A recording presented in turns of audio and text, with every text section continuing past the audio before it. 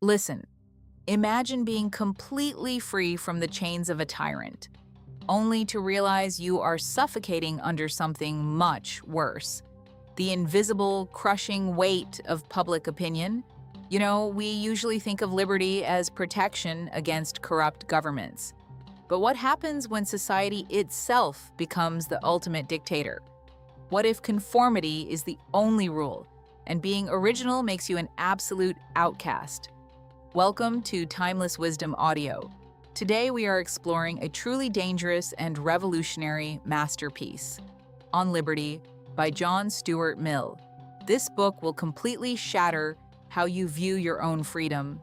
So, take a deep breath, leave the safe crowd behind, and let us open the very first page together.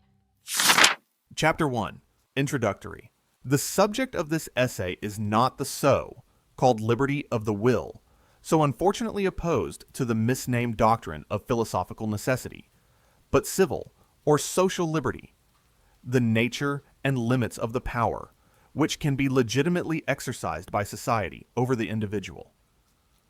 A question seldom stated and hardly ever discussed, in general terms, but which profoundly influences the practical controversies of the age by its latent presence, and is likely soon to make itself recognized as the vital question of the future.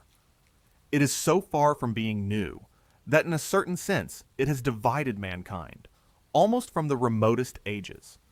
But in the stage of progress into which the more civilized portions of the species have now entered, it presents itself under new conditions and requires a different and more fundamental treatment.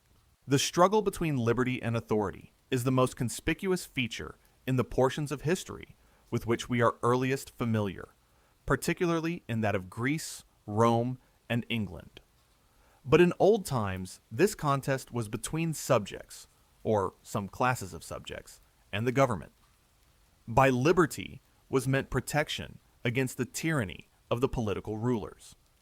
The rulers were conceived, except in some of the popular governments of Greece, as in a necessarily antagonistic position to the people whom they ruled. They consisted of a governing one, or a governing tribe or caste, who derived their authority from inheritance or conquest, who, at all events, did not hold it at the pleasure of the governed, and whose supremacy men did not venture, perhaps did not desire, to contest whatever precautions might be taken against its oppressive exercise. Their power was regarded as necessary, but also as highly dangerous, as a weapon which they would attempt to use against their subjects, no less than against external enemies.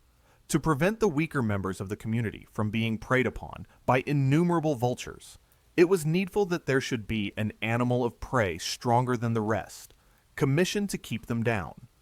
But, as the king of the vultures would be no less bent upon preying on the flock than any of the minor harpies, it was indispensable to be in a perpetual attitude of defense against his beak and claws. The aim, therefore, of patriots was to set limits to the power which the ruler should be suffered to exercise over the community. And this limitation was what they meant by liberty. It was attempted in two ways. First, by obtaining a recognition of certain immunities, called political liberties, or rights, which it was to be regarded as a breach of duty in the ruler to infringe, and which, if he did infringe, specific resistance or general rebellion was held to be justifiable. A second, and generally a later expedient, was the establishment of constitutional checks, by which the consent of the community, or of a body of some sort, supposed to represent its interests, was made a necessary condition to some of the more important acts of the governing power. To the first of these modes of limitation, the ruling power, in most European countries, was compelled, more or less, to submit. It was not so with the second, and to attain this, or when already in some degree possessed, to attain it more completely, became everywhere the principal object of the lovers of liberty. And so long as mankind were content to combat one enemy by another, and to be ruled by a master, on condition of being guaranteed more or less efficaciously against his tyranny, they did not carry their aspirations beyond this point.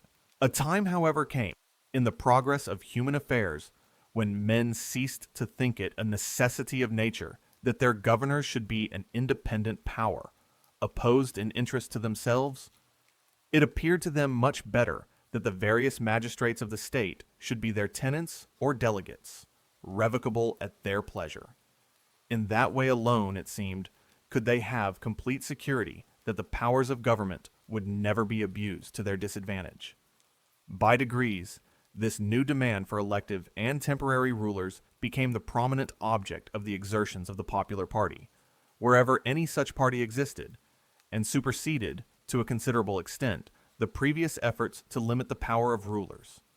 As the struggle proceeded for making the ruling power emanate from the periodical choice of the ruled, some persons began to think that too much importance had been attached to the limitation of the power itself. That, it might seem, was a resource against rulers whose interests were habitually opposed to those of the people. What was now wanted was that the rulers should be identified with the people, that their interest and will should be the interest and will of the nation. The nation did not need to be protected against its own will. There was no fear of its tyrannizing over itself. Let the rulers be effectually responsible to it, promptly removable by it, and it could afford to trust them with power of which it could itself dictate the use to be made. Their power was but the nation's own power, concentrated, and in a form convenient for exercise. This mode of thought, or rather perhaps of feeling, was common among the last generation of European liberalism, in the continental section of which it still apparently predominates. Those who admit any limit to what a government may do, except in the case of such governments as they think ought not to exist, stand out as brilliant exceptions among the political thinkers of the continent. A similar tone of sentiment might by this time have been prevalent in our own country, if the circumstances which for a time encouraged it had continued unaltered. But in political and philosophical theories, as well as in persons, success discloses faults and infirmities, which failure might have concealed from observation. The notion that the people have no need to limit their power over themselves might seem axiomatic when popular government was a thing only dreamed about, or read of as having existed at some distant period of the past. Neither was that notion necessarily disturbed by such temporary aberrations as those of the French Revolution, the worst of which were the work of a usurping few, and which, in any case, belonged not to the permanent working of popular institutions, but to a sudden and convulsive outbreak against monarchical and aristocratic despotism. In time, however, a democratic republic came to occupy a large portion of the earth's surface and made itself felt as one of the most powerful members of the community of nations, and elective and responsible government became subject to the observations and criticisms which wait upon a great existing fact. It was now perceived that such phrases as self, government, and the power of the people over themselves do not express the true state of the case. The people who exercise the power are not always the same people with those over whom it is exercised, and the self, government spoken of, is not the government of each by himself, but of each by all the rest. The will of the people, moreover, practically means the will of the most numerous or the most active part of the people, the majority, or those who succeed in making themselves accepted as the majority. The people, consequently, may desire to oppress a part of their number, and precautions are as much needed against this as against any other abuse of power. The limitation, therefore, of the power of government over individuals loses none of its importance when the holders of power are regularly accountable to the community, that is, to the strongest party therein. This view of things, recommending itself equally to the intelligence of thinkers and to the inclination of those important classes in European society to whose real or supposed interests democracy is adverse, has had no difficulty in establishing itself. And in political speculations, the tyranny of the majority is now generally included among the evils against which society requires to be on its guard. Like other tyrannies, the tyranny of the majority was at first, and is still, vulgarly, held in dread, chiefly as operating through the acts of the public authorities. But reflecting persons perceived that when society is itself the tyrant, society collectively, over the separate individuals who compose it. Its means of tyrannizing are not restricted to the acts which it may do by the hands of its political functionaries.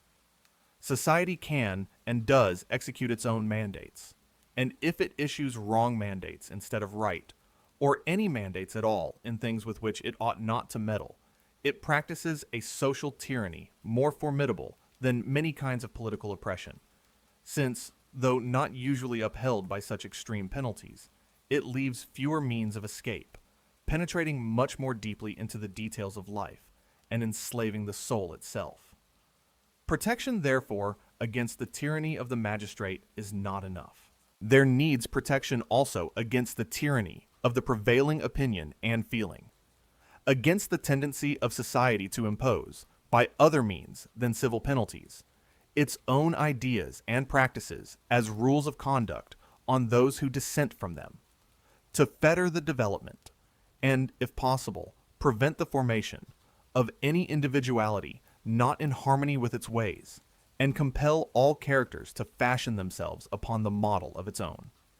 There is a limit to the legitimate interference of collective opinion with individual independence, and to find that limit and maintain it against encroachment is as indispensable to a good condition of human affairs as protection against political despotism. But though this proposition is not likely to be contested in general terms, the practical question, where to place the limit, how to make the fitting adjustment between individual independence and social control, is a subject on which nearly everything remains to be done. All that makes existence valuable to anyone depends on the enforcement of restraints upon the actions of other people. Some rules of conduct, therefore, must be imposed, by law in the first place, and by opinion on many things which are not fit subjects for the operation of law. What these rules should be is the principal question in human affairs. But if we accept a few of the most obvious cases, it is one of those which least progress has been made in resolving. No two ages and scarcely any two countries have decided it alike, and the decision of one age or country is a wonder to another.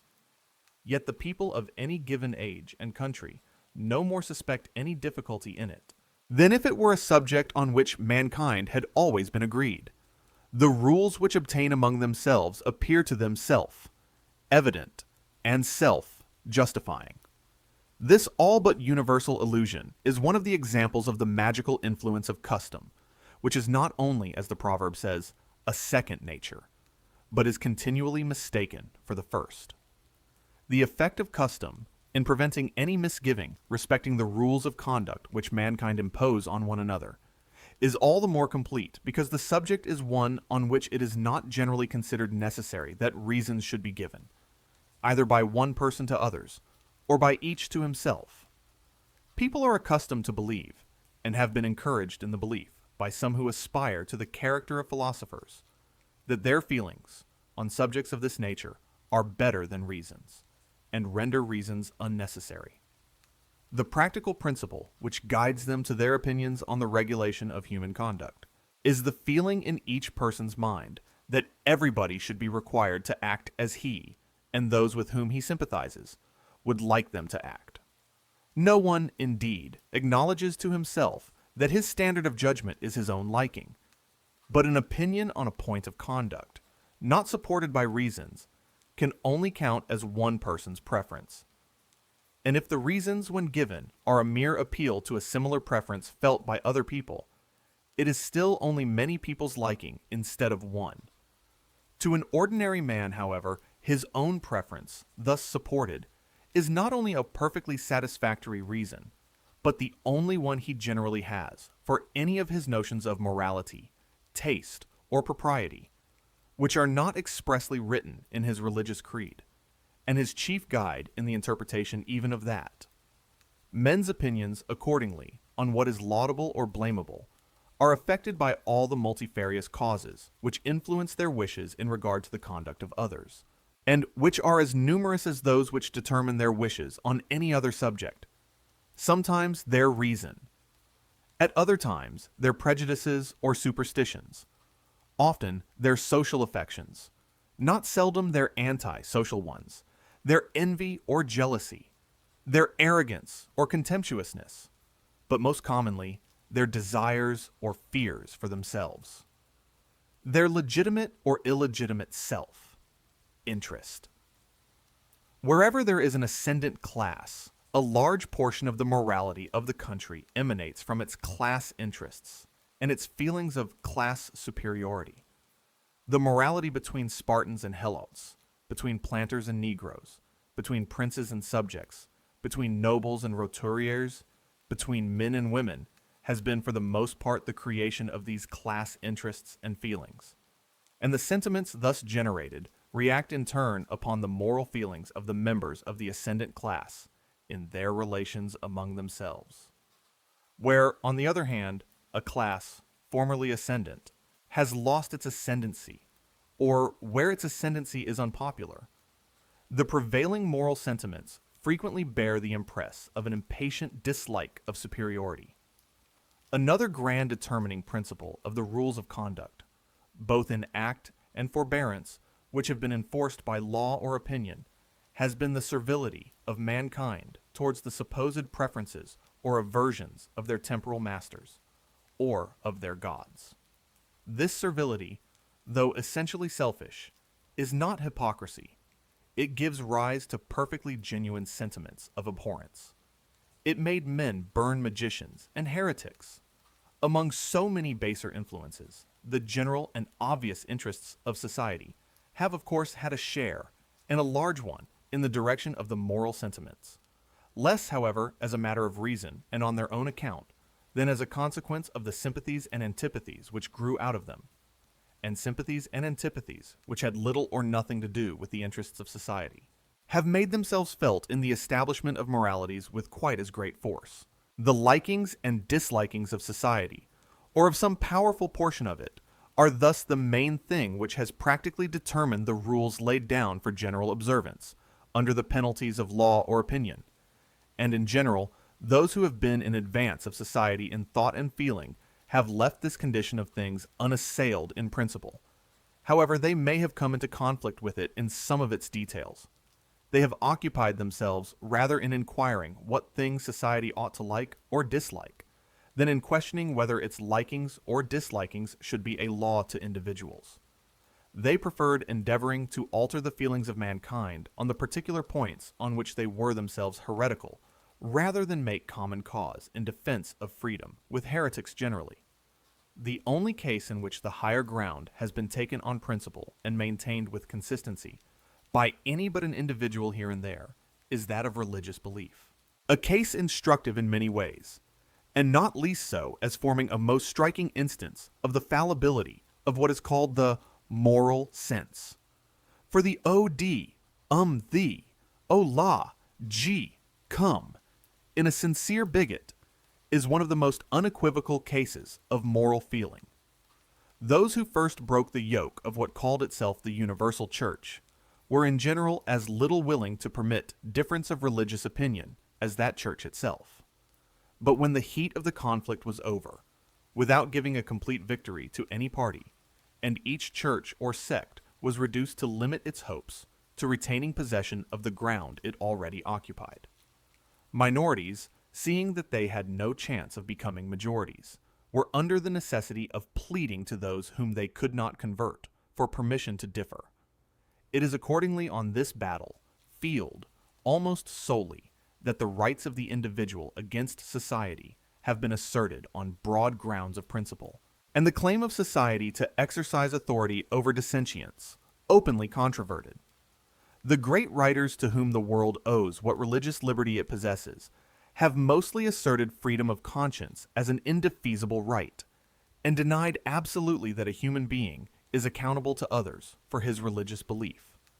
Yet so natural to mankind is intolerance in whatever they really care about, that religious freedom has hardly anywhere been practically realized, except where religious indifference, which dislikes to have its peace disturbed by theological quarrels, has added its weight to the scale.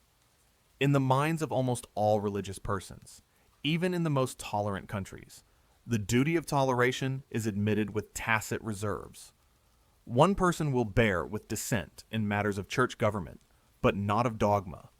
Another can tolerate everybody, short of a papist or a Unitarian. Another, everyone who believes in revealed religion. A few extend their charity a little further, but stop at the belief in a God and in a future state. Wherever the sentiment of the majority is still genuine and intense, it is found to have abated little of its claim to be obeyed. In England, from the peculiar circumstances of our political history, though the yoke of opinion is perhaps heavier, that of law is lighter than in most other countries of Europe, and there is considerable jealousy of direct interference by the legislative or the executive power with private conduct. Not so much from any just regard for the independence of the individual, as from the still subsisting habit of looking on the government as representing an opposite interest to the public.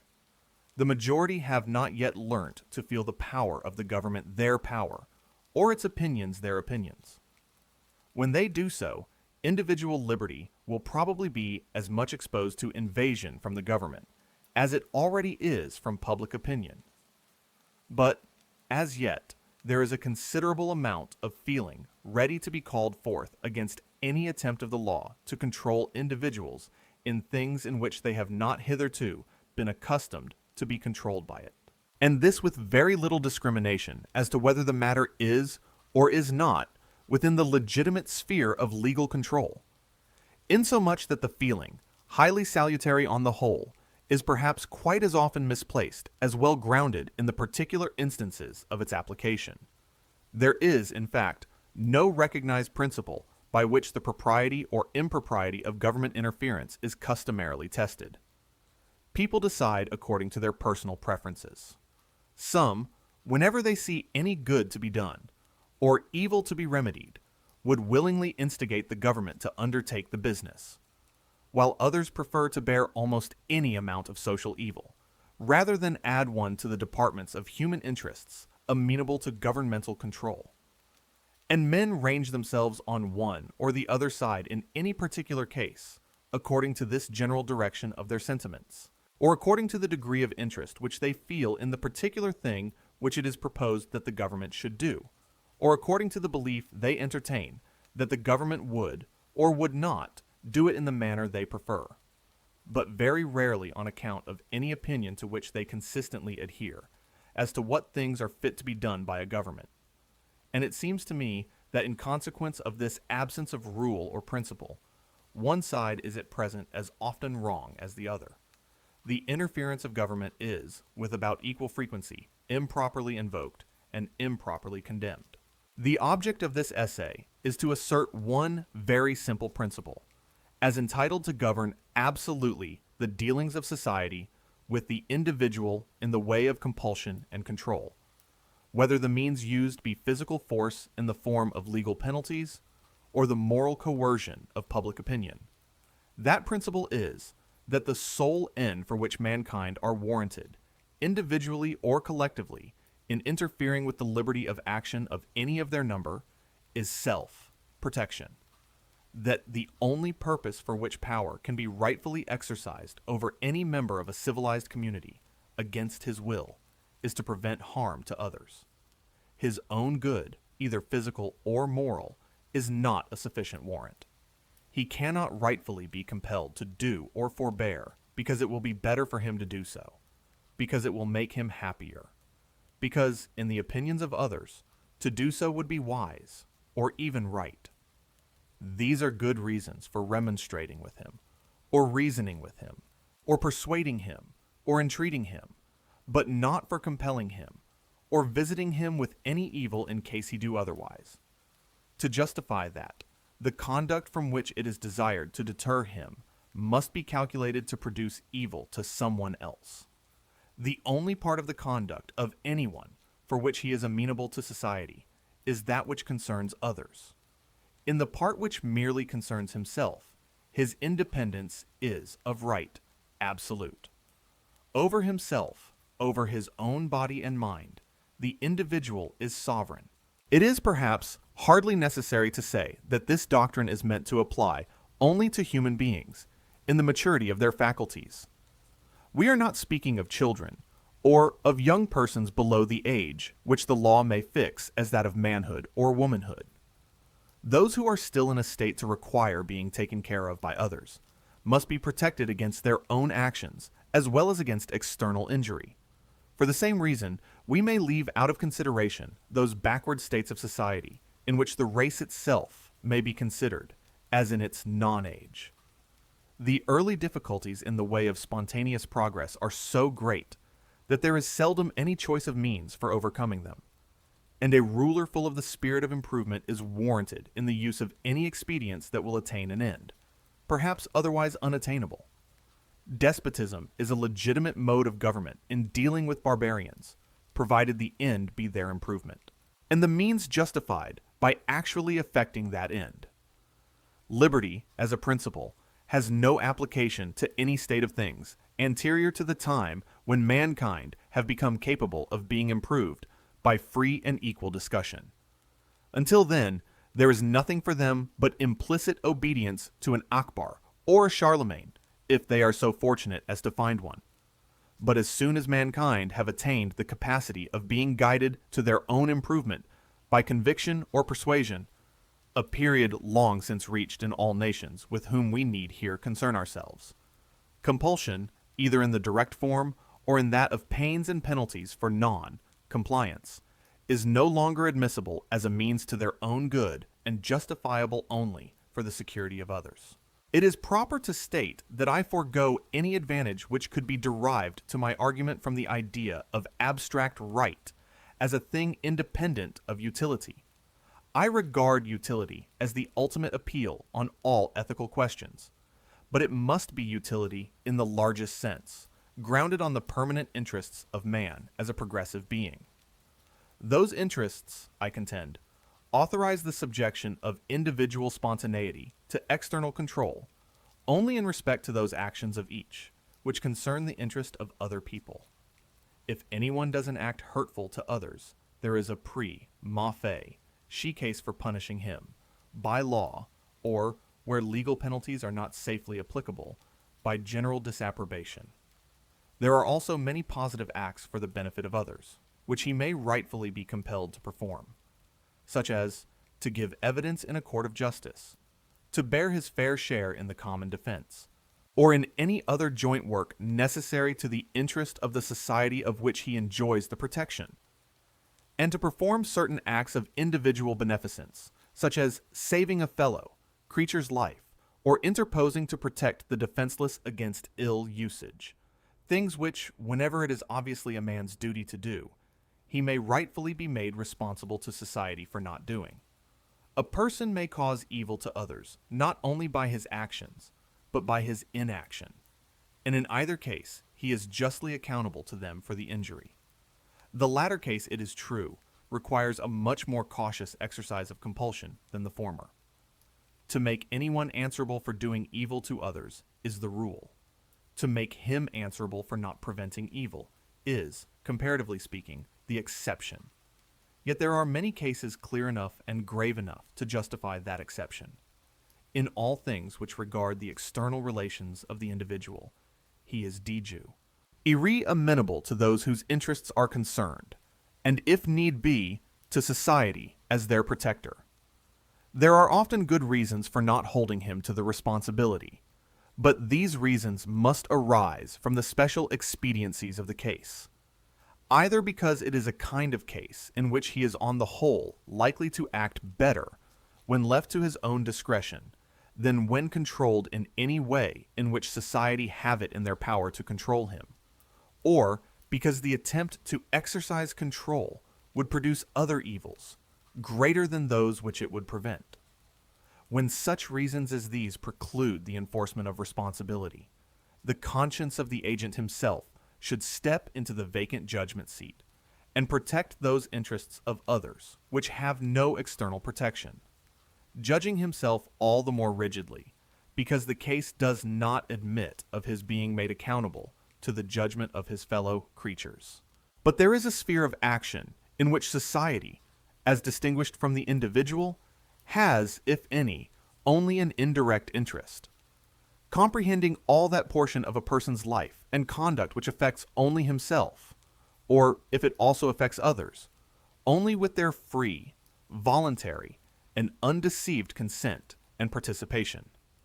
When I say only himself, I mean directly, and in the first instance, for whatever affects himself may affect others through himself, and the objection which may be grounded on this contingency will receive consideration in the sequel. This, then, is the appropriate region of human liberty. It comprises first the inward domain of consciousness, demanding liberty of conscience in the most comprehensive sense, liberty of thought and feeling, absolute freedom of opinion and sentiment on all subjects, practical or speculative, scientific, moral, or theological. The liberty of expressing and publishing opinions may seem to fall under a different principle, since it belongs to that part of the conduct of an individual which concerns other people, but being almost of as much importance as the liberty of thought itself, and resting in great part on the same reasons, is practically inseparable from it.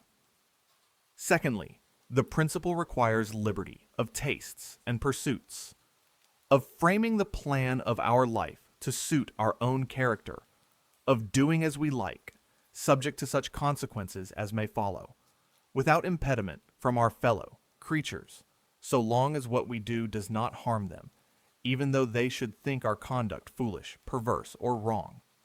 Thirdly, from this liberty of each individual follows the liberty, within the same limits, of combination among individuals, freedom to unite for any purpose not involving harm to others, the persons combining being supposed to be of full age and not forced or deceived. No society in which these liberties are not, on the whole, respected, is free, whatever may be its form of government, and none is completely free in which they do not exist absolute and unqualified.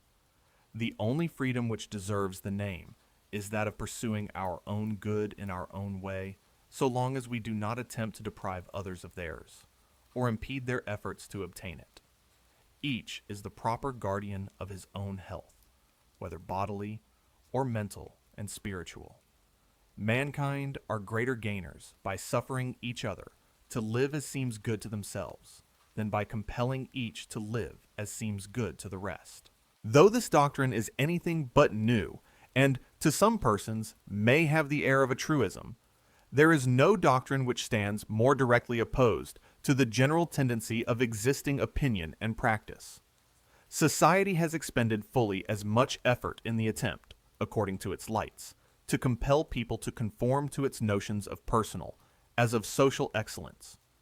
The ancient commonwealths thought themselves entitled to practice, and the ancient philosophers countenanced the regulation of every part of private conduct by public authority, on the ground that the state had a deep interest in the whole bodily and mental discipline of every one of its citizens. A mode of thinking which may have been admissible in small republics surrounded by powerful enemies, in constant peril of being subverted by foreign attack or internal commotion, and to which even a short interval of relaxed energy and self-command might so easily be fatal, that they could not afford to wait for the salutary, permanent effects of freedom.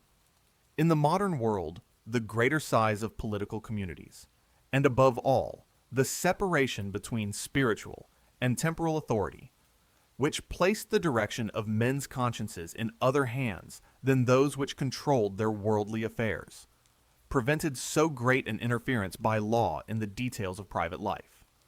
But the engines of moral repression have been wielded more strenuously against divergence from the reigning opinion in self, regarding, than even in social matters.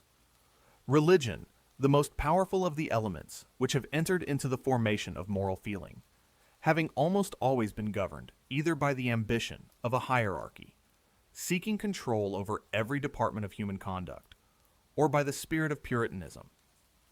And some of those modern reformers who have placed themselves in strongest opposition to the religions of the past have been no way behind either churches or sects in their assertion of the right of spiritual domination.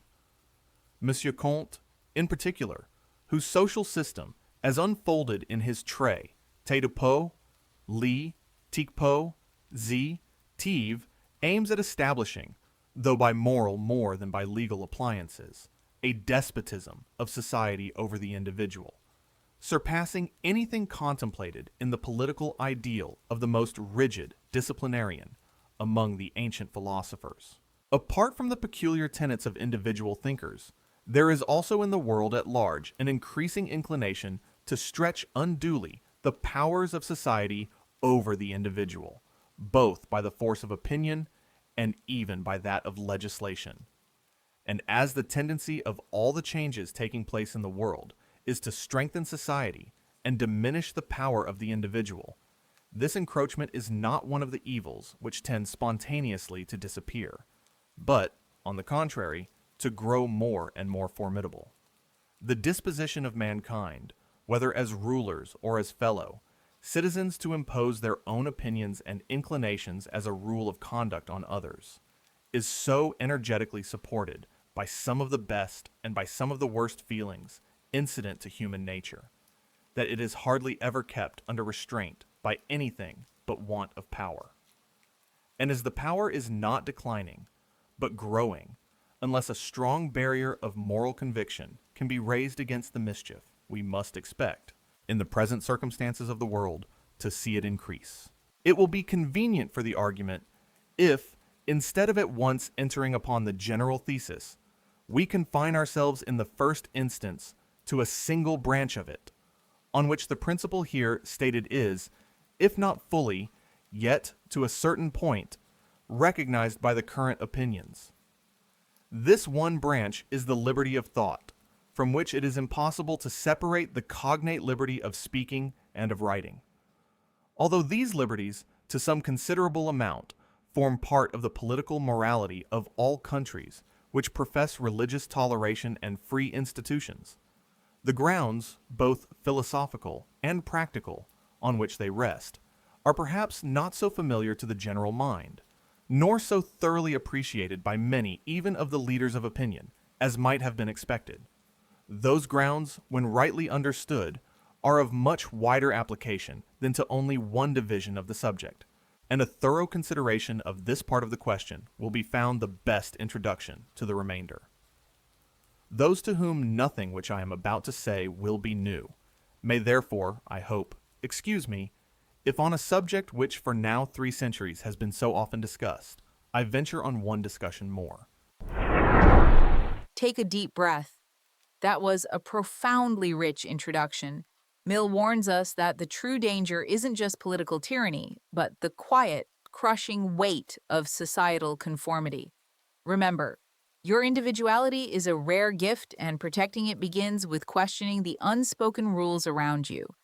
If this philosophy sparked something within you, gently hit the like button and let us explore Chapter 2. Chapter 2, of the liberty of thought and discussion. The time, it is to be hoped, is gone by when any defense would be necessary of the liberty of the press as one of the securities against corrupt or tyrannical government. No argument, we may suppose, can now be needed against permitting a legislature or an executive not identified in interest with the people to prescribe opinions to them and determine what doctrines or what arguments they shall be allowed to hear. This aspect of the question, besides, has been so often and so triumphantly enforced by preceding writers that it need not be specially insisted on in this place. Though the law of England on the subject of the press is as servile to this day as it was in the time of the Tudors, there is little danger of its being actually put in force against political discussion, except during some temporary panic, when fear of insurrection drives ministers and judges from their propriety. And, speaking generally, it is not in constitutional countries to be apprehended that the government, whether completely responsible to the people or not, will often attempt to control the expression of opinion, except when in doing so, it makes itself the organ of the general intolerance of the public. Let us suppose, therefore, that the government is entirely at one with the people, and never thinks of exerting any power of coercion unless in agreement with what it conceives to be their voice. But I deny the right of the people to exercise such coercion, either by themselves or by their government. The power itself is illegitimate, The best government has no more title to it than the worst. It is as noxious, or more noxious, when exerted in accordance with public opinion, than when in or opposition to it. If all mankind minus one were of one opinion, and only one person were of the contrary opinion, mankind would be no more justified in silencing that one person than he, if he had the power, would be justified in silencing mankind.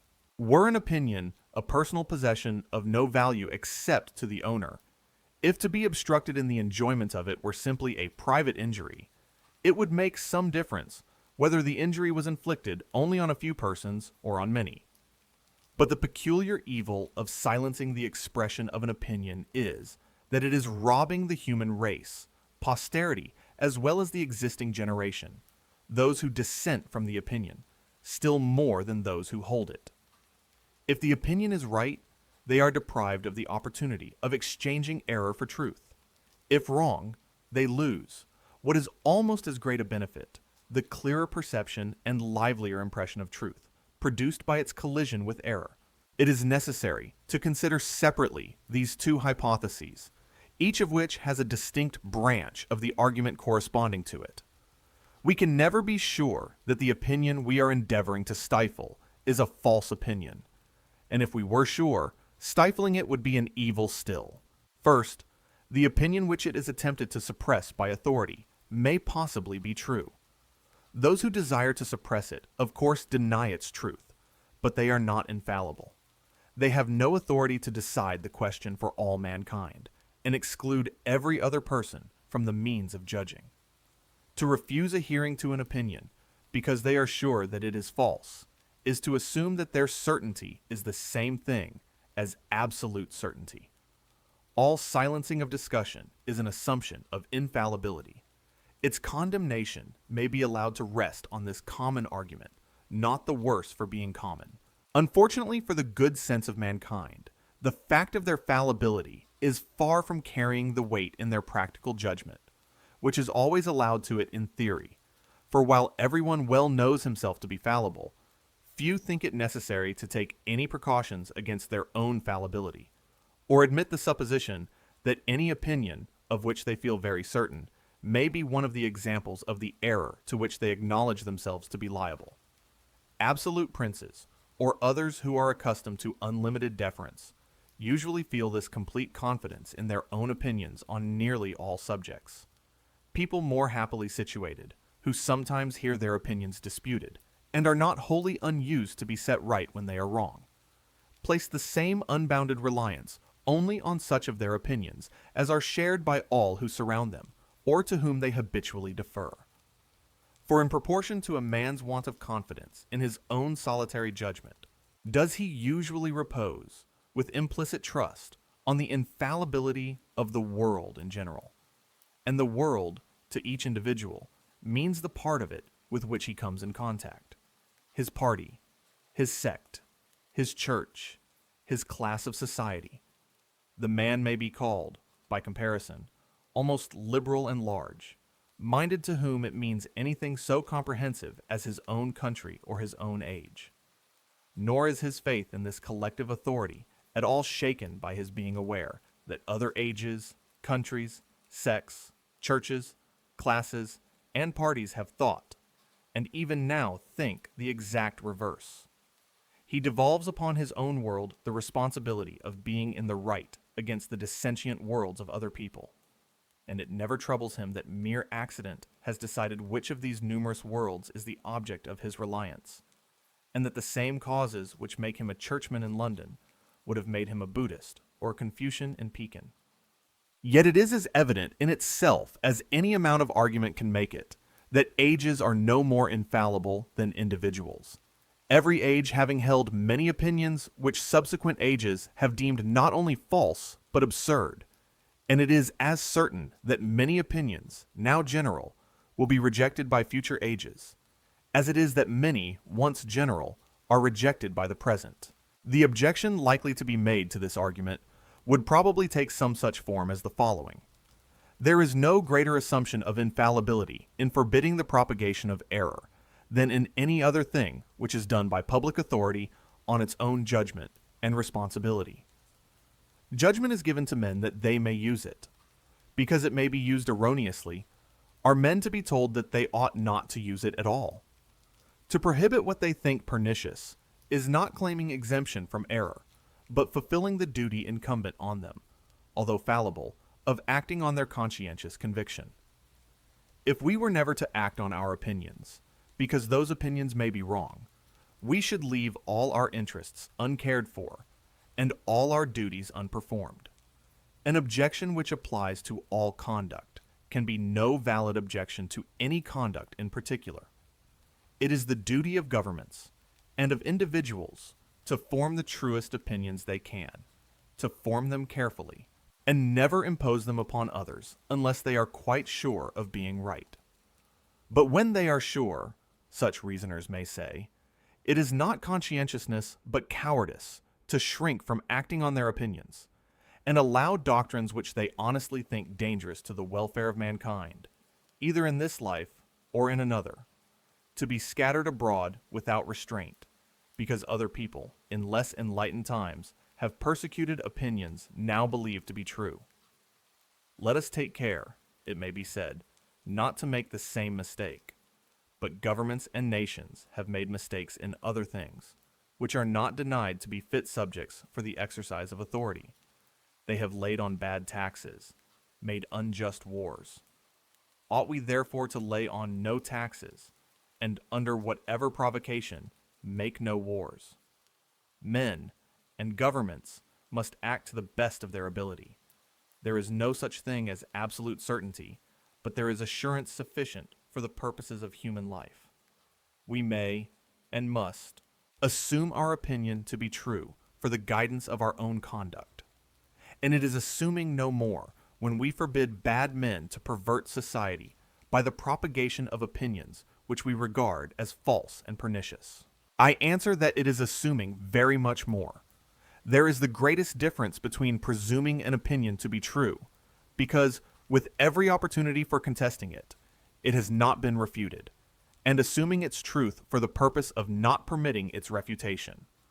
Complete liberty of contradicting and disproving our opinion is the very condition which justifies us in assuming its truth for purposes of action, and on no other terms can a being with human faculties have any rational assurance of being right. When we consider either the history of opinion or the ordinary conduct of human life, to what is it to be ascribed that the one and the other are no worse than they are? Not certainly to the inherent force of the human understanding, for on any matter not self-evident, there are 99 persons totally incapable of judging of it. For one who is capable, and the capacity of the 100th person is only comparative. For the majority of the eminent men of every past generation held many opinions now known to be erroneous, and did or approved numerous things which no one will now justify. Why is it then that there is on the whole a preponderance among mankind of rational opinions and rational conduct? If there really is this preponderance, which there must be unless human affairs are, and have always been, in an almost desperate state, it is owing to a quality of the human mind, the source of everything respectable in man either as an intellectual or as a moral being, namely, that his errors are corrigible. He is capable of rectifying his mistakes by discussion and experience, not by experience alone. There must be discussion to show how experience is to be interpreted. Wrong opinions and practices gradually yield to fact and argument, but facts and arguments, to produce any effect on the mind, must be brought before it. Very few facts are able to tell their own story, without comments to bring out their meaning. The whole strength and value, then, of human judgment, depending on the one property, that it can be set right when it is wrong, reliance can be placed on it only when the means of setting it right are kept constantly at hand.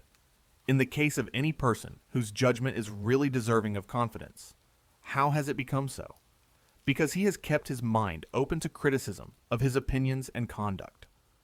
Because it has been his practice to listen to all that could be said against him, to profit by as much of it as was just, and expound to himself and upon occasion to others, the fallacy of what was fallacious, because he has felt that the only way in which a human being can make some approach to knowing the whole of a subject is by hearing what can be said about it by persons of every variety of opinion, and studying all modes in which it can be looked at by every character of mind. No wise man ever acquired his wisdom in any mode but this, nor is it in the nature of human intellect to become wise in any other manner. The steady habit of correcting and completing his own opinion by collating it with those of others, so far from causing doubt and hesitation in carrying it into practice, is the only stable foundation for a just reliance on it. For being cognizant of all that can, at least obviously, be said against him, and having taken up his position against all gainsayers, knowing that he has sought for objections and difficulties instead of avoiding them, and has shut out no light which can be thrown upon the subject from any quarter, he has a right to think his judgment better than that of any person or any multitude who have not gone through a similar process. It is not too much to require that what the wisest of mankind, those who are best entitled to trust their own judgment, find necessary to warrant their relying on it, should be submitted to by that miscellaneous collection of a few wise and many foolish individuals called the public. The most intolerant of churches, the Roman Catholic Church, even at the canonization of a saint, admits and listens patiently to a devil's advocate. The holiest of men, it appears, cannot be admitted to posthumous honors until all that the devil could say against him is known and weighed. If even the Newtonian philosophy were not permitted to be questioned, mankind could not feel as complete assurance of its truth as they now do. The beliefs which we have most warrant for have no safeguard to rest on, but a standing invitation to the whole world to prove them unfounded. If the challenge is not accepted, or is accepted, and the attempt fails, we are far enough from certainty still, but we have done the best that the existing state of human reason admits of. We have neglected nothing that could give the truth a chance of reaching us. If the lists are kept open, we may hope that if there be a better truth, it will be found when the human mind is capable of receiving it. And in the meantime, we may rely on having attained such approach to truth as is possible in our own day. This is the amount of certainty attainable by a fallible being, and this the sole way of attaining it. Strange it is that men should admit the validity of the arguments for free discussion, but object to their being pushed to an extreme, not seeing that unless the reasons are good for an extreme case, they are not good for any case. Strange that they should imagine that they are not assuming infallibility, when they acknowledge that there should be free discussion on all subjects which can possibly be doubtful, but think that some particular principle or doctrine should be forbidden to be questioned, because it is so certain, that is, because they are certain that it is certain. To call any proposition certain, while there is anyone who would deny its certainty if permitted, but who is not permitted, is to assume that we ourselves, and those who agree with us, are the judges of certainty, and judges without hearing the other side. In the present age, which has been described as destitute of faith, but terrified at skepticism, in which people feel sure, not so much that their opinions are true, as that they should not know what to do without them. The claims of an opinion to be protected from public attack are rested not so much on its truth as on its importance to society. There are, it is alleged, certain beliefs, so useful, not to say indispensable to well-being, that it is as much the duty of governments to uphold those beliefs as to protect any other of the interests of society. In a case of such necessity, and so directly in the line of their duty, something less than infallibility may, it is maintained, warrant, and even bind governments to act on their own opinion, confirmed by the general opinion of mankind. It is also often argued, and still oftener thought, that none but bad men would desire to weaken these salutary beliefs, and there can be nothing wrong. It is thought. In restraining bad men and prohibiting what only such men would wish to practice. This mode of thinking makes the justification of restraints on discussion not a question of the truth of doctrines, but of their usefulness, and flatters itself by that means to escape the responsibility of claiming to be an infallible judge of opinions. But those who thus satisfy themselves do not perceive that the assumption of infallibility is merely shifted from one point to another. The usefulness of an opinion is itself matter of opinion, as disputable, as open to discussion, and requiring discussion as much as the opinion itself. There is the same need of an infallible judge of opinions to decide an opinion to be noxious, as to decide it to be false, unless the opinion condemned has full opportunity of defending itself. And it will not do to say that the heretic may be allowed to maintain the utility or harmlessness of his opinion, though forbidden to maintain its truth. The truth of an opinion is part of its utility. If we would know whether or not it is desirable that a proposition should be believed, is it possible to exclude the consideration of whether or not it is true? In the opinion, not of bad men, but of the best men, no belief which is contrary to truth can be really useful. And can you prevent such men from urging that plea when they are charged with culpability for denying some doctrine which they are told is useful, but which they believe to be false? Those who are on the side of received opinions never fail to take all possible advantage of this plea. You do not find them handling the question of utility as if it could be completely abstracted from that of truth.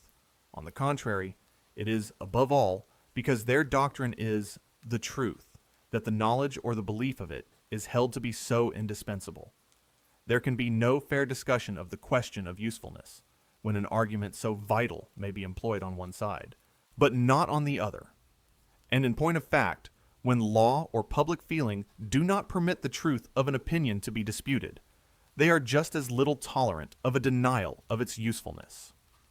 The utmost they allow is an extenuation of its absolute necessity, or of the positive guilt of rejecting it, in order more fully to illustrate the mischief of denying a hearing to opinions because we, in our own judgment, have condemned them. It will be desirable to fix down the discussion to a concrete case, and I choose, by preference, the cases which are least favorable to me, in which the argument against freedom of opinion, both on the score of truth and on that of utility, is considered the strongest. Let the opinions impugned be the belief in a God and in a future state, or any of the commonly received doctrines of morality. To fight the battle on such ground gives a great advantage to an unfair antagonist, since he will be sure to say, and many who have no desire to be unfair will say it internally, "Are these the doctrines which you do not deem sufficiently certain to be taken under the protection of law? Is the belief in a God one of the opinions, to feel sure of which you hold to be assuming infallibility?" But I must be permitted to observe that it is not the feeling sure of a doctrine, be it what it may, which I call an assumption of infallibility. It is the undertaking to decide that question for others, without allowing them to hear what can be said on the contrary side. And I denounce and reprobate this pretension not the less, if put forth on the side of my most solemn convictions. However positive any one's persuasion may be, not only of the falsity, but of the pernicious consequences. Not only of the pernicious consequences, but, to adopt expressions which I altogether condemn, the immorality and impiety of an opinion. Yet if, in pursuance of that private judgment, though backed by the public judgment of his country or his contemporaries, he prevents the opinion from being heard in its defense, he assumes infallibility. And so far from the assumption being less objectionable or less dangerous because the opinion is called immoral or impious, this is the case of all others in which it is most fatal. These are exactly the occasions on which the men of one generation commit those dreadful mistakes, which excite the astonishment and horror of posterity. It is among such that we find the instances memorable in history, when the arm of the law has been employed to root out the best men and the noblest doctrines, with deplorable success as to the men, though some of the doctrines have survived to be, as if in mockery, invoked, in defense of similar conduct towards those who dissent from them, or from their received interpretation. Mankind can hardly be too often reminded that there was once a man named Socrates, between whom and the legal authorities and public opinion of his time there took place a memorable collision. Born in an age and country abounding in individual greatness, this man has been handed down to us by those who best knew both him and the age as the most virtuous man in it, while we know him as the head and prototype of all subsequent teachers of virtue, the source equally of the lofty inspiration of Plato and the judicious utilitarianism of Aristotle. Ima s tridico lorque son, no, the two headsprings of ethical as of all other philosophy, this acknowledged master of all the eminent thinkers who have since lived, whose fame, still growing after more than 2,000 years, all but outweighs the whole remainder of the names which make his native city illustrious, was executed by his countrymen after a judicial conviction for impiety and immorality. Impiety, in denying the gods recognized by the state. Indeed, his accuser asserted, see the po, lo, g, that he believed in no gods at all.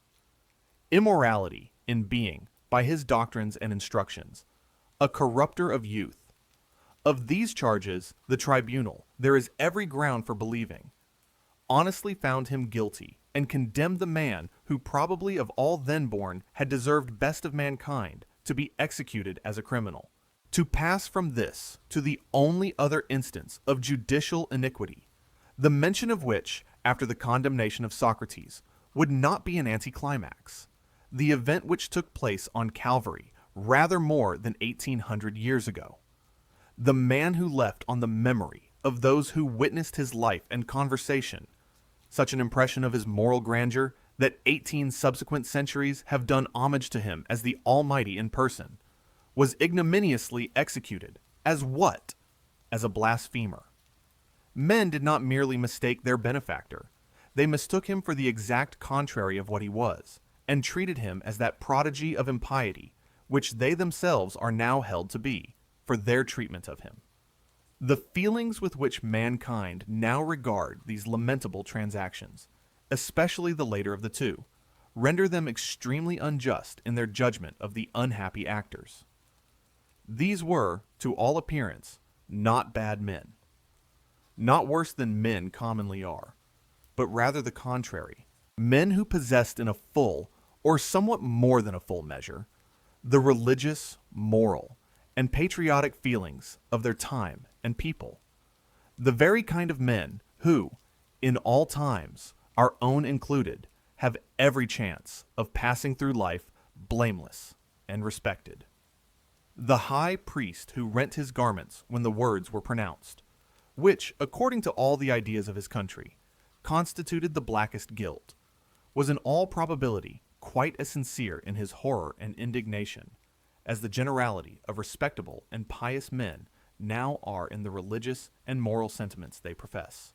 And most of those who now shudder at his conduct, if they had lived in his time and been born Jews, would have acted precisely as he did. Orthodox Christians, who are tempted to think that those who fatally stoned the first martyrs must have been worse men than they themselves are, ought to remember that one of those persecutors was St. Paul. Let us add one more example. The most striking of all, if the impressiveness of an error is measured by the wisdom and virtue of him who falls into it. If ever any one, possessed of power, had grounds for thinking himself the best and most enlightened among his contemporaries, it was the Emperor Marcus Aurelius. Absolute monarch of the whole civilized world, he preserved through life not only the most unblemished justice, but what was less to be expected from his stoical breeding, the tenderest heart. The few failings which are attributed to him were all on the side of indulgence. While his writings, the highest ethical product of the ancient mind, differ scarcely perceptibly, if they differ at all, from the most characteristic teachings of Christ. This man, a better Christian in all but the dogmatic sense of the word than almost any of the ostensibly Christian sovereigns who have since reigned, persecuted Christianity. Placed at the summit of all the previous attainments of humanity, with an open, unfettered intellect, and a character which led him of himself to embody in his moral writings the Christian ideal, he yet failed to see that Christianity was to be a good and not an evil to the world, with his duties to which he was so deeply penetrated. Existing society he knew to be in a deplorable state. But such as it was, he saw, or thought he saw, that it was held together and prevented from being worse by belief and reverence of the received divinities. As a ruler of mankind, he deemed it his duty not to suffer society to fall in pieces, and saw not how, if its existing ties were removed, any others could be formed which could again knit it together. The new religion openly aimed at dissolving these ties. Unless, therefore, it was his duty to adopt that religion, it seemed to be his duty to put it down.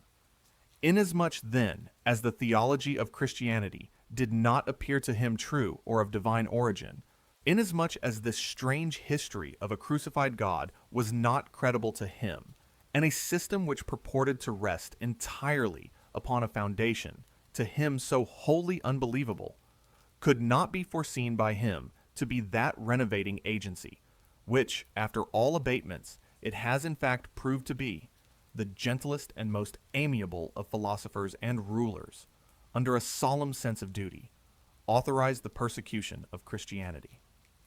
To my mind, this is one of the most tragical facts in all history. It is a bitter thought. How different a thing the Christianity of the world might have been if the Christian faith had been adopted as the religion of the empire under the auspices of Marcus Aurelius instead of those of Constantine. But it would be equally unjust to him and false to truth to deny that no one plea which can be urged for punishing anti-Christian teaching was wanting to Marcus Aurelius for punishing, as he did, the propagation of Christianity. No Christian more firmly believes that atheism is false and tends to the dissolution of society than Marcus Aurelius believed the same things of Christianity. He who, of all men then living, might have been thought the most capable of appreciating it. Unless anyone who approves of punishment for the promulgation of opinions flatters himself that he is a wiser and better man than Marcus Aurelius, more deeply versed in the wisdom of his time, more elevated in his intellect above it, more earnest in his search for truth, or more single-minded in his devotion to it when found.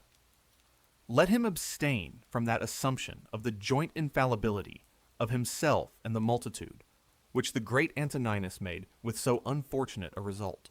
Aware of the impossibility of defending the use of punishment for restraining irreligious opinions, by any argument which will not justify Marcus Antoninus, the enemies of religious freedom, when hard-pressed, occasionally accept this consequence, and say, with Dr. Johnson, that the persecutors of Christianity were in the right, that persecution is an ordeal through which truth ought to pass, and always passes successfully, legal penalties being, in the end, powerless against truth, though sometimes beneficially effective against mischievous errors.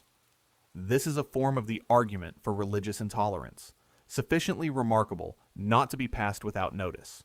A theory which maintains that truth may justifiably be persecuted, because persecution cannot possibly do it any harm, cannot be charged with being intentionally hostile to the reception of new truths, but we cannot commend the generosity of its dealing with the persons to whom mankind are indebted for them.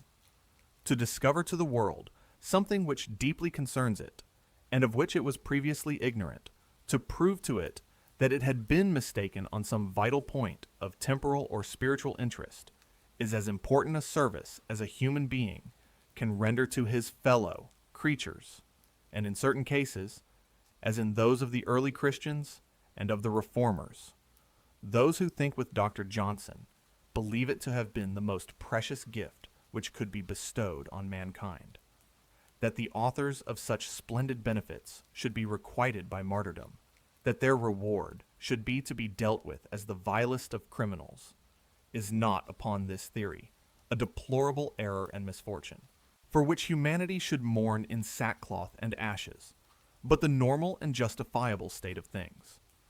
The propounder of a new truth, according to this doctrine, should stand, as stood in the legislation of the Low, Cree, Annes, the proposer of a new law, with a halter round his neck, to be instantly tightened if the public assembly did not, on hearing his reasons, then and there adopt his proposition. People who defend this mode of treating benefactors cannot be supposed to set much value on the benefit, and I believe this view of the subject is mostly confined to the sort of persons who think that new truths may have been desirable once, but that we have had enough of them now. But indeed, the dictum that truth always triumphs over persecution is one of those pleasant falsehoods which men repeat after one another till they pass into commonplaces, but which all experience refutes. History teems with instances of truth put down by persecution. If not suppressed forever, it may be thrown back for centuries. To speak only of religious opinions, the Reformation broke out at least 20 times before Luther and was put down. Arnold of Bresch, was put down. Fra Dole, Chi, no was put down. Sa, Vo, Na, Ro, La was put down. The Al, Bi, Joie were put down. The Vo, Doi were put down. The Lollards were put down. The Hussites were put down. Even after the era of Luther, wherever persecution was persisted in, it was successful. In Spain, Italy, Flanders, the Austrian Empire, Protestantism was rooted out, and most likely would have been so in England had Queen Mary lived, or Queen Elizabeth died. Persecution has always succeeded, always, save where the heretics were too strong a party to be effectually persecuted. No reasonable person can doubt that Christianity might have been extirpated in the Roman Empire. It spread and became predominant because the persecutions were only occasional, lasting but a short time, and separated by long intervals of almost undisturbed propagandism. It is a piece of idle sentimentality that truth, merely as truth, has any inherent power denied to error of prevailing against the dungeon and the fire. Men are not more zealous for truth than they often are for error, and a sufficient application of legal or even of social penalties will generally succeed in stopping the propagation of either. The real advantage which truth has consists in this, that when an opinion is true, it may be extinguished once, twice, or many times.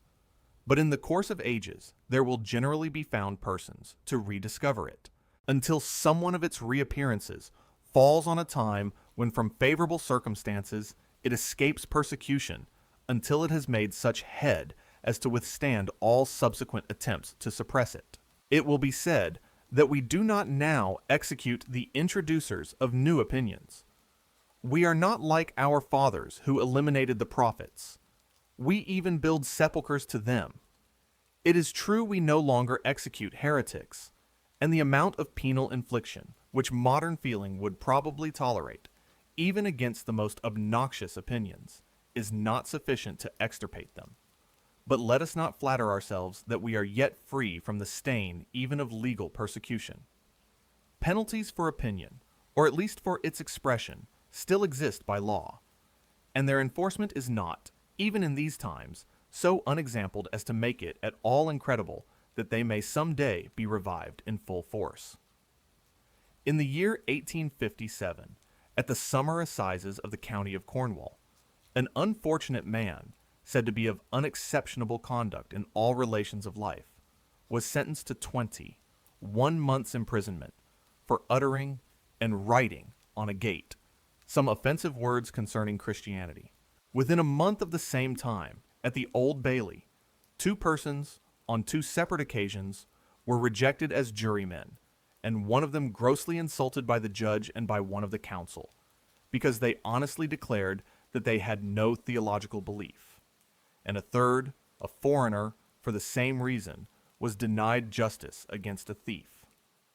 This refusal of redress took place in virtue of the legal doctrine that no person can be allowed to give evidence in a court of justice who does not profess belief in a God. Any God is sufficient. And in a future state, which is equivalent to declaring such persons to be outlaws, excluded from the protection of the tribunals, who may not only be robbed or attacked with impunity, if no one but themselves or persons of similar opinions be present, but anyone else may be robbed or attacked with impunity, if the proof of the fact depends on their evidence. The assumption on which this is grounded is that the oath is worthless of a person who does not believe in a future state, a proposition which betokens much ignorance of history in those who assent to it, since it is historically true that a large proportion of infidels in all ages have been persons of distinguished integrity and honor, and would be maintained by no one who had the smallest conception how many of the persons in greatest reputute with the world, both for virtues and for attainments, are well known, at least to their intimates, to be unbelievers. The rule, besides, is suicidal and cuts away its own foundation.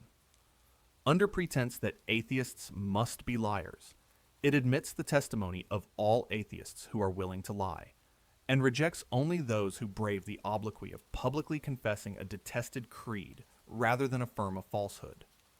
A rule thus convicted of absurdity so far as regards its professed purpose, can be kept in force only as a badge of hatred, a relic of persecution, a persecution, too, having the peculiarity that the qualification for undergoing it is the being clearly proved not to deserve it. The rule and the theory it implies are hardly less insulting to believers than to infidels. For if he who does not believe in a future state necessarily lies, it follows that they who do believe are only prevented from lying, if prevented they are, by the fear of hell. We will not do the authors and abettors of the rule the injury of supposing that the conception which they have formed of Christian virtue is drawn from their own consciousness. These indeed are but rags and remnants of persecution, and may be thought to be not so much an indication of the wish to persecute, as an example of that very frequent infirmity of English minds, which makes them take a preposterous pleasure in the assertion of a bad principle, when they are no longer bad enough to desire to carry it really into practice. But unhappily, there is no security in the state of the public mind that the suspension of worse forms of legal persecution, which has lasted for about the space of a generation, will continue. In this age, the quiet surface of routine is as often ruffled by attempts to resuscitate past evils as to introduce new benefits. What is boasted of at the present time as the revival of religion is always, in narrow and uncultivated minds, at least as much the revival of bigotry, and where there is the strong, permanent leaven of intolerance in the feelings of a people, which at all times abides in the middle classes of this country, it needs but little to provoke them into actively persecuting those whom they have never ceased to think proper objects of persecution. For it is this: it is the opinions men entertain, and the feelings they cherish, respecting those who disown the beliefs they deem important, which makes this country not a place of mental freedom. For a long time past, the chief mischief of the legal penalties is that they strengthen the social stigma. It is that stigma which is really effective, and so effective is it that the profession of opinions which are under the ban of society is much less common in England than is in many other countries the avowal of those which incur risk of judicial punishment. In respect to all persons but those whose pecuniary circumstances make them independent of the good will of other people, opinion on this subject is as efficacious as law. Men might as well be imprisoned, as excluded from the means of earning their bread. Those whose bread is already secured, and who desire no favors from men in power, or from bodies of men, or from the public, have nothing to fear from the open avowal of any opinions, but to be ill thought of and ill spoken of, and this it ought not to require a very heroic mold to enable them to bear. There is no room for any appeal ad mis, I, cor, d, am in behalf of such persons. But though we do not now inflict so much evil on those who think differently from us, as it was formerly our custom to do, it may be that we do ourselves as much evil as ever by our treatment of them. Socrates was executed, but the Socratic philosophy rose like the sun in heaven and spread its illumination over the whole intellectual firmament. Christians were cast to the lions, but the Christian church grew up a stately and spreading tree, overtopping the older and less vigorous growths and stifling them by its shade. Our merely social intolerance kills no one, roots out no opinions, but induces men to disguise them or to abstain from any active effort for their diffusion. With us, heretical opinions do not perceptibly gain, or even lose, ground in each decade or generation. They never blaze out far and wide, but continue to smolder in the narrow circles of thinking and studious persons among whom they originate, without ever lighting up the general affairs of mankind with either a true or a deceptive light. And thus is kept up a state of things very satisfactory to some minds, because without the unpleasant process of fining or imprisoning anybody, it maintains all prevailing opinions outwardly undisturbed, while it does not absolutely interdict the exercise of reason by dissentients afflicted with the malady of thought. A convenient plan for having peace in the intellectual world, and keeping all things going on therein very much as they do already. But the price paid for this sort of intellectual pacification is the sacrifice of the entire moral courage of the human mind, a state of things in which a large portion of the most active and inquiring intellects find it advisable to keep the genuine principles and grounds of their convictions within their own breasts, and attempt, in what they address to the public, to fit as much as they can of their own conclusions to premises which they have internally renounced, cannot send forth the open, fearless characters and logical, consistent intellects who once adorned the thinking world. The sort of men who can be looked for under it are either mere conformers to commonplace, or time, servers for truth, whose arguments on all great subjects are meant for their hearers, and are not those which have convinced themselves. Those who avoid this alternative do so by narrowing their thoughts and interest to things which can be spoken of without venturing within the region of principles, that is, to small practical matters, which would come right of themselves if but the minds of mankind were strengthened and enlarged, and which will never be made effectually right until then, while that which would strengthen and enlarge men's minds, free and daring speculation on the highest subjects, is abandoned.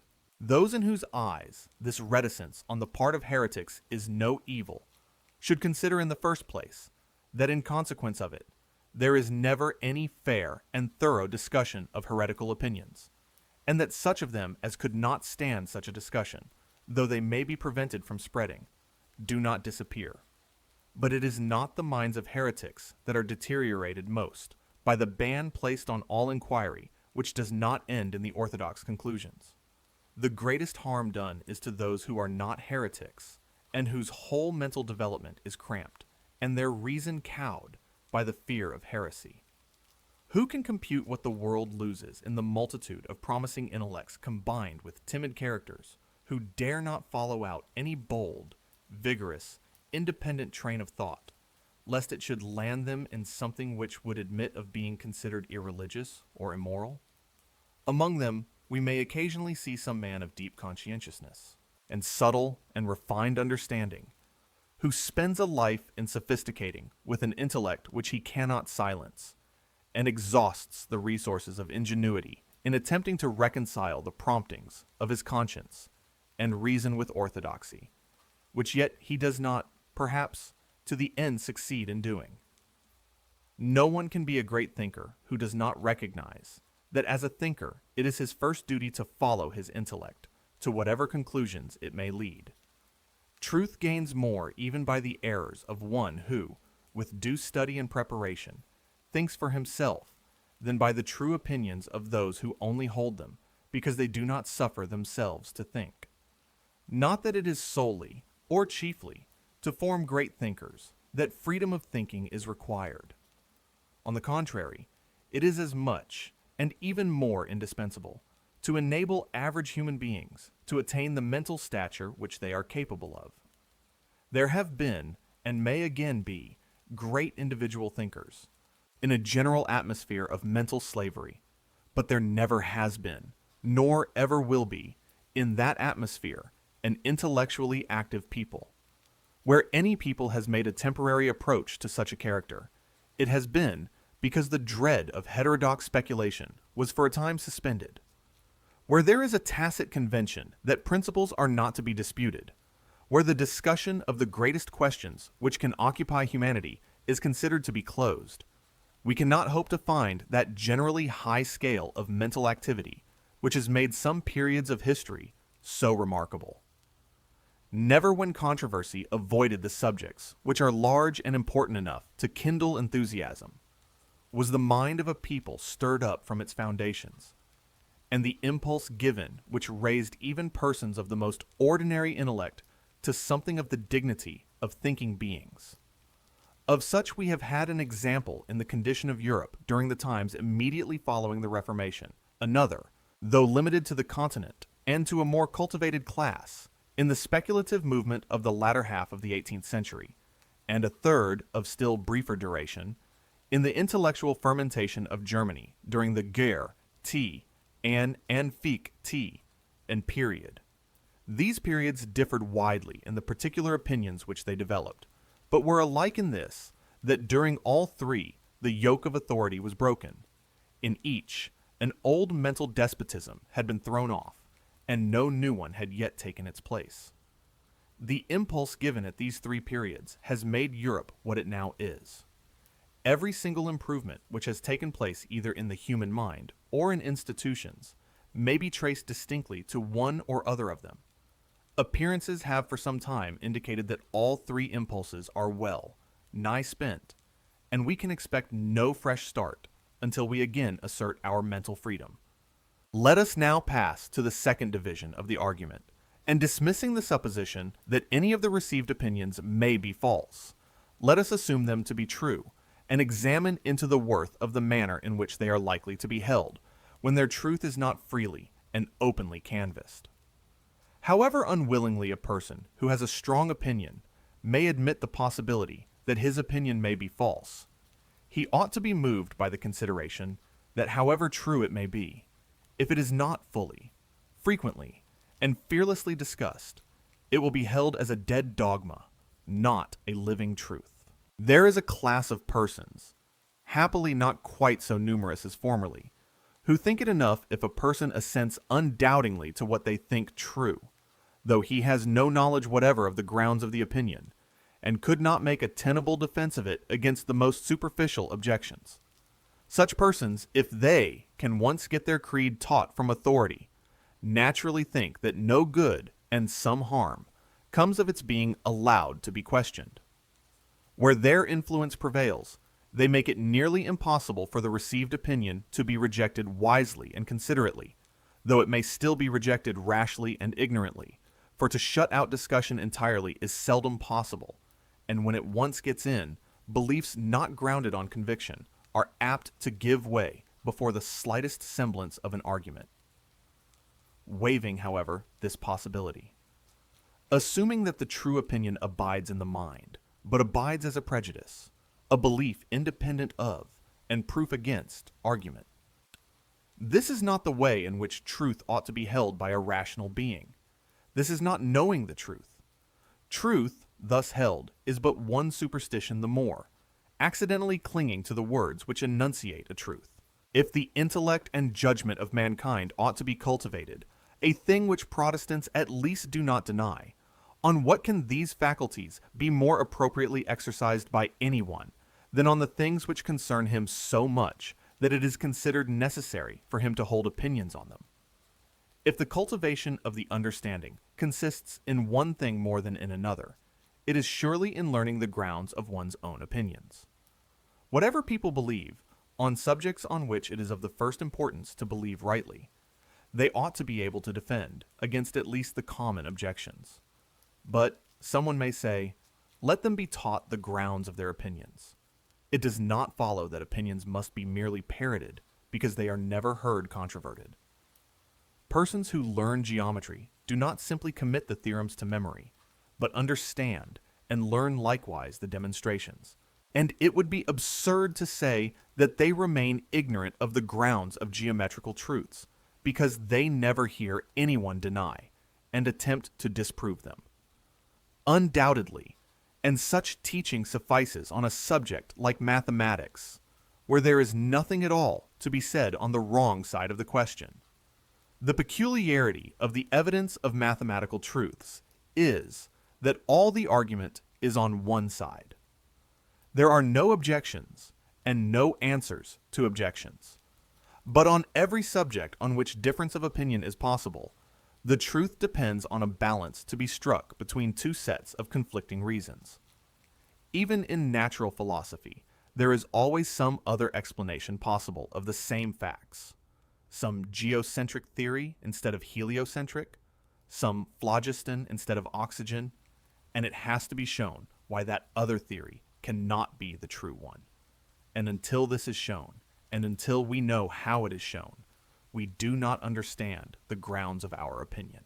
But when we turn to subjects infinitely more complicated, to morals, religion, politics, social relations, and the business of life, 3/4 of the arguments for every disputed opinion consist in dispelling the appearances which favor some opinion different from it.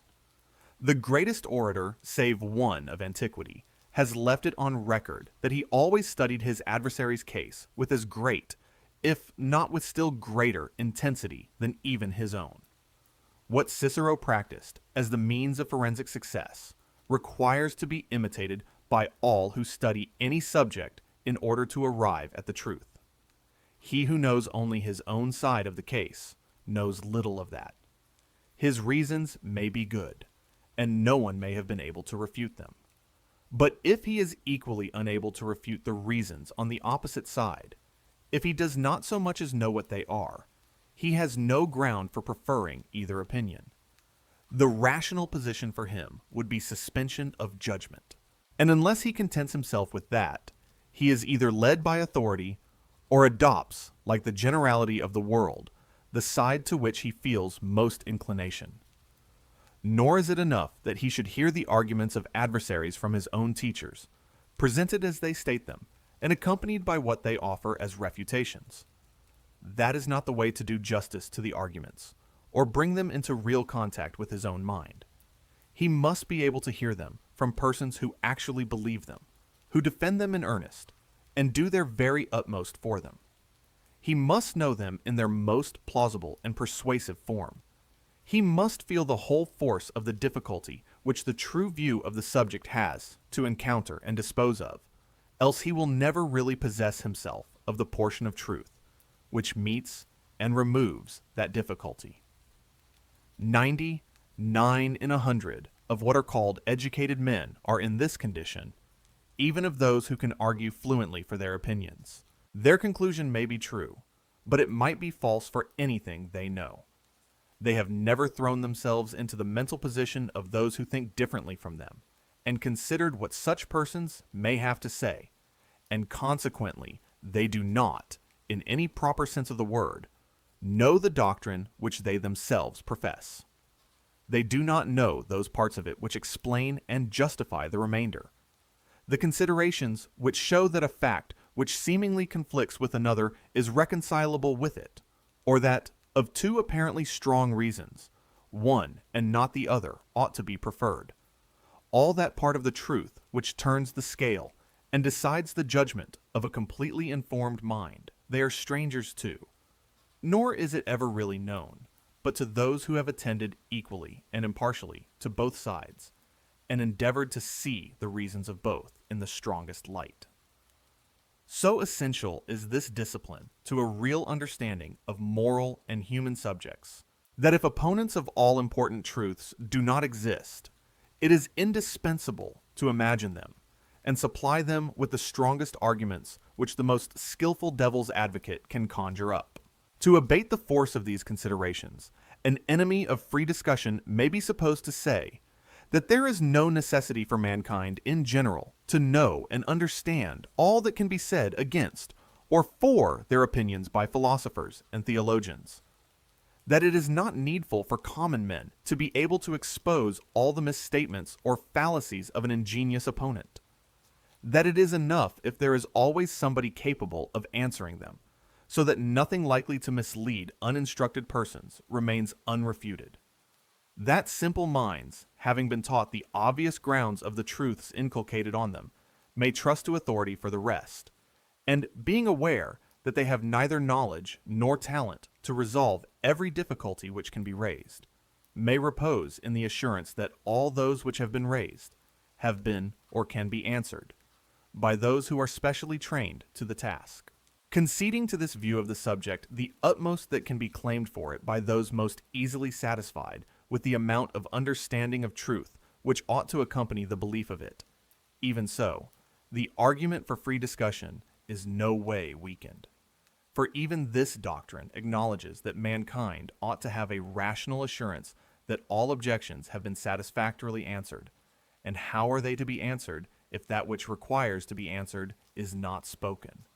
Or how can the answer be known to be satisfactory if the objectors have no opportunity of showing that it is unsatisfactory?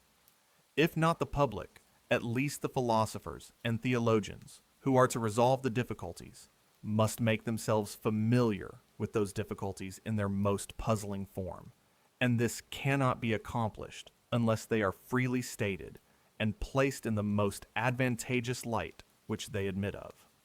The Catholic Church has its own way of dealing with this embarrassing problem.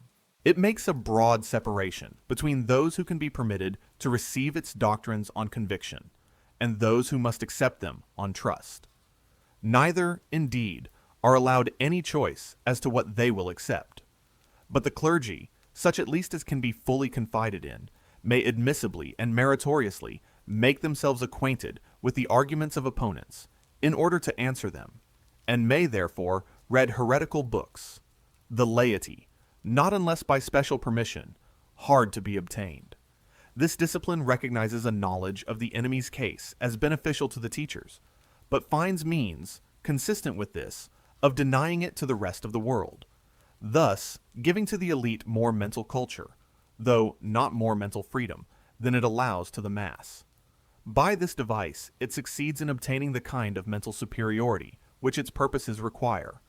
For though culture without freedom never made a large and liberal mind, it can make a clever Nye, Cypri, us advocate of a cause. But in countries professing Protestantism, this resource is denied, since Protestants hold, at least in theory, that the responsibility for the choice of a religion must be borne by each for himself, and cannot be thrown off upon teachers. Besides, in the present state of the world, it is practically impossible that writings which are read by the instructed can be kept from the uninstructed. If the teachers of mankind are to be cognizant of all that they ought to know, everything must be free to be written and published without restraint.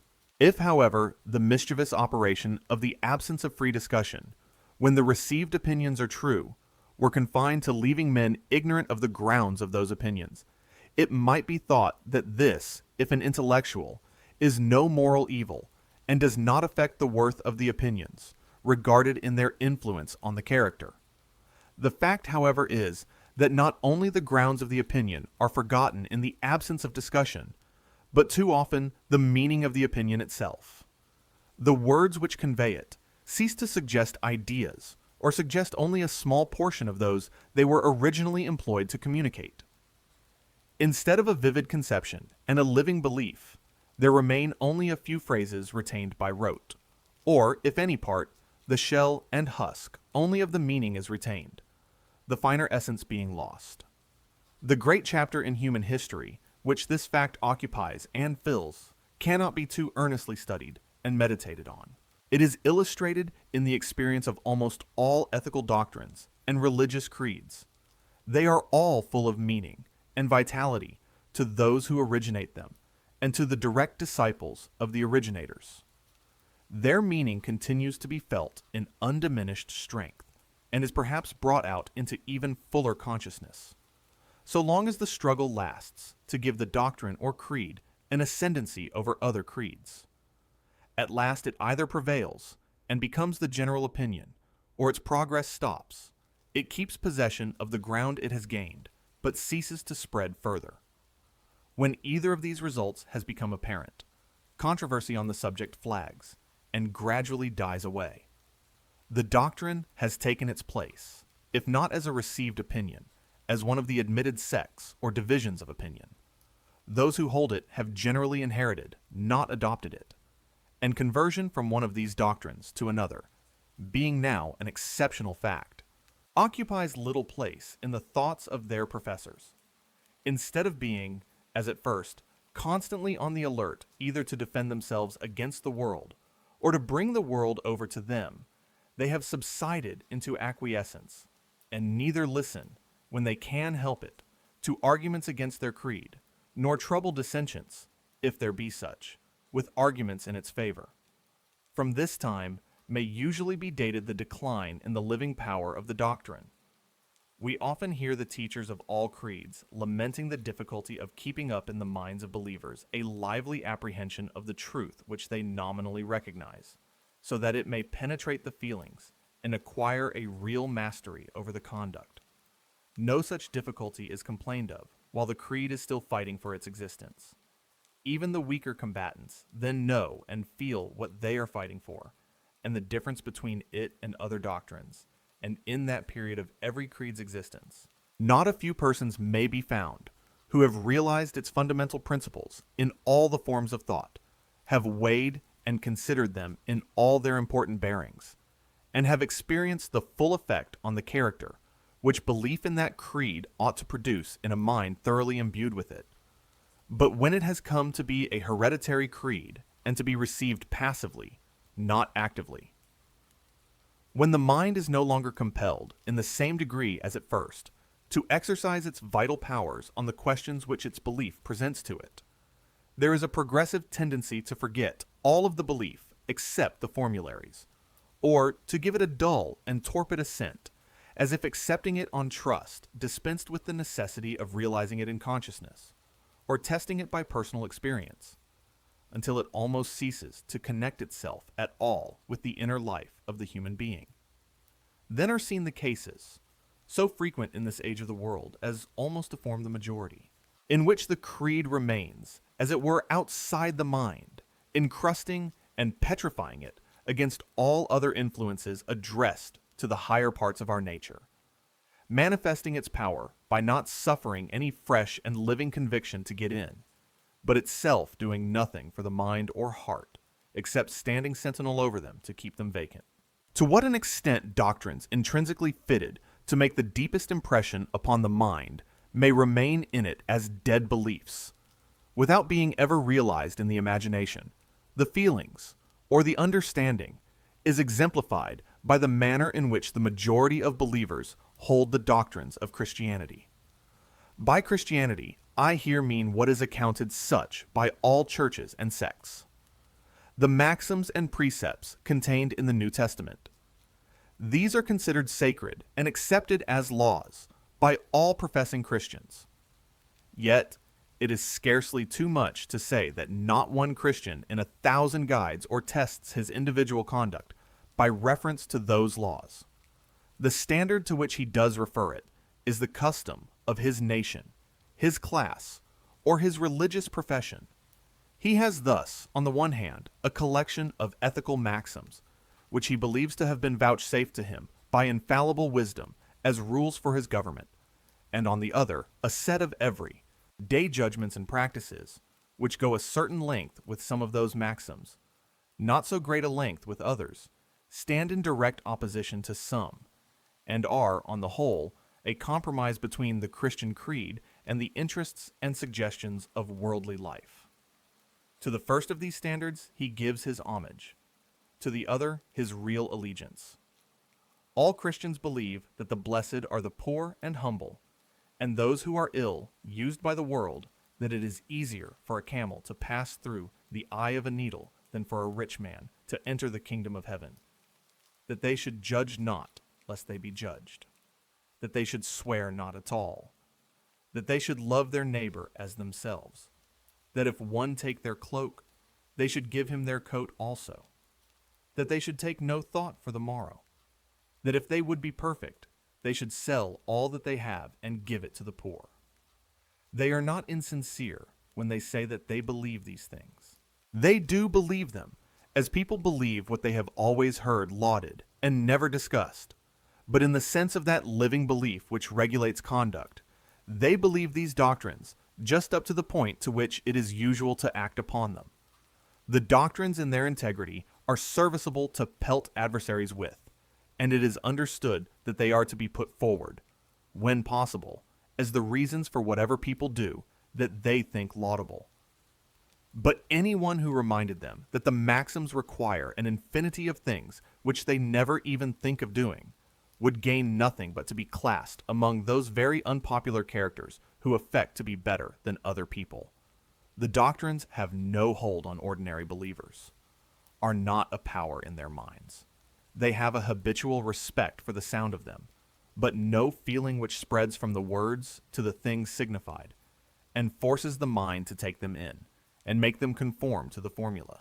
Whenever conduct is concerned, they look round for Mr. A and B to direct them how far to go in obeying Christ. Now we may be well assured that the case was not thus, but far otherwise, with the early Christians.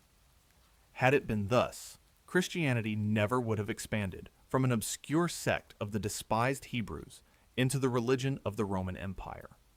When their enemies said, "See how these Christians love one another," a remark not likely to be made by anybody now, they assuredly had a much livelier feeling of the meaning of their creed than they have ever had since. And to this cause, probably, it is chiefly owing that Christianity now makes so little progress in extending its domain, and after 18 centuries is still nearly confined to Europeans and the descendants of Europeans. Even with the strictly religious, who are much in earnest about their doctrines and attach a greater amount of meaning to many of them than people in general, it commonly happens that the part which is thus comparatively active in their minds is that which was made by Calvin or Knox, or some such person much nearer in character to themselves. The sayings of Christ coexist passively in their minds, producing hardly any effect beyond what is caused by mere listening to words so amiable and bland. There are many reasons, doubtless, why doctrines which are the badge of a sect retain more of their vitality than those common to all recognized sects, and why more pains are taken by teachers to keep their meaning alive. But one reason certainly is that the peculiar doctrines are more questioned and have to be oftener defended against open gainsayers. Both teachers and learners go to sleep at their post as soon as there is no enemy in the field. The same thing holds true, generally speaking, of all traditional doctrines, those of prudence and knowledge of life, as well as of morals or religion. All languages and literatures are full of general observations on life, both as to what it is and how to conduct oneself in it. Observations which everybody knows, which everybody repeats, or hears with acquiescence, which are received as truisms, yet of which most people first truly learn the meaning, when experience, generally of a painful kind, has made it a reality to them. How often, when smarting under some unforeseen misfortune or disappointment, does a person call to mind some proverb or common saying, familiar to him all his life, the meaning of which, if he had ever before felt it as he does now, would have saved him from the calamity? There are indeed reasons for this, other than the absence of discussion. There are many truths of which the full meaning cannot be realized, until personal experience has brought it home. But much more of the meaning even of these would have been understood, and what was understood would have been far more deeply impressed on the mind if the man had been accustomed to hear it argued pro and con by people who did understand it. The fatal tendency of mankind to leave off thinking about a thing when it is no longer doubtful is the cause of half their errors. A contemporary author has well spoken of the deep slumber of a decided opinion. But what, it may be asked, is the absence of unanimity an indispensable condition of true knowledge? Is it necessary that some part of mankind should persist in error to enable any to realize the truth? Does a belief cease to be real and vital as soon as it is generally received? And is a proposition never thoroughly understood and felt unless some doubt of it remains? As soon as mankind have unanimously accepted a truth, does the truth perish within them? The highest aim and best result of improved intelligence, it has hitherto been thought, is to unite mankind more and more in the acknowledgement of all important truths. And does the intelligence only last as long as it has not achieved its object? Do the fruits of conquest perish by the very completeness of the victory? I affirm no such thing. As mankind improve, the number of doctrines which are no longer disputed or doubted will be constantly on the increase. And the well-being of mankind may almost be measured by the number and gravity of the truths which have reached the point of being uncontested. The cessation, on one question after another, of serious controversy is one of the necessary incidents of the consolidation of opinion, a consolidation as salutary in the case of true opinions, as it is dangerous and noxious when the opinions are erroneous. But though this gradual narrowing of the bounds of diversity of opinion is necessary in both senses of the term, being at once inevitable and indispensable, we are not therefore obliged to conclude that all its consequences must be beneficial. The loss of so important an aid to the intelligent and living apprehension of a truth, as is afforded by the necessity of explaining it to, or defending it against, opponents, though not sufficient to outweigh, is no trifling drawback from the benefit of its universal recognition. Where this advantage can no longer be had, I confess I should like to see the teachers of mankind endeavoring to provide a substitute for it, some contrivance for making the difficulties of the question as present to the learner's consciousness, as if they were pressed upon him by a dissentient champion, eager for his conversion. But instead of seeking contrivances for this purpose, they have lost those they formerly had. The Socratic dialectics, so magnificently exemplified in the dialogues of Plato, were a contrivance of this description.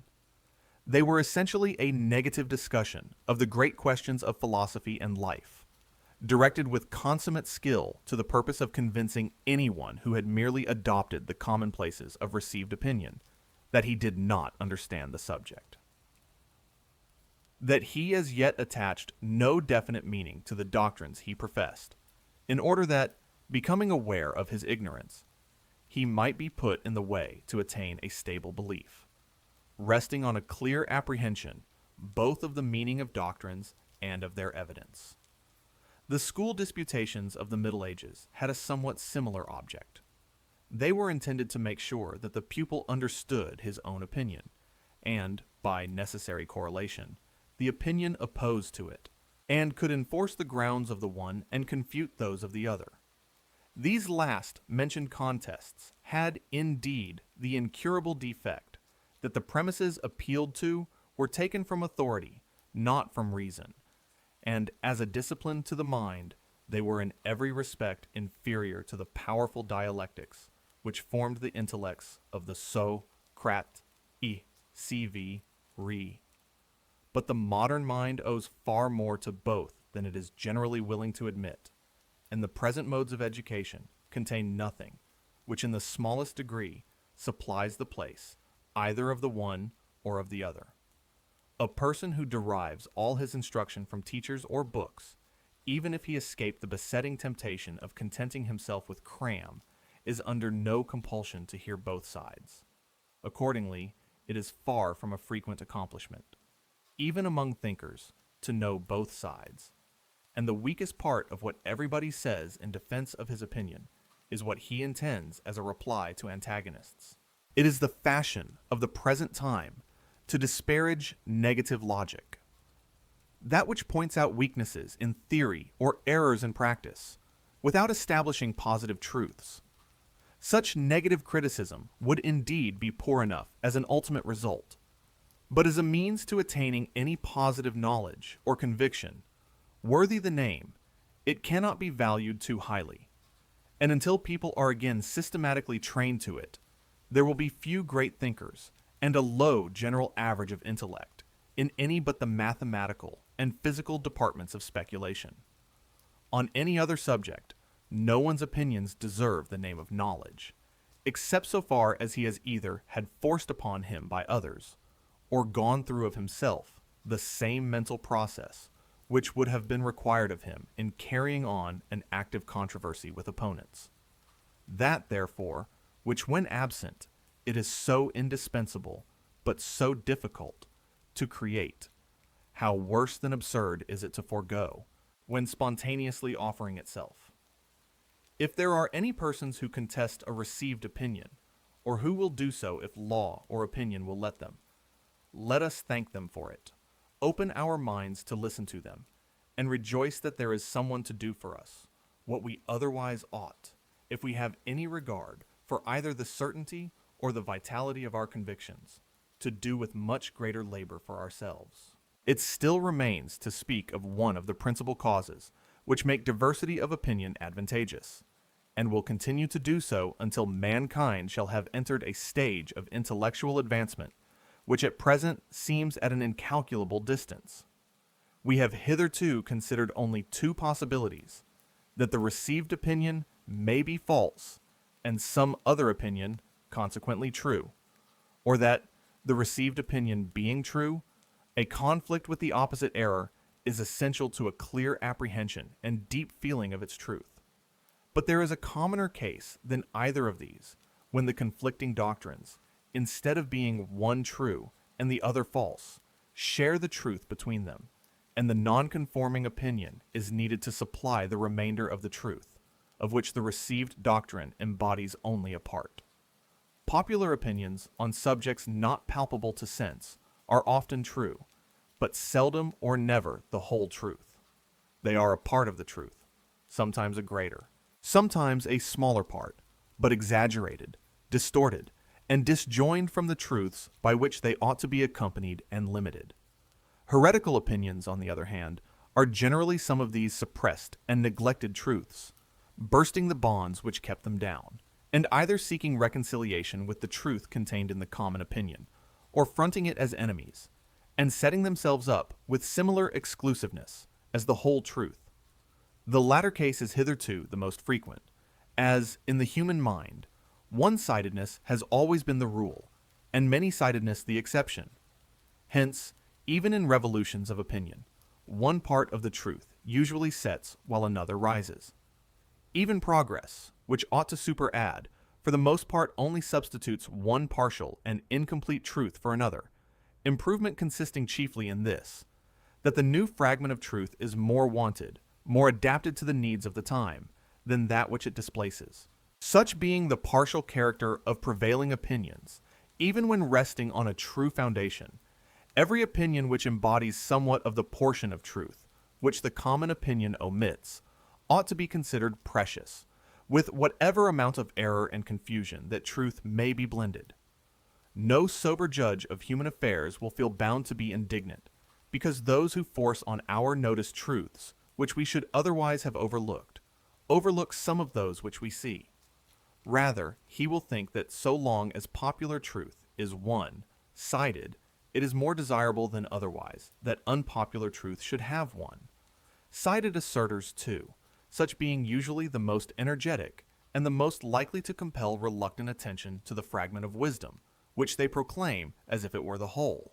Thus, in the 18th century, when nearly all the instructed, and all those of the uninstructed who were led by them, were lost in admiration of what is called civilization, and of the marvels of modern science, literature, and philosophy, and while greatly overrating the amount of unlikeness between the men of modern and those of ancient times, indulged the belief that the whole of the difference was in their own favor. With what a salutary shock did the paradoxes of Rousseau explode like bombshells in the midst, dislocating the compact mass of one-sided opinion and forcing its elements to recombine in a better form and with additional ingredients. Not that the current opinions were on the whole farther from the truth than Rousseau's were. On the contrary, they were nearer to it. They contained more of positive truth and very much less of error. Nevertheless, there lay in Rousseau's doctrine, and has floated down the stream of opinion along with it, a considerable amount of exactly those truths which the popular opinion wanted, and these are the deposit which was left behind when the flood subsided.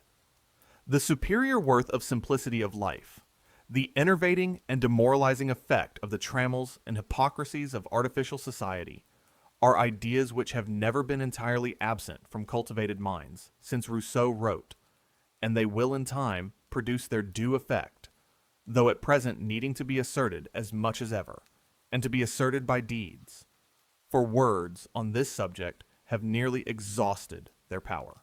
In politics, again, it is almost a commonplace that a party of order or stability and a party of progress or reform are both necessary elements of a healthy state of political life, until the one or the other shall have so enlarged its mental grasp as to be a party equally of order and of progress, knowing and distinguishing what is fit to be preserved from what ought to be swept away.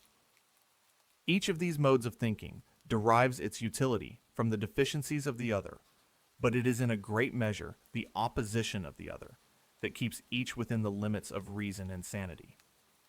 Unless opinions favorable to democracy and to aristocracy, to property and to equality, to co-operation and to competition, to luxury and to abstinence, to sociality and individuality, to liberty and discipline, and all the other standing antagonisms of practical life, are expressed with equal freedom and enforced and defended with equal talent and energy.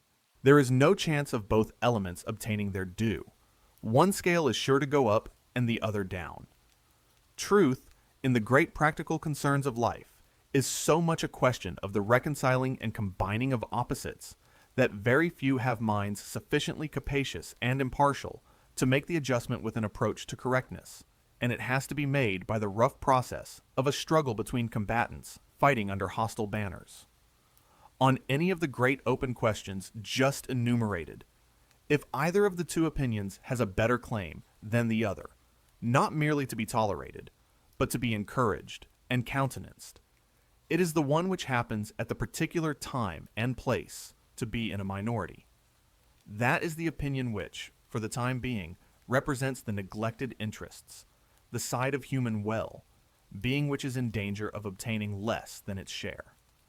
I am aware that there is not, in this country, any intolerance of differences of opinion on most of these topics. They are adduced to show, by admitted and multiplied examples, the universality of the fact, that only through diversity of opinion is there, in the existing state of human intellect, a chance of fair play to all sides of the truth. When there are persons to be found who form an exception to the apparent unanimity of the world on any subject, even if the world is in the right, it is always probable that dissentients have something worth hearing to say for themselves, and that truth would lose something by their silence. It may be objected, but some received principles, especially on the highest and most vital subjects, are more than half truths. The Christian morality, for instance, is the whole truth on that subject, and if anyone teaches a morality which varies from it, he is wholly in error. As this is of all cases the most important in practice, none can be fitter to test the general maxim. But before pronouncing what Christian morality is or is not, it would be desirable to decide what is meant by Christian morality. If it means the morality of the New Testament, I wonder that anyone who derives his knowledge of this from the book itself can suppose that it was announced, or intended, as a complete doctrine of morals. The gospel always refers to a pre-existing morality and confines its precepts to the particulars in which that morality was to be corrected, or superseded by a wider and higher, expressing itself, moreover, in terms most general, often impossible to be interpreted literally, and possessing rather the impressiveness of poetry or eloquence than the precision of legislation. To extract from it a body of ethical doctrine has ever been possible without eking it out from the Old Testament.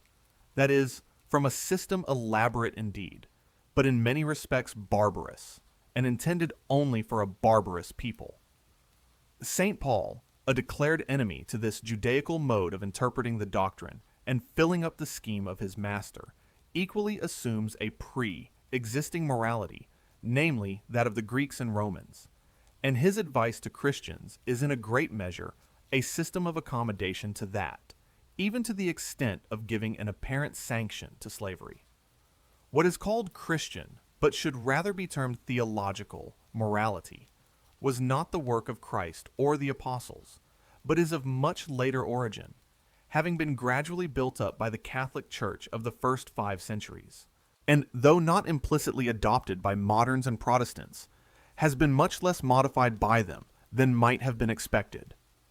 For the most part, indeed, they have contented themselves with cutting off the additions which had been made to it in the Middle Ages, each sect supplying the place by fresh additions, adapted to its own character and tendencies.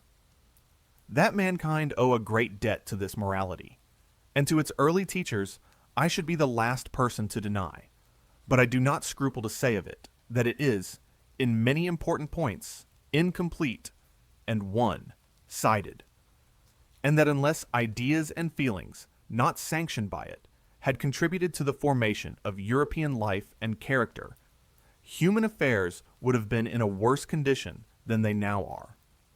Christian morality, so called, has all the characters of a reaction. It is, in great part, a protest against paganism.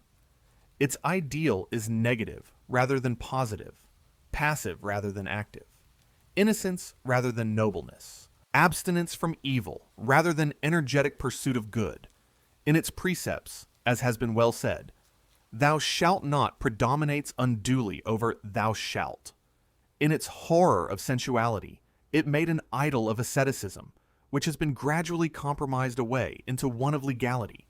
It holds out the hope of heaven and the threat of hell as the appointed and appropriate motives to a virtuous life.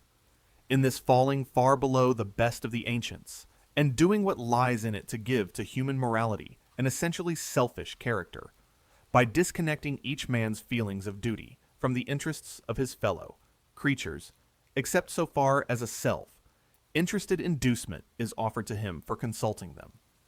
It is essentially a doctrine of passive obedience.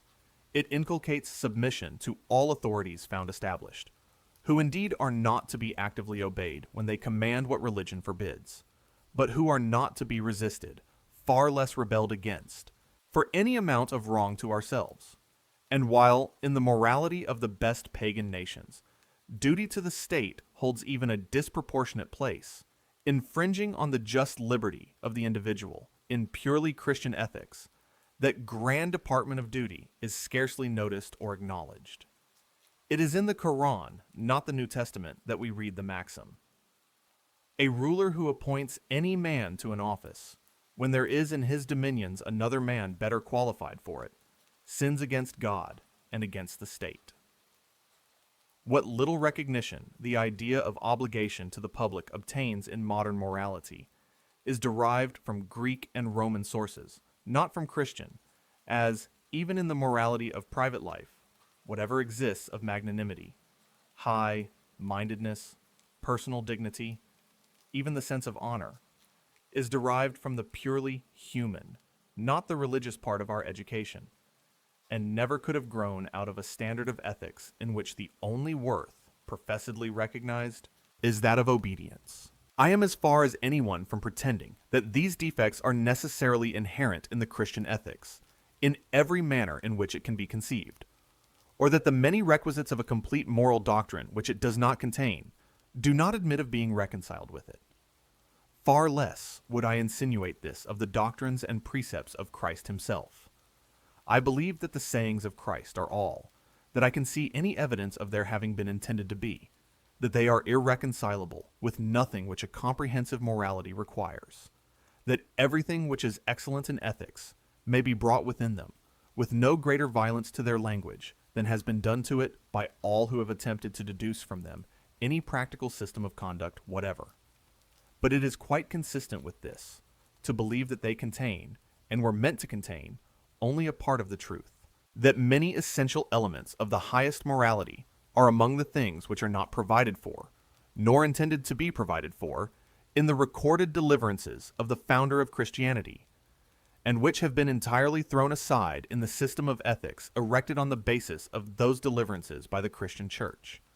And this being so, I think it a great error to persist in attempting to find in the Christian doctrine that complete rule for our guidance, which its author intended it to sanction and enforce, but only partially to provide. I believe, too, that this narrow theory is becoming a grave practical evil, detracting greatly from the value of the moral training and instruction, which so many well-meaning persons are now at length exerting themselves to promote. I much fear that by attempting to form the mind and feelings on an exclusively religious type, and discarding those secular standards, as for want of a better name they may be called, which heretofore existed with and supplemented the Christian ethics, receiving some of its spirit, and infusing into it some of theirs, there will result, and is even now resulting, a low, abject, servile type of character, which, submit itself as it may to what it deems the supreme will, is incapable of rising to or sympathizing in the conception of supreme goodness. I believe that other ethics than any which can be evolved from exclusively Christian sources must exist side by side with Christian ethics to produce the moral regeneration of mankind, and that the Christian system is no exception to the rule, that in an imperfect state of the human mind, the interests of truth require a diversity of opinions. It is not necessary that in ceasing to ignore the moral truths not contained in Christianity, men should ignore any of those which it does contain. Such prejudice or oversight, when it occurs, is altogether an evil, but it is one from which we cannot hope to be always exempt, and must be regarded as the price paid for an inestimable good.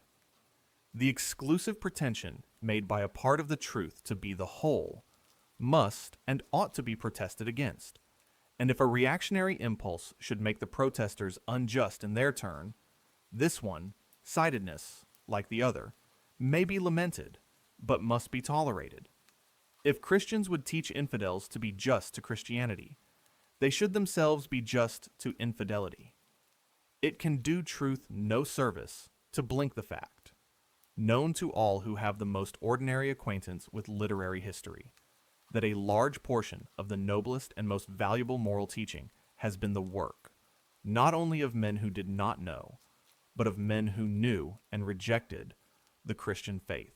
I do not pretend that the most unlimited use of the freedom of enunciating all possible opinions would put an end to the evils of religious or philosophical sectarianism.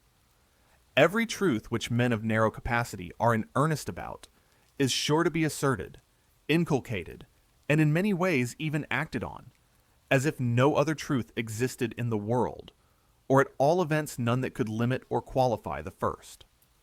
I acknowledge that the tendency of all opinions to become sectarian is not cured by the freest discussion, but is often heightened and exacerbated thereby, the truth which ought to have been, but was not, seen, being rejected all the more violently, because proclaimed by persons regarded as opponents. But it is not on the impassioned partisan, it is on the calmer and more disinterested bystander, that this collision of opinions works its salutary effect.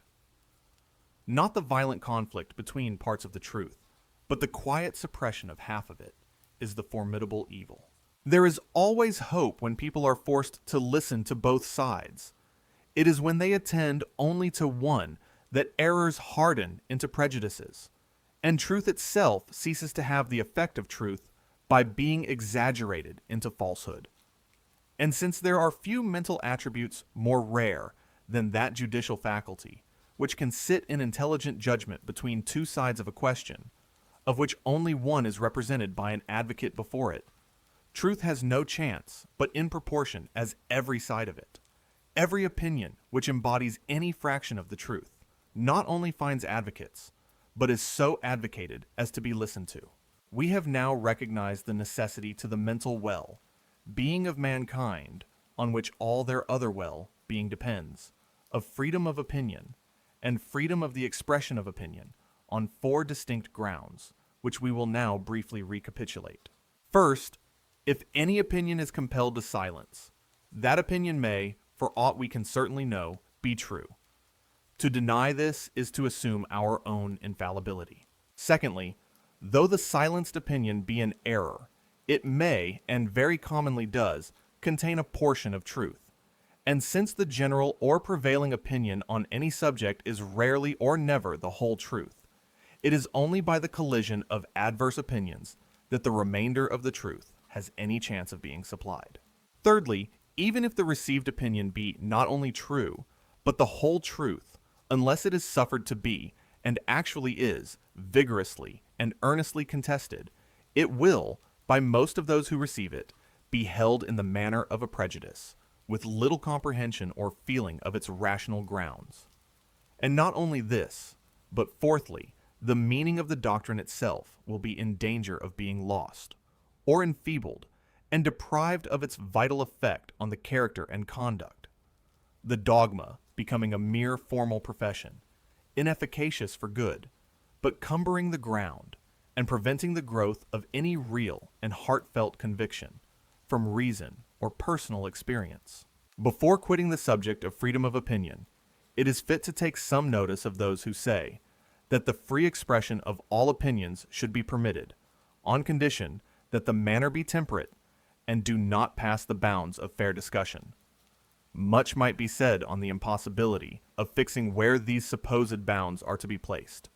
For if the test be offense to those whose opinion is attacked, I think experience testifies that this offense is given whenever the attack is telling and powerful, and that every opponent who pushes them hard, and whom they find it difficult to answer, appears to them, if he shows any strong feeling on the subject, an intemperate opponent. But this, though an important consideration in a practical point of view, merges in a more fundamental objection. Undoubtedly, the manner of asserting an opinion, even though it be a true one, may be very objectionable, and may justly incur severe censure. But the principal offenses of the kind are such as it is mostly impossible, unless by accidental self-betrayal, to bring home to conviction. The gravest of them is to argue sophistically, to suppress facts or arguments, to misstate the elements of the case, or misrepresent the opposite opinion. But all this, even to the most aggravated degree, is so continually done in perfect good faith, by persons who are not considered, and in many other respects may not deserve to be considered, ignorant or incompetent, that it is rarely possible on adequate grounds conscientiously to stamp the misrepresentation as morally culpable, and still less could law presume to interfere with this kind of controversial misconduct. With regard to what is commonly meant by intemperate discussion, namely invective, sarcasm, personality, and the like, the denunciation of these weapons would deserve more sympathy if it were ever proposed to interdict them equally to both sides. But it is only desired to restrain the employment of them against the prevailing opinion. Against the unprevailing, they may not only be used without general disapproval, but will be likely to obtain for him who uses them the praise of honest zeal and righteous indignation. Yet whatever mischief arises from their use is greatest when they are employed against the comparatively defenseless, and whatever unfair advantage can be derived by any opinion from this mode of asserting it, accrues almost exclusively to received opinions. The worst offense of this kind which can be committed by a polemic is to stigmatize those who hold the contrary opinion as bad and immoral men. To calumny of this sort, those who hold any unpopular opinion are peculiarly exposed, because they are in general few and uninfluential, and nobody but themselves feel much interest in seeing justice done them. But this weapon is, from the nature of the case, denied to those who attack a prevailing opinion. They can neither use it with safety to themselves, nor, if they could, would it do anything but recoil on their own cause?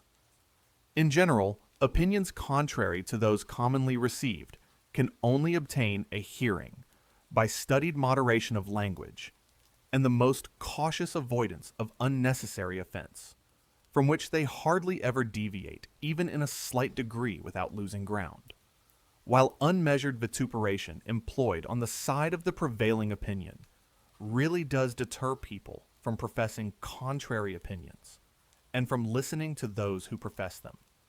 For the interest, therefore, of truth and justice, it is far more important to restrain this employment of vituperative language than the other. And for example, if it were necessary to choose, there would be much more need to discourage offensive attacks on infidelity than on religion.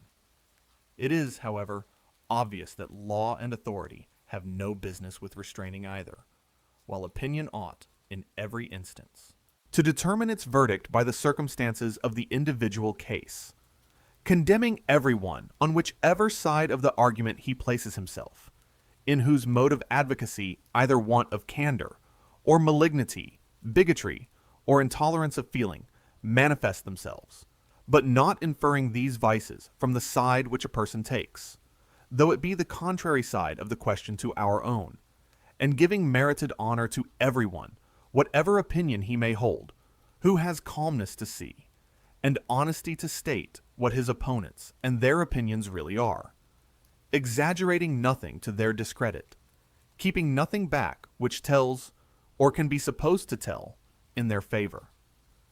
This is the real morality of public discussion, and if often violated, I am happy to think that there are many controversialists who to a great extent observe it, and a still greater number who conscientiously strive towards it.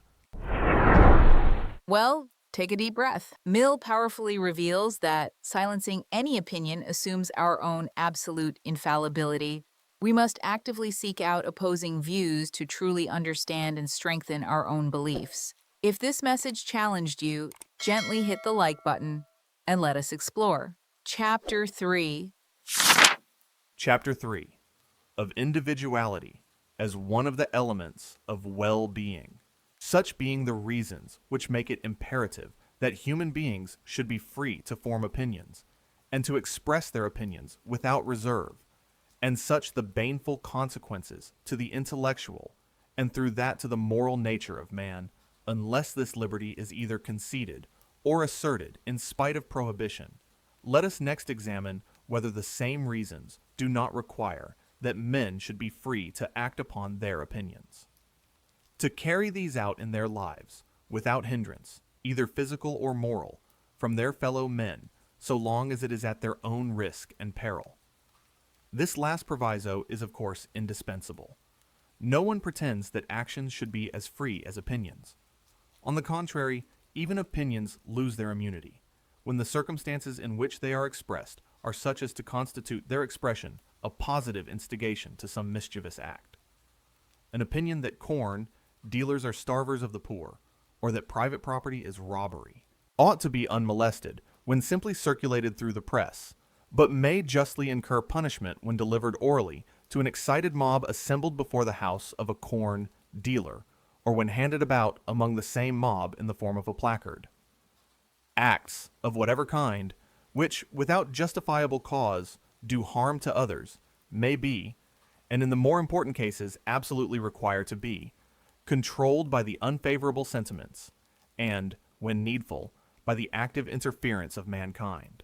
The liberty of the individual must be thus far limited. He must not make himself a nuisance to other people. But if he refrains from molesting others in what concerns them, and merely acts according to his own inclination and judgment in things which concern himself, the same reasons which show that opinion should be free prove also that he should be allowed, without molestation, to carry his opinions into practice at his own cost.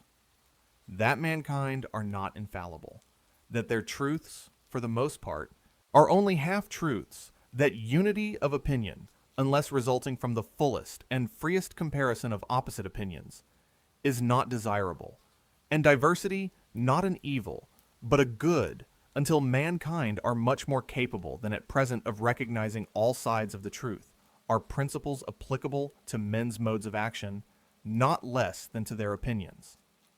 As it is useful that, while mankind are imperfect, there should be different opinions, so is it that there should be different experiments of living, that free scope should be given to varieties of character, short of injury to others, and that the worth of different modes of life should be proved practically when anyone thinks fit to try them. It is desirable, in short, that in things which do not primarily concern others, individuality should assert itself, where not the person's own character, but the traditions or customs of other people are the rule of conduct. There is wanting one of the principal ingredients of human happiness, and quite the chief ingredient of individual and social progress. In maintaining this principle, the greatest difficulty to be encountered does not lie in the appreciation of means towards an acknowledged end, but in the indifference of persons in general to the end itself. If it were felt that the free development of individuality is one of the leading essentials of well-being, that it is not only a co-ordinate element with all that is designated by the terms civilization, instruction, education, culture, but is itself a necessary part and condition of all those things, there would be no danger that liberty should be valued, and the adjustment of the boundaries between it and social control would present no extraordinary difficulty. But the evil is that individual spontaneity is hardly recognized by the common modes of thinking as having any intrinsic worth or deserving any regard on its own account. The majority, being satisfied with the ways of mankind as they now are, for it is they who make them what they are, cannot comprehend why those ways should not be good enough for everybody. And what is more, spontaneity forms no part of the ideal of the majority of moral and social reformers, but is rather looked on with jealousy as a troublesome and perhaps rebellious obstruction to the general acceptance of what these reformers, in their own judgment, think would be best for mankind. Few persons out of Germany even comprehend the meaning of the doctrine which Wilhelm von Humboldt, so eminent both as a savant and as a politician, made the text of a treatise, that the end of man, or that which is prescribed by the eternal or immutable dictates of reason, and not suggested by vague and transient desires, is the highest and most harmonious development of his powers to a complete and consistent whole, that, therefore, the object towards which every human being must ceaselessly direct his efforts, and on which especially those who design to influence their fellow men must ever keep their eyes, is the individuality of power and development, that for this there are two requisites, freedom and a variety of situations, and that from the union of these arise individual vigor and manifold diversity, which combine themselves in originality. Little, however, as people are accustomed to a doctrine like that of von Humboldt, and surprising as it may be to them to find so high a value attached to individuality, the question one must nevertheless think can only be one of degree. No one's idea of excellence in conduct is that people should do absolutely nothing but copy one another. No one would assert that people ought not to put into their mode of life, and into the conduct of their concerns, any impress whatever of their own judgment, or of their own individual character. On the other hand, it would be absurd to pretend that people ought to live as if nothing, whatever, had been known in the world before they came into it, as if experience had as yet done nothing towards showing that one mode of existence or of conduct is preferable to another. Nobody denies that people should be so taught and trained in youth as to know and benefit by the ascertained results of human experience. But it is the privilege and proper condition of a human being, arrived at the maturity of his faculties, to use and interpret experience in his own way. It is for him to find out what part of recorded experience is properly applicable to his own circumstances and character.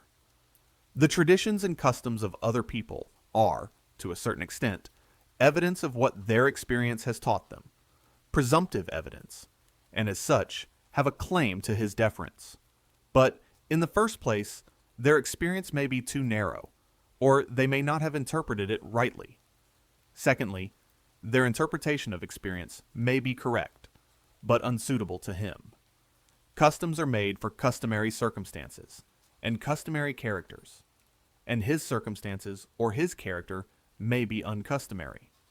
Thirdly, though the customs be both good as customs and suitable to him, yet to conform to custom, merely as custom, does not educate or develop in him any of the qualities which are the distinctive endowment of a human being. The human faculties of perception, judgment, discriminative feeling, mental activity, and even moral preference are exercised only in making a choice. He who does anything because it is the custom makes no choice. He gains no practice either in discerning or in desiring what is best. The mental and moral, like the muscular powers, are improved only by being used. The faculties are called into no exercise by doing a thing merely because others do it, no more than by believing a thing only because others believe it. If the grounds of an opinion are not conclusive to the person's own reason, his reason cannot be strengthened, but is likely to be weakened by his adopting it. And if the inducements to an act are not such as are consentaneous to his own feelings and character, where affection or the rights of others are not concerned, it is so much done towards rendering his feelings and character inert and torpid instead of active and energetic. He who lets the world, or his own portion of it, choose his plan of life for him, has no need of any other faculty than the ape, like one of imitation. He who chooses his plan for himself employs all his faculties. He must use observation to see, reasoning and judgment to foresee, activity to gather materials for decision, discrimination to decide, and when he has decided, firmness and self, control to hold to his deliberate decision. And these qualities he requires and exercises exactly in proportion as the part of his conduct which he determines according to his own judgment and feelings is a large one. It is possible that he might be guided in some good path and kept out of harm's way without any of these things. But what will be his comparative worth as a human being? It really is of importance, not only what men do, but also what manner of men they are that do it. Among the works of man, which human life is rightly employed in perfecting and beautifying, the first in importance surely is man himself. Supposing it were possible to get houses built, corn grown, battles fought, causes tried, and even churches erected and prayers said by machinery, by automatons in human form, it would be a considerable loss to exchange for these automatons even the men and women who at present inhabit the more civilized parts of the world, and who assuredly are but starved specimens of what nature can and will produce. Human nature is not a machine to be built after a model and set to do exactly the work prescribed for it, but a tree which requires to grow and develop itself on all sides, according to the tendency of the inward forces which make it a living thing. It will probably be conceded that it is desirable people should exercise their understandings, and that an intelligent following of custom, or even occasionally an intelligent deviation from custom, is better than a blind and simply mechanical adhesion to it. To a certain extent it is admitted that our understanding should be our own, but there is not the same willingness to admit that our desires and impulses should be our own likewise, or that to possess impulses of our own and of any strength is anything but a peril and a snare.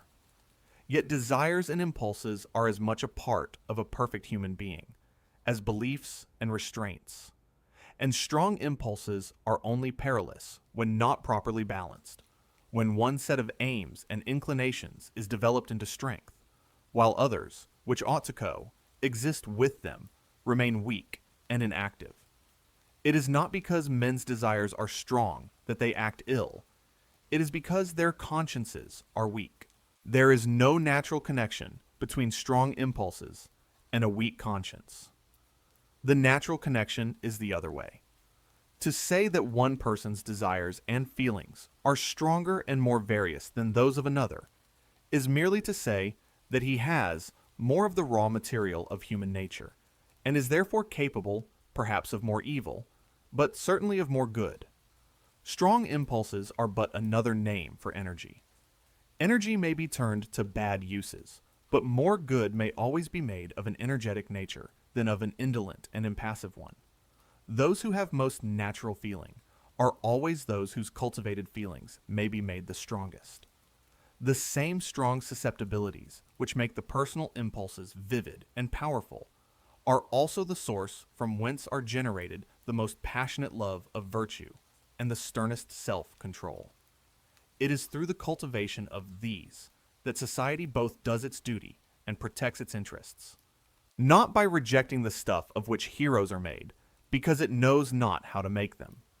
A person whose desires and impulses are his own, are the expression of his own nature, as it has been developed and modified by his own culture, is said to have a character. One whose desires and impulses are not his own has no character, no more than a steam engine has a character.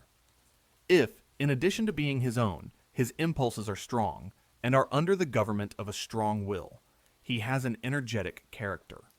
Whoever thinks that individuality of desires and impulses should not be encouraged to unfold itself must maintain that society has no need of strong natures.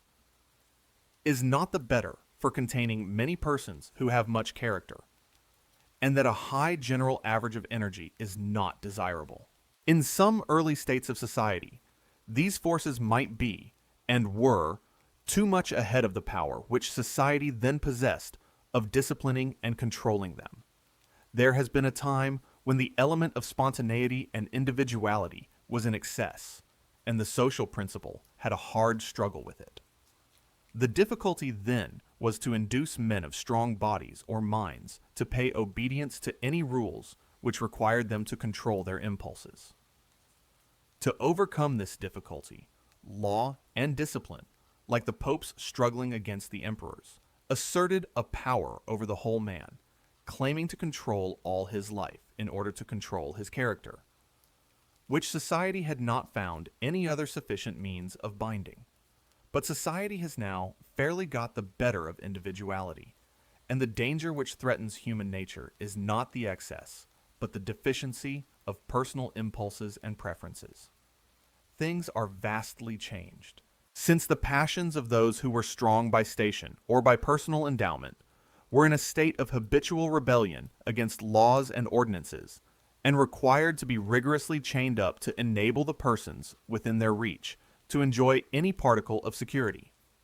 In our times, from the highest class of society down to the lowest, everyone lives as under the eye of a hostile and dreaded censorship.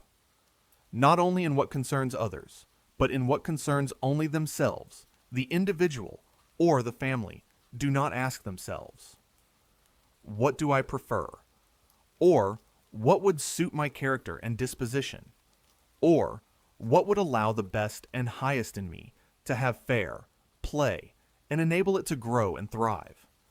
They ask themselves, "What is suitable to my position?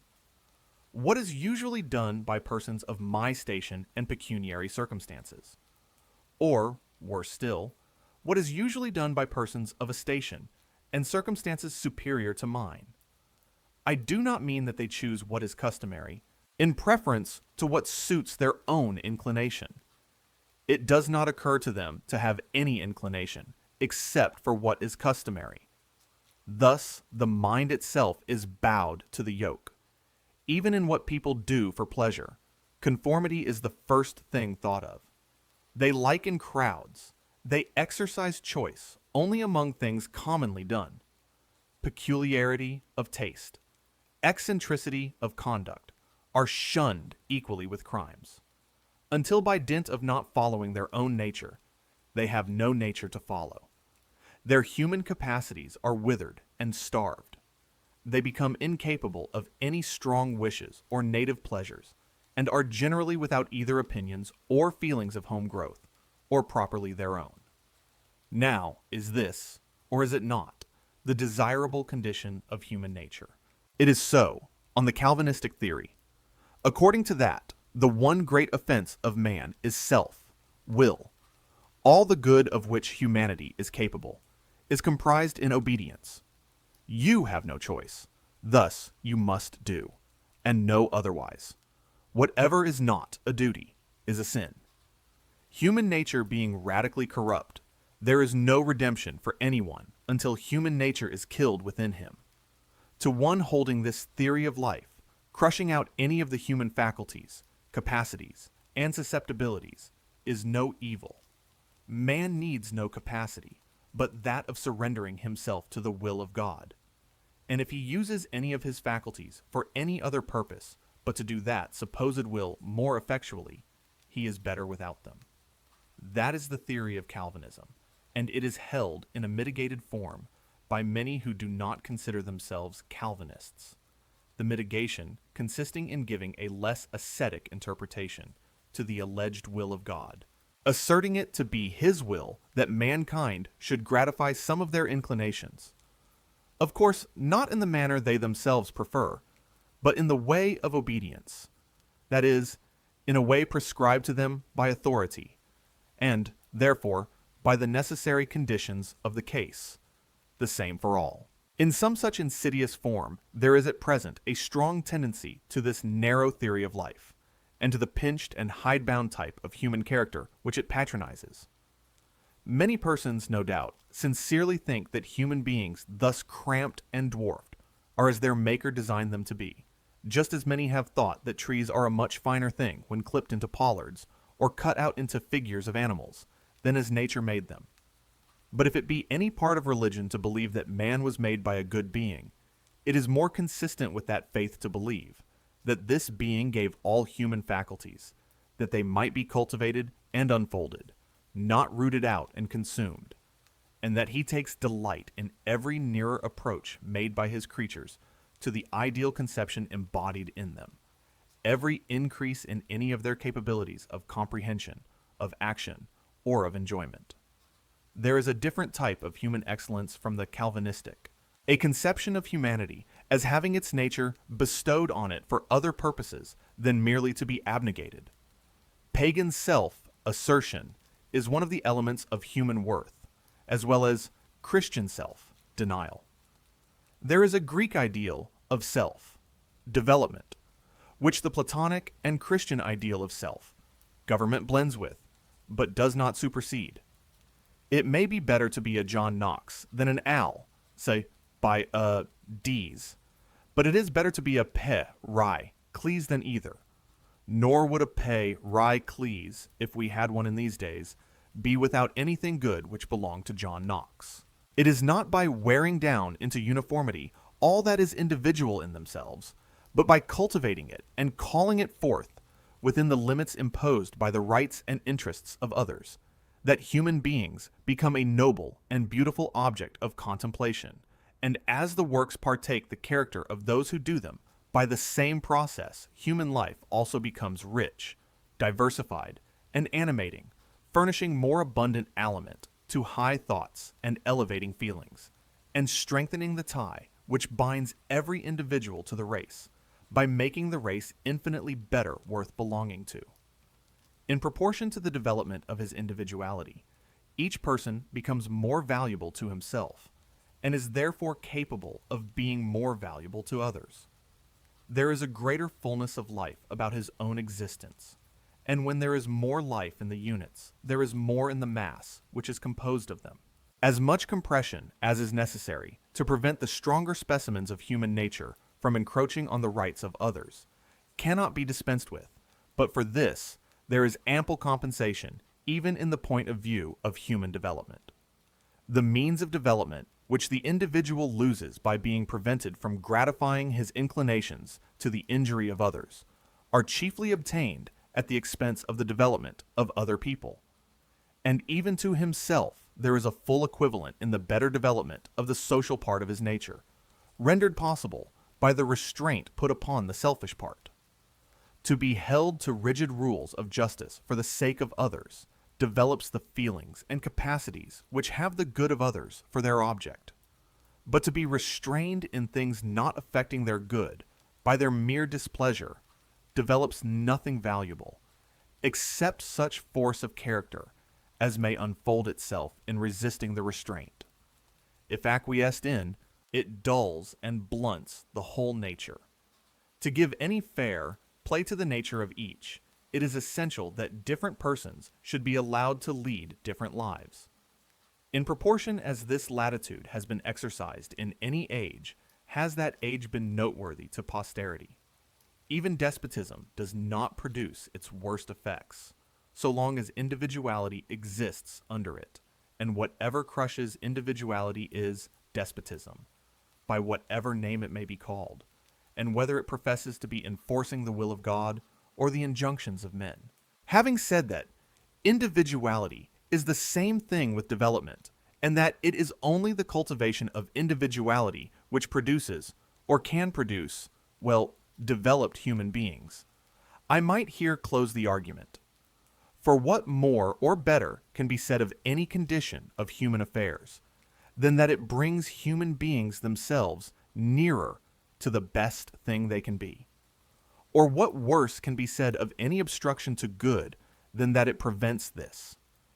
Doubtless, however, these considerations will not suffice to convince those who most need convincing, and it is necessary further to show that these developed human beings are of some use to the undeveloped.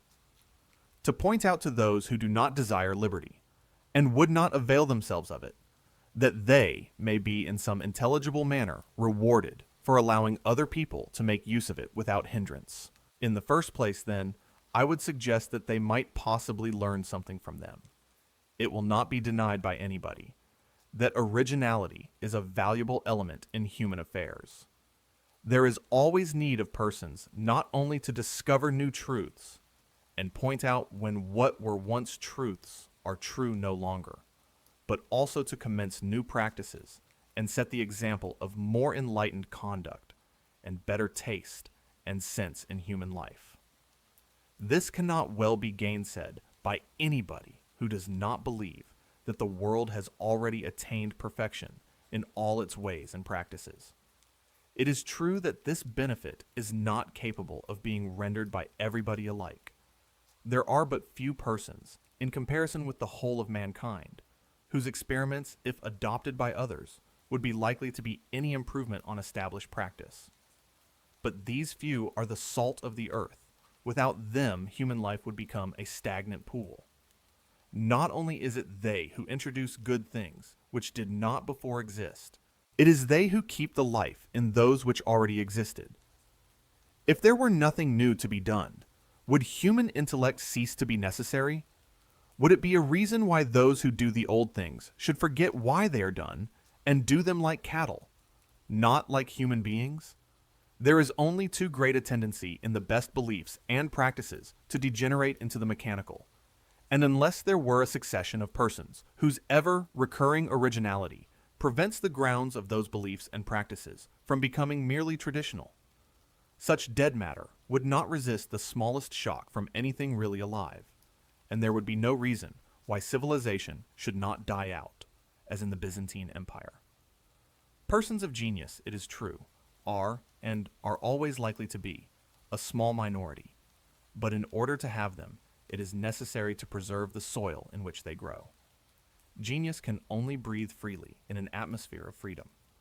Persons of genius are ex viter, me, ni, more individual than any other people, less capable, consequently, of fitting themselves, without hurtful compression, into any of the small number of molds which society provides in order to save its members the trouble of forming their own character. If from timidity they consent to be forced into one of these molds, and to let all that part of themselves which cannot expand under the pressure remain unexpanded, society will be little the better for their genius. If they are of a strong character and break their fetters, they become a mark for the society which has not succeeded in reducing them to commonplace, to point at with solemn warning as wild, erratic, and the like, much as if one should complain of the Niagara River for not flowing smoothly between its banks like a Dutch canal, I insist thus emphatically on the importance of genius and the necessity of allowing it to unfold itself freely, both in thought and in practice, being well aware that no one will deny the position in theory, but knowing also that almost everyone in reality is totally indifferent to it. People think genius a fine thing if it enables a man to write an exciting poem or paint a picture, but in its true sense, that of originality in thought and action, though no one says that it is not a thing to be admired, nearly all, at heart, think that they can do very well without it. Unhappily, this is too natural to be wondered at. Originality is the one thing which unoriginal minds cannot feel the use of. They cannot see what it is to do for them. How should they? If they could see what it would do for them, it would not be originality. The first service which originality has to render them is that of opening their eyes, which being once fully done, they would have a chance of being themselves original. Meanwhile, recollecting that nothing was ever yet done which someone was not the first to do, and that all good things which exist are the fruits of originality, let them be modest enough to believe that there is something still left for it to accomplish, and assure themselves that they are more in need of originality, the less they are conscious of the want. In sober truth, whatever homage may be professed, or even paid, to real or supposed mental superiority, the general tendency of things throughout the world is to render mediocrity the ascendant power among mankind. In ancient history, in the Middle Ages, and in a diminishing degree through the long transition from feudality to the present time, the individual was a power in himself, and if he had either great talents or a high social position, he was a considerable power. At present, individuals are lost in the crowd. In politics, it is almost a triviality to say that public opinion now rules the world. The only power deserving the name is that of masses and of governments, while they make themselves the organ of the tendencies and instincts of masses. This is as true in the moral and social relations of private life as in public transactions. Those whose opinions go by the name of public opinion are not always the same sort of public. In America, they are the whole white population. In England, chiefly the middle class. But they are always a mass, that is to say, collective mediocrity. And what is a still greater novelty, the mass do not now take their opinions from dignitaries in church or state, from ostensible leaders, or from books. Their thinking is done for them by men much like themselves, addressing them or speaking in their name, on the spur of the moment, through the newspapers. I am not complaining of all this. I do not assert that anything better is compatible, as a general rule, with the present low state of the human mind. But that does not hinder the government of mediocrity from being mediocre government. No government by a democracy or a numerous aristocracy, either in its political acts or in the opinions, qualities, and tone of mind which it fosters, ever did or could rise above mediocrity, except in so far as the sovereign many have let themselves be guided, which in their best times they always have done, by the counsels and influence of a more highly gifted and instructed one or few. The initiation of all wise or noble things comes and must come from individuals, generally at first from some one individual. The honor and glory of the average man is that he is capable of following that initiative, that he can respond internally to wise and noble things, and be led to them with his eyes open. I am not countenancing the sort of hero worship which applauds the strong man of genius for forcibly seizing on the government of the world and making it do his bidding in spite of itself. All he can claim is freedom to point out the way. The power of compelling others into it is not only inconsistent with the freedom and development of all the rest, but corrupting to the strong man himself. It does seem, however, that when the opinions of masses of merely average men are everywhere become or becoming the dominant power, the counterpoise and corrective to that tendency would be the more and more pronounced individuality of those who stand on the higher eminences of thought. It is in these circumstances most especially that exceptional individuals, instead of being deterred, should be encouraged in acting differently from the mass. In other times, there was no advantage in their doing so, unless they acted not only differently, but better. In this age, the mere example of non-conformity, the mere refusal to bend the knee to custom, is itself a service. Precisely because the tyranny of opinion is such as to make eccentricity a reproach, it is desirable, in order to break through that tyranny, that people should be eccentric. Eccentricity has always abounded when and where strength of character has abounded, and the amount of eccentricity in a society has generally been proportional to the amount of genius, mental vigor, and moral courage which it contained. That so few now dare to be eccentric marks the chief danger of the time. I have said that it is important to give the freest scope possible to uncustomary things, in order that it may in time appear which of these are fit to be converted into customs. But independence of action and disregard of custom are not solely deserving of encouragement for the chance they afford that better modes of action, and customs more worthy of general adoption, may be struck out. Nor is it only persons of decided mental superiority who have a just claim to carry on their lives in their own way. There is no reason that all human existences should be constructed on someone or some small number of patterns. If a person possesses any tolerable amount of common sense and experience, his own mode of laying out his existence is the best, not because it is the best in itself, but because it is his own mode. Human beings are not like sheep, and even sheep are not undistinguishably alike. A man cannot get a coat or a pair of boots to fit him, unless they are either made to his measure, or he has a whole warehouse full to choose from. And is it easier to fit him with a life than with a coat? Or are human beings more like one another in their whole physical and spiritual conformation than in the shape of their feet? If it were only that people have diversities of taste, that is reason enough for not attempting to shape them all after one model.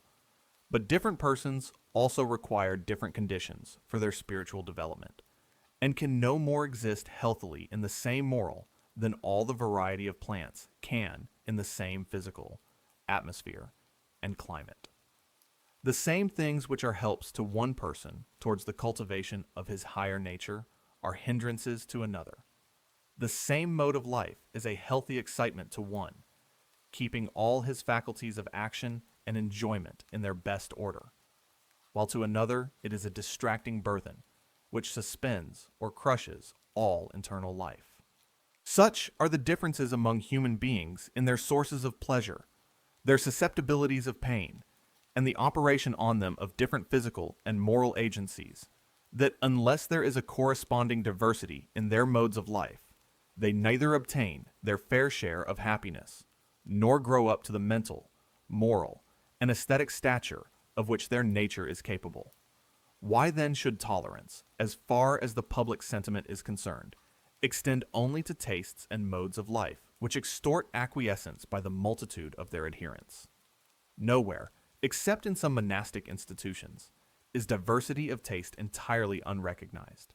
A person may, without blame, either like or dislike rowing, or smoking, or music, or athletic exercises, or chess, or cards, or study, because both those who like each of these things and those who dislike them are too numerous to be put down.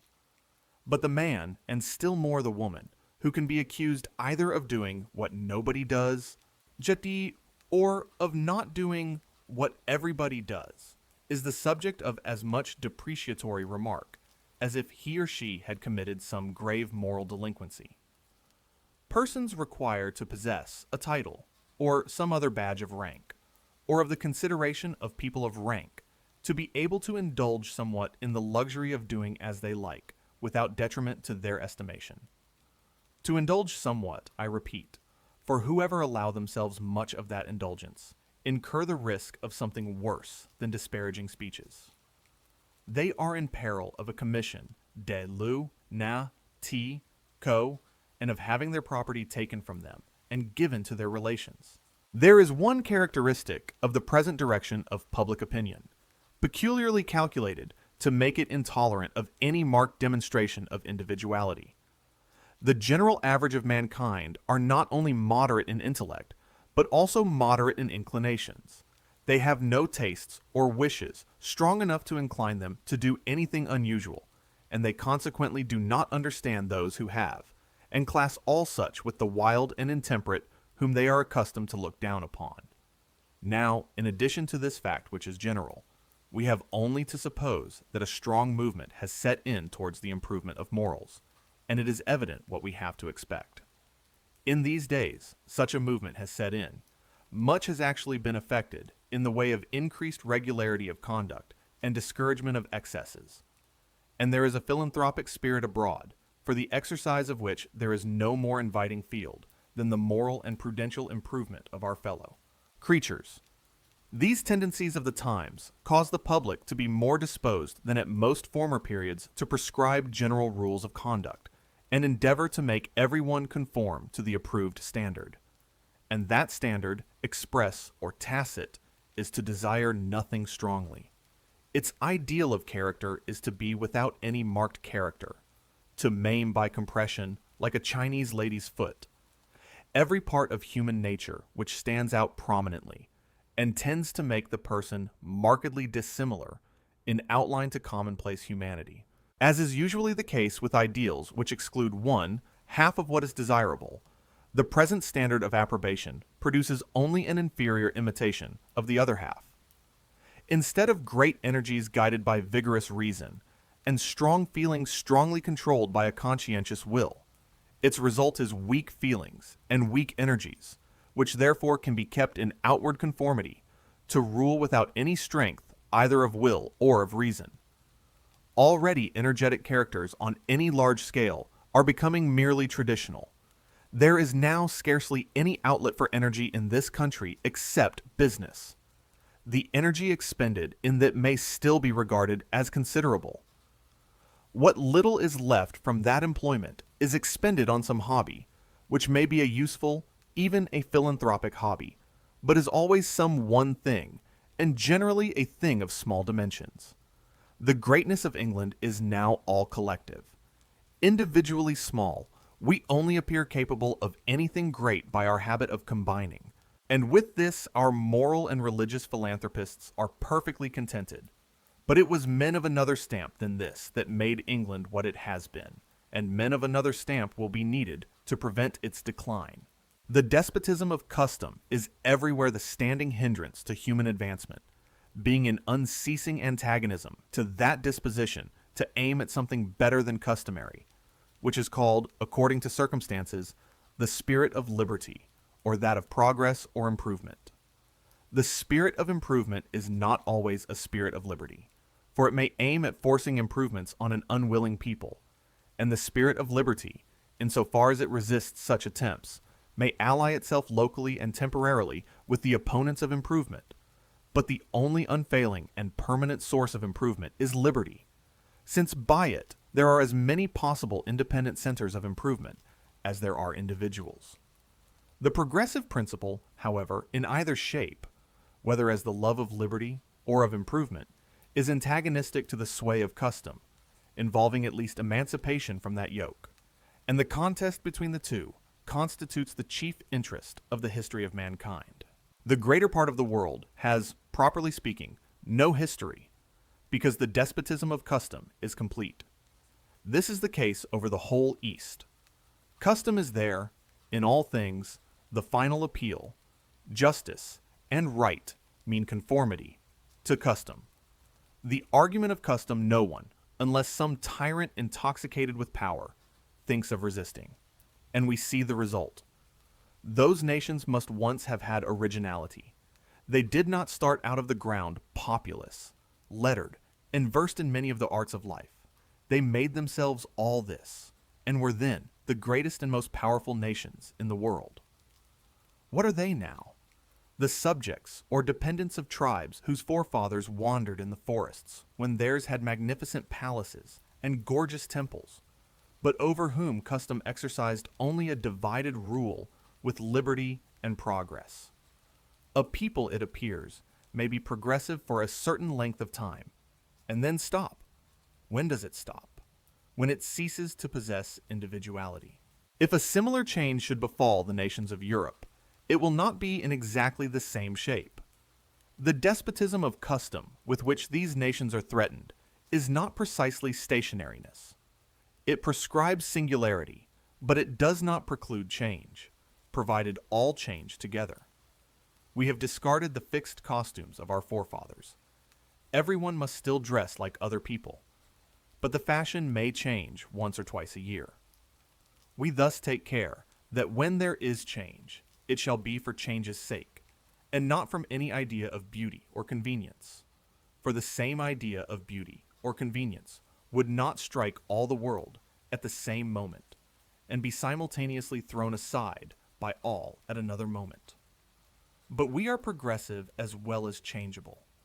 We continually make new inventions in mechanical things, and keep them until they are again superseded by better. We are eager for improvement in politics, in education, even in morals. Though in this last, our idea of improvement chiefly consists in persuading or forcing other people to be as good as ourselves. It is not progress that we object to. On the contrary, we flatter ourselves that we are the most progressive people who ever lived. It is individuality that we war against. We should think we had done wonders if we had made ourselves all alike, forgetting that the unlikeness of one person to another is generally the first thing which draws the attention of either to the imperfection of his own type and the superiority of another, or the possibility, by combining the advantages of both, of producing something better than either. We have a warning example in China. No sur ça, a nation of much talent, and, in some respects, even wisdom, owing to the rare good fortune of having been provided at an early period with a particularly good set of customs, the work, in some measure, of men to whom even the most enlightened European must accord, under certain limitations, the title of sages and philosophers. They are remarkable, too, in the excellence of their apparatus, for impressing, as far as possible, the best wisdom they possess upon every mind in the community, and securing that those who have appropriated most of it shall occupy the posts of honor and power. Surely the people who did this have discovered the secret of human progressiveness, and must have kept themselves steadily at the head of the movement of the world. On the contrary, they have become stationary, have remained so for thousands of years, and if they are ever to be farther improved, it must be by foreigners. They have succeeded beyond all hope in what English philanthropists are so industriously working at. In making a people all alike, all governing their thoughts and conduct by the same maxims and rules, and these are the fruits.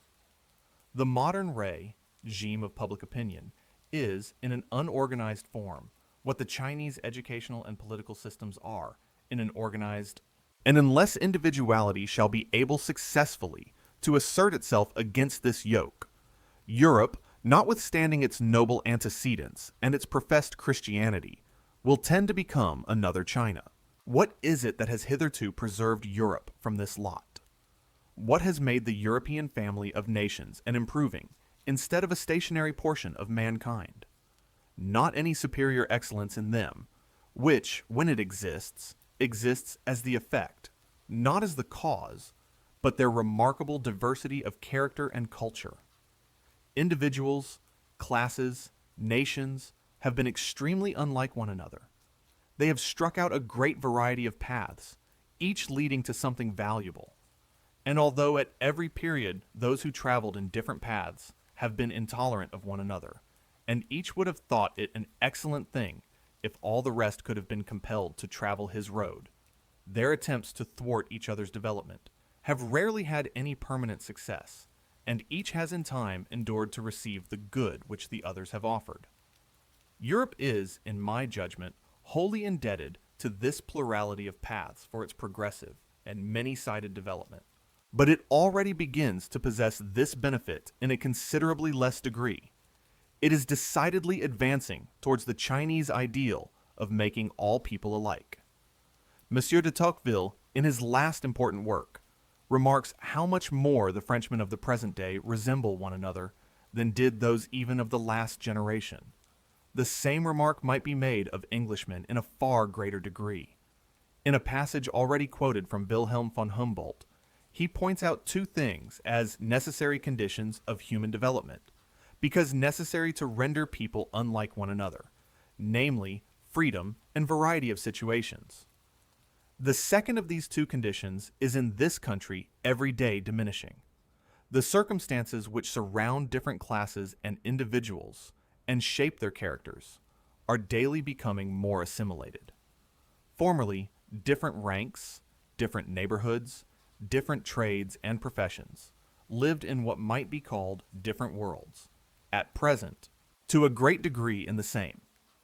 Comparatively speaking, they now read the same things, listen to the same things, see the same things, go to the same places, have their hopes and fears directed to the same objects, have the same rights and liberties, and the same means of asserting them. Great as are the differences of position which remain, they are nothing to those which have ceased, and the assimilation is still proceeding. All the political changes of the age promote it, since they all tend to raise the low and to lower the high.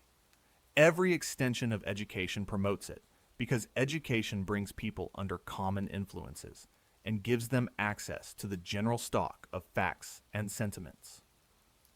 Improvements in the means of communication promote it by bringing the inhabitants of distant places into personal contact and keeping up a rapid flow of changes of residence between one place and another. The increase of commerce and manufactures promotes it by diffusing more widely the advantages of easy circumstances and opening all objects of ambition, even the highest, to general competition, whereby the desire of rising becomes no longer the character of a particular class, but of all classes. A more powerful agency than even all these, in bringing about a general similarity among mankind, is the complete establishment, in this and other free countries, of the ascendancy of public opinion in the state. As the various social eminences which enabled persons entrenched on them to disregard the opinion of the multitude gradually become leveled, as the very idea of resisting the will of the public, when it is positively known that they have a will, disappears more and more from the minds of practical politicians. There ceases to be any social support for non-conformity. Any substantive power in society, which itself opposed to the ascendancy of numbers, is interested in taking under its protection opinions and tendencies at variance with those of the public. The combination of all these causes forms so great a mass of influences hostile to individuality that it is not easy to see how it can stand its ground. It will do so with increasing difficulty, unless the intelligent part of the public can be made to feel its value. To see that it is good there should be differences, even though not for the better, even though, as it may appear to them, some should be for the worse. If the claims of individuality are ever to be asserted, the time is now, while much is still wanting to complete the enforced assimilation. It is only in the earlier stages that any stand can be successfully made against the encroachment. The demand that all other people shall resemble ourselves grows by what it feeds on. If resistance waits till life is reduced nearly to one uniform type, all deviations from that type will come to be considered impious, immoral, even monstrous, and contrary to nature. Mankind speedily become unable to conceive diversity, when they have been for some time unaccustomed to see it. Take a deep breath.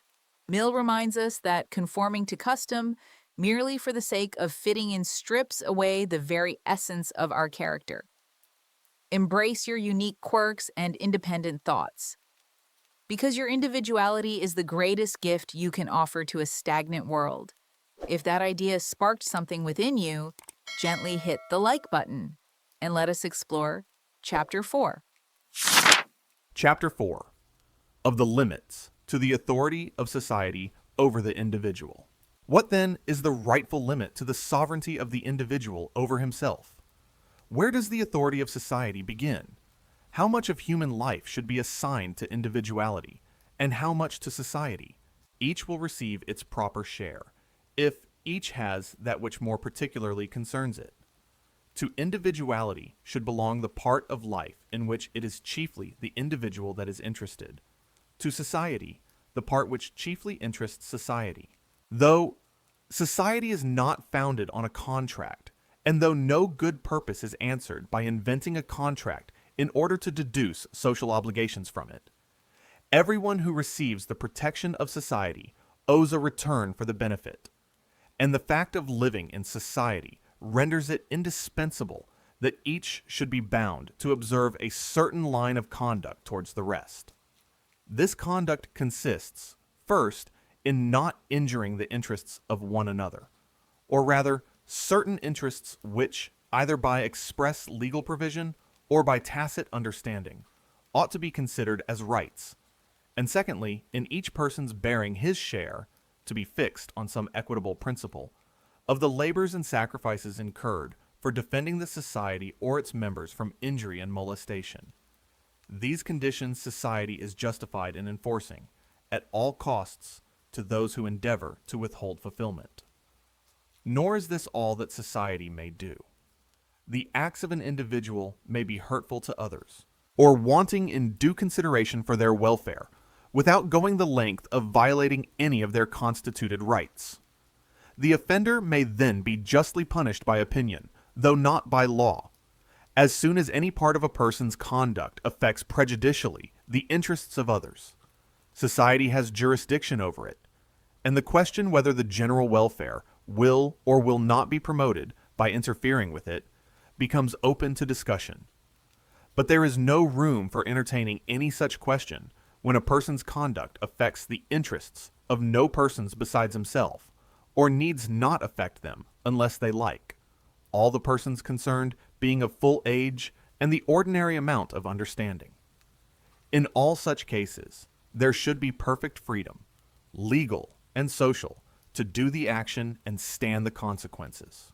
It would be a great misunderstanding of this doctrine to suppose that it is one of selfish indifference, which pretends that human beings have no business with each other's conduct in life, and that they should not concern themselves about the well-doing or well-being of one another unless their own interest is involved. Instead of any diminution, there is need of a great increase of disinterested exertion to promote the good of others. But disinterested benevolence can find other instruments to persuade people to their good than harsh punishments, either of the literal or the metaphorical sort. I am the last person to undervalue the self regarding virtues. They are only second in importance, if even second to the social. It is equally the business of education to cultivate both. But even education works by conviction and persuasion as well as by compulsion. And it is by the former only that, when the period of education is past, the self regarding virtues should be inculcated. Human beings owe to each other help to distinguish the better from the worse, and encouragement to choose the former and avoid the latter. They should be forever stimulating each other to increased exercise of their higher faculties and increased direction of their feelings and aims towards wise instead of foolish, elevating instead of degrading objects and contemplations. But neither one person, nor any number of persons, is warranted in saying to another human creature of ripe years that he shall not do with his life for his own benefit what he chooses to do with it. He is the person most interested in his own well-being. The interest which any other person, except in cases of strong personal attachment, can have in it is trifling compared with that which he himself has. The interest which society has in him individually, except as to his conduct to others, is fractional and altogether indirect, while, with respect to his own feelings and circumstances, the most ordinary man or woman has means of knowledge immeasurably surpassing those that can be possessed by anyone else.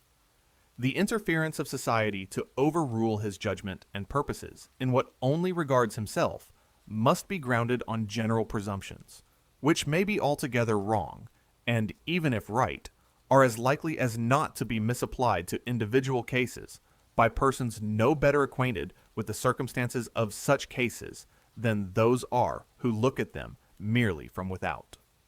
In this department, therefore, of human affairs, individuality has its proper field of action. In the conduct of human beings towards one another, it is necessary that general rules should for the most part be observed, in order that people may know what they have to expect, but in each person's own concerns, his individual spontaneity is entitled to free exercise. Considerations to aid his judgment, exhortations to strengthen his will, may be offered to him, even obtruded on him, by others. But he himself is the final judge. All errors which he is likely to commit against advice and warning are far outweighed by the evil of allowing others to constrain him to what they deem his good. I do not mean that the feelings with which a person is regarded by others ought not to be in any way affected by his self, regarding qualities or deficiencies. This is neither possible nor desirable. If he is eminent in any of the qualities which conduce to his own good, he is, so far, a proper object of admiration. He is so much the nearer to the ideal perfection of human nature. If he is grossly deficient in those qualities, a sentiment the opposite of admiration will follow. There is a degree of folly, and a degree of what may be called, though the phrase is not unobjectionable, lowness or deprivation of taste, which, though it cannot justify doing harm to the person who manifests it, renders him necessarily and properly a subject of distaste, or, in extreme cases, even of contempt. A person could not have the opposite qualities in due strength without entertaining these feelings. Though doing no wrong to anyone, a person may so act as to compel us to judge him and feel to him as a fool or as a being of an inferior order. And since this judgment and feeling are a fact which he would prefer to avoid, it is doing him a service to warn him of it beforehand, as of any other disagreeable consequence to which he exposes himself. It would be well, indeed, if this good office were much more freely rendered than the common notions of politeness at present permit, and if one person could honestly point out to another that he thinks him in fault, without being considered unmannerly or presuming. We have a right, also, in various ways, to act upon our unfavorable opinion of anyone, not to the oppression of his individuality, but in the exercise of ours. We are not bound, for example, to seek his society. We have a right to avoid it, though not to parade the avoidance. For we have a right to choose the society most acceptable to us. We have a right, and it may be our duty, to caution others against him, if we think his example or conversation likely to have a pernicious effect on those with whom he associates. We may give others a preference over him in optional good offices, except those which tend to his improvement. In these various modes, a person may suffer very severe penalties at the hands of others, for faults which directly concern only himself, but he suffers these penalties only insofar as they are the natural, and, as it were, the spontaneous consequences of the faults themselves, not because they are purposely inflicted on him for the sake of punishment. A person who shows rashness, obstinacy, self-conceit, who cannot live within moderate means, who cannot restrain himself from hurtful indulgences, who pursues animal pleasures at the expense of those of feeling and intellect, must expect to be lowered in the opinion of others, and to have a less share of their favorable sentiments. But of this he has no right to complain, unless he has merited their favor by special excellence in his social relations, and has thus established a title to their good offices, which is not affected by his demerits towards himself. What I contend for is that the inconveniences which are strictly inseparable from the unfavorable judgment of others are the only ones to which a person should ever be subjected for that portion of his conduct and character which concerns his own good, but which does not affect the interests of others in their relations with him. Acts injurious to others require a totally different treatment.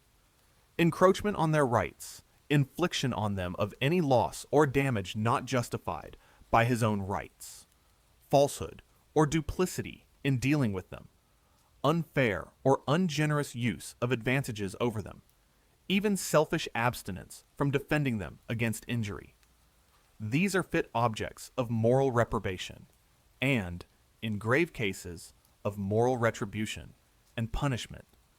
And not only these acts, but the dispositions which lead to them, are properly immoral and fit subjects of disapprobation which may rise to abhorrence.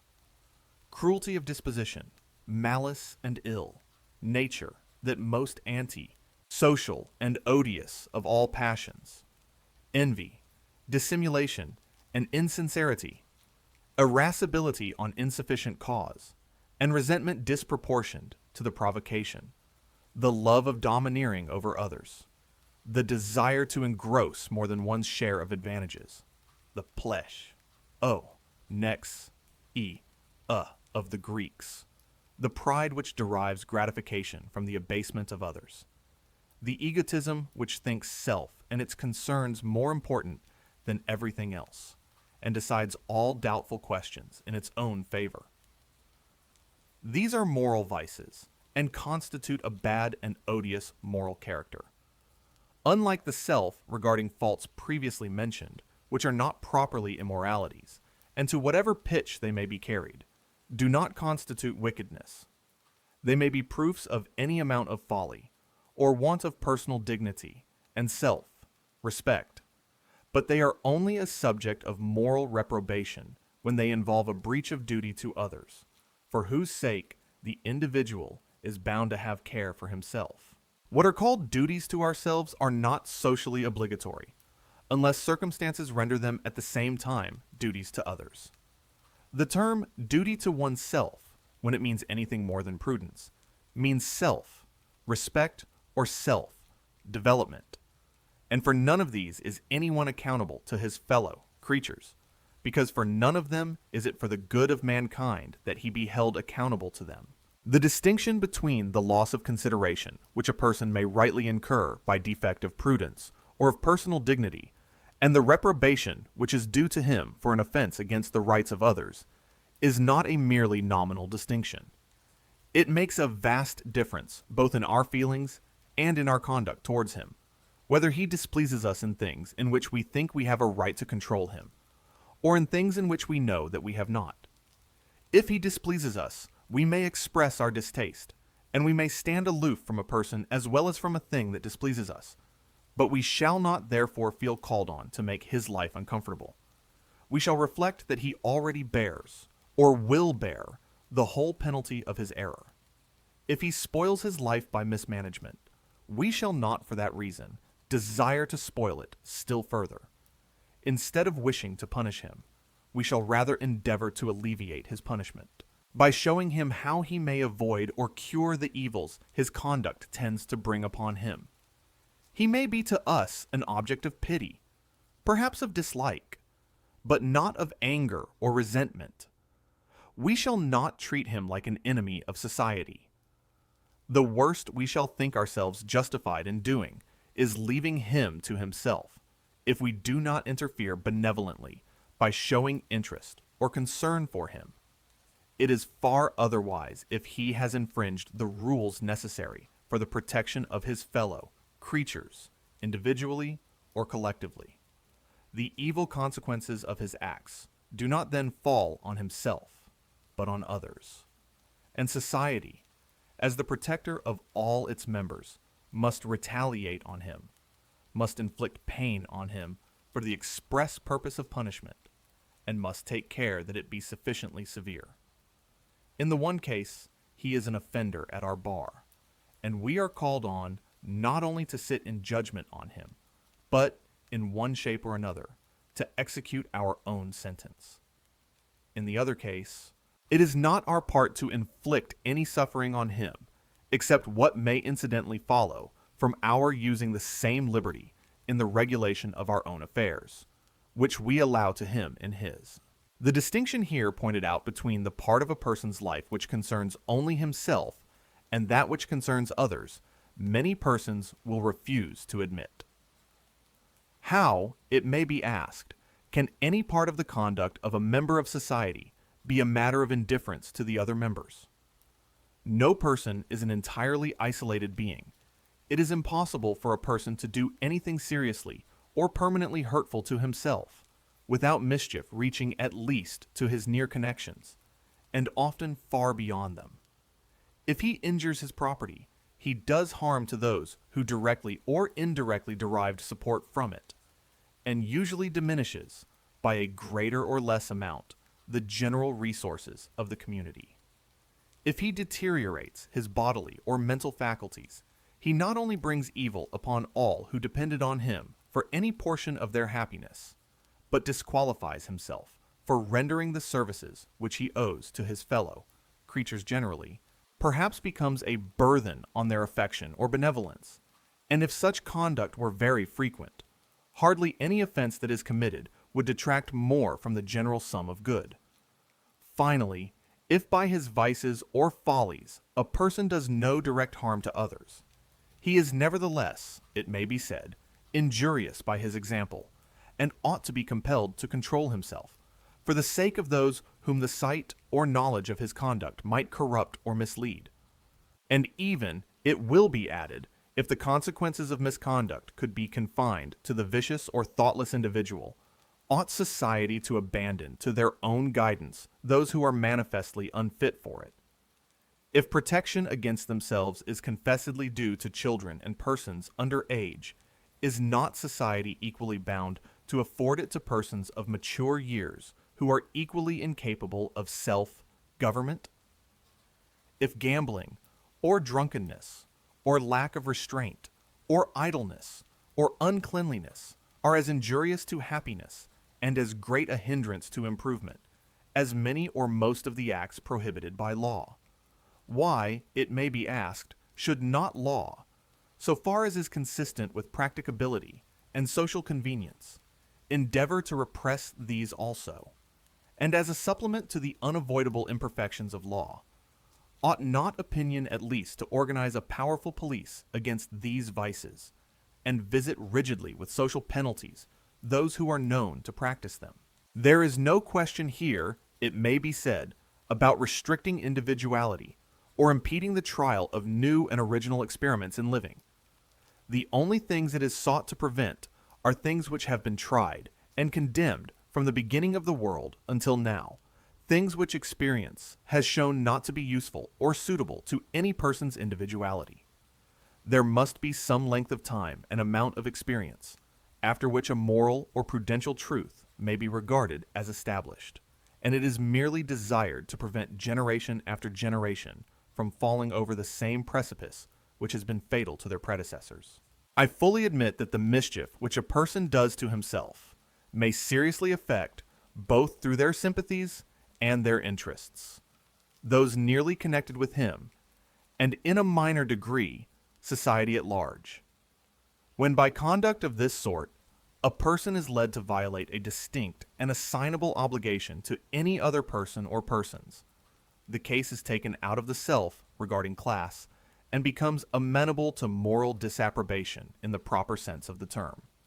If, for example, a man, through intemperance or extravagance, becomes unable to pay his debts, or, having undertaken the moral responsibility of a family, becomes from the same cause incapable of supporting or educating them, he is deservedly reprobated, and might be justly punished. But it is for the breach of duty to his family or creditors, not for the extravagance. If the resources which ought to have been devoted to them had been diverted from them for the most prudent investment, the moral culpability would have been the same. George Barnwell fatally attacked his uncle to get money for his mistress, but if he had done it to set himself up in business, he would equally have been executed. Again, in the frequent case of a man who causes grief to his family by addiction to bad habits, he deserves reproach for his unkindness or ingratitude, but so he may for cultivating habits not in themselves vicious, if they are painful to those with whom he passes his life, or who from personal ties are dependent on him for their comfort. Whoever fails in the consideration, generally due to the interests and feelings of others, not being compelled by some more imperative duty, or justified by allowable preference, is a subject of moral disapprobation for that failure, but not for the cause of it, nor for the errors, merely personal to himself, which may have remotely led to it. In like manner, when a person disables himself by conduct purely self-regarding from the performance of some definite duty incumbent on him to the public, he is guilty of a social offense. No person ought to be punished simply for being drunk, but a soldier or a policeman should be punished for being drunk on duty. Whenever, in short, there is a definite damage, or a definite risk of damage, either to an individual or to the public, the case is taken out of the province of liberty, and placed in that of morality or law. But with regard to the merely contingent, or, as it may be called, constructive injury which a person causes to society, by conduct which neither violates any specific duty to the public, nor occasions perceptible hurt to any assignable individual except himself, the inconvenience is one which society can afford to bear for the sake of the greater good of human freedom.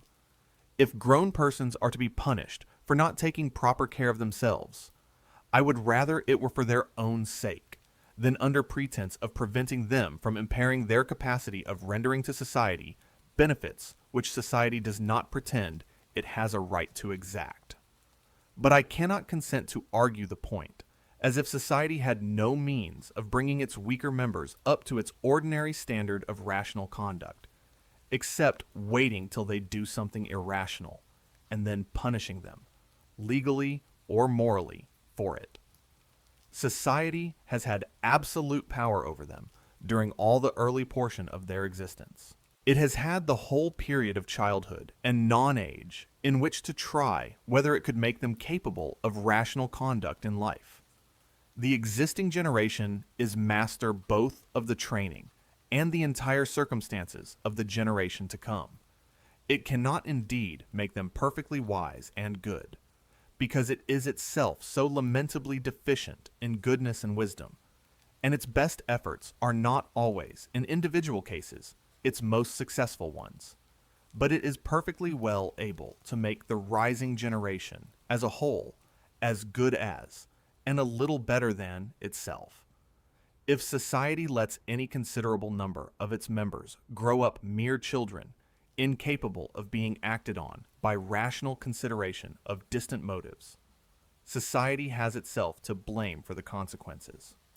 Armed not only with all the powers of education, but with the ascendancy which the authority of a received opinion always exercises over the minds who are least fitted to judge for themselves, and aided by the natural penalties which cannot be prevented from falling on those who incur the distaste or the contempt of those who know them, let not society pretend that it needs, besides all this, the power to issue commands and enforce obedience in the personal concerns of individuals, in which, on all principles of justice and policy, the decision ought to rest with those who are to abide the consequences.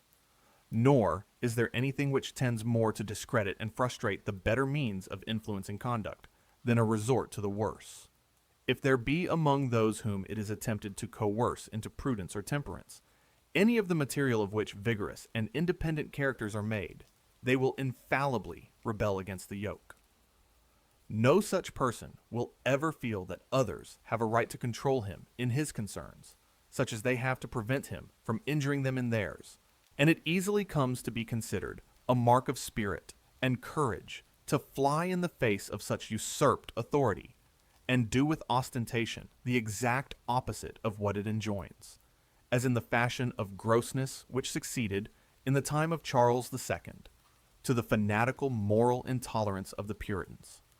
With respect to what is said of the necessity of protecting society from the bad example set to others by the vicious or the self-indulgent, it is true that bad example may have a pernicious effect, especially the example of doing wrong to others with impunity to the wrong doer.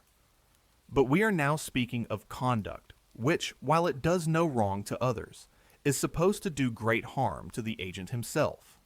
And I do not see how those who believe this can think otherwise than that the example, on the whole, must be more salutary than hurtful. since if it displays the misconduct, it displays also the painful or degrading consequences, which, if the conduct is justly censured, must be supposed to be in all or most cases attendant on it. But the strongest of all the arguments against the interference of the public with purely personal conduct is that when it does interfere, the odds are that it interferes wrongly and in the wrong place. On questions of social morality, of duty to others, the opinion of the public, that is, of an overruling majority, though often wrong, is likely to be still oftener right, because on such questions they are only required to judge of their own interests, of the manner in which some mode of conduct, if allowed to be practiced, would affect themselves. But the opinion of a similar majority, imposed as a law on the minority, on questions of self regarding conduct, is quite as likely to be wrong as right, for in these cases public opinion means, at the best, some people's opinion of what is good or bad for other people, while very often it does not even mean that. The public, with the most perfect indifference, passing over the pleasure or convenience of those whose conduct they censure, and considering only their own preference. There are many who consider as an injury to themselves any conduct which they have a distaste for, and resent it as an outrage to their feelings, as a religious bigot, when charged with disregarding the religious feelings of others, has been known to retort that they disregard his feelings by persisting in their abominable worship or creed.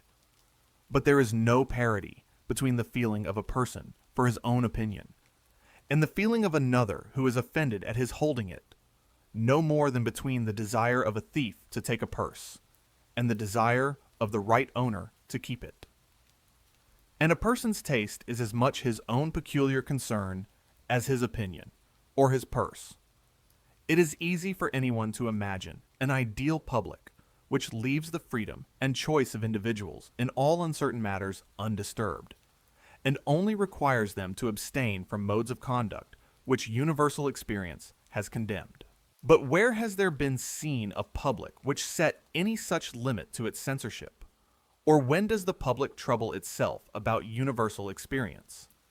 In its interferences with personal conduct, it is seldom thinking of anything but the enormity of acting or feeling differently from itself, and this standard of judgment, thinly disguised, is held up to mankind as the dictate of religion and philosophy by 9/10 of all moralists and speculative writers.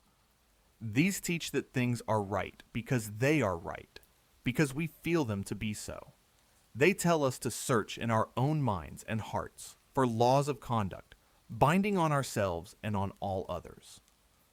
What can the poor public do but apply these instructions and make their own personal feelings of good and evil, if they are tolerably unanimous in them, obligatory on all the world? The evil here pointed out is not one which exists only in theory, and it may perhaps be expected that I should specify the instances in which the public of this age and country improperly invests its own preferences with the character of moral laws. I am not writing an essay on the aberrations of existing moral feeling. That is too weighty a subject to be discussed parenthetically, and by way of illustration. Yet examples are necessary to show that the principle I maintain is of serious and practical moment, and that I am not endeavoring to erect a barrier against imaginary evils. And it is not difficult to show, by abundant instances, that to extend the bounds of what may be called moral police, until it encroaches on the most unquestionably legitimate liberty of the individual, is one of the most universal of all human propensities. As a first instance, consider the antipathies which men cherish on no better grounds than that persons whose religious opinions are different from theirs do not practice their religious observances, especially their religious abstinences. To cite a rather trivial example, nothing in the creed or practice of Christians does more to envenom the hatred of Mohammedans against them than the fact of their eating pork. There are few acts which Christians and Europeans regard with more unaffected disgust than Mussulmans regard this particular mode of satisfying hunger. It is, in the first place, an offense against their religion. But this circumstance by no means explains either the degree or the kind of their repugnance, for wine also is forbidden by their religion, and to partake of it is by all Mussulmans accounted wrong, but not disgusting.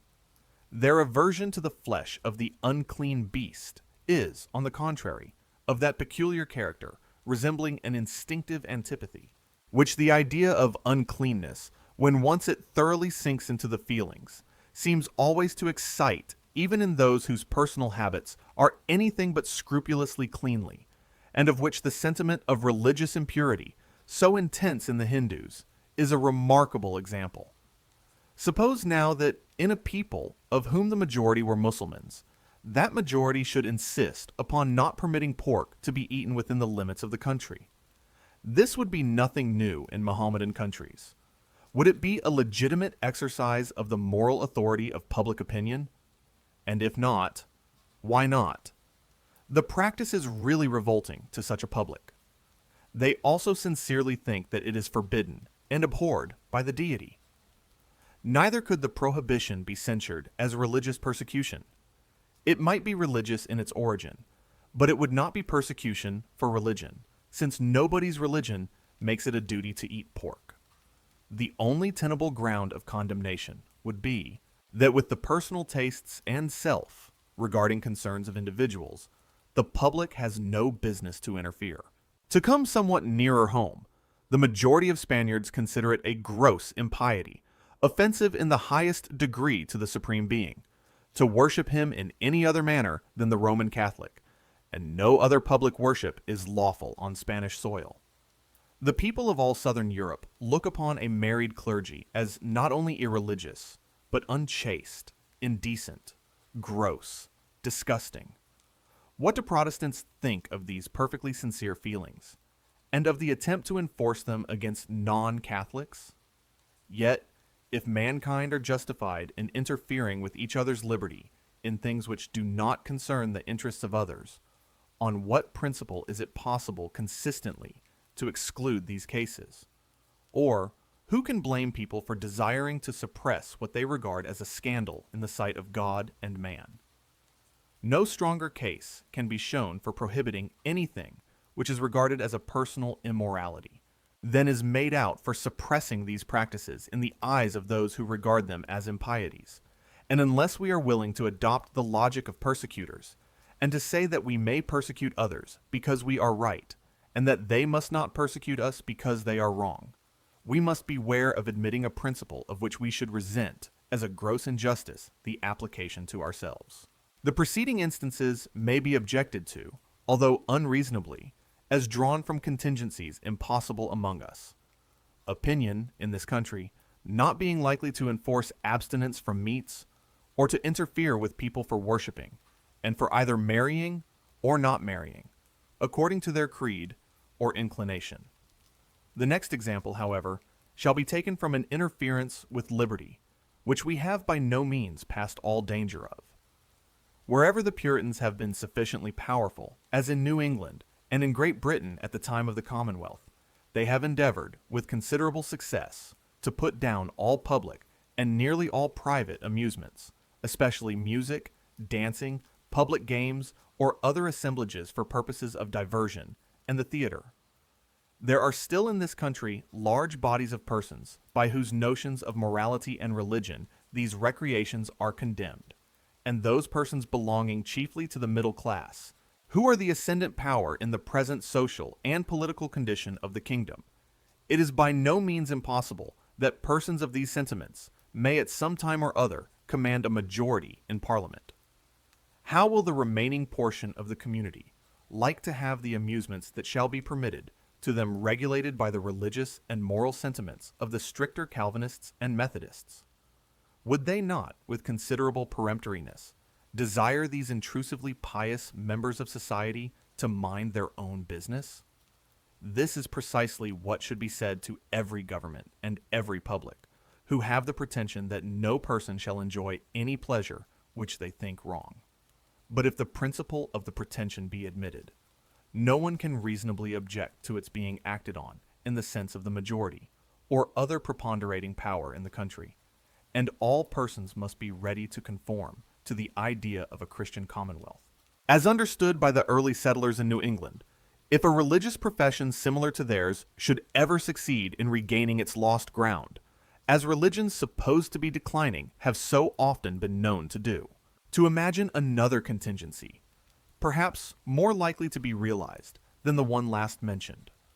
There is confessedly a strong tendency in the modern world towards a democratic constitution of society, accompanied or not by popular political institutions. It is affirmed that in the country where this tendency is most completely realized, where both society and the government are most democratic, the United States. The feeling of the majority, to whom any appearance of a more showy or costly style of living than they can hope to rival is disagreeable, operates as a tolerably effectual sumptuary law, and that in many parts of the Union it is really difficult for a person possessing a very large income to find any mode of spending it which will not incur popular disapprobation. Though such statements as these are doubtless much exaggerated as a representation of existing facts, the state of things they describe is not only a conceivable and possible, but a probable result of democratic feeling, combined with the notion that the public has a right to a veto on the manner in which individuals shall spend their incomes. We have only further to suppose a considerable diffusion of socialist opinions, and it may become infamous in the eyes of the majority to possess more property than some very small amount, or any income not earned by manual labor. Opinions similar in principle to these already prevail widely among the artisan class, and weigh oppressively on those who are amenable to the opinion chiefly of that class, namely its own members. It is known that the bad workmen who form the majority of the operatives in many branches of industry are decidedly of opinion that bad workmen ought to receive the same wages as good, and that no one ought to be allowed, through piecework or otherwise, to earn by superior skill or industry more than others can without it. And they employ a moral police, which occasionally becomes a physical one, to deter skillful workmen from receiving, and employers from giving, a larger remuneration for a more useful service.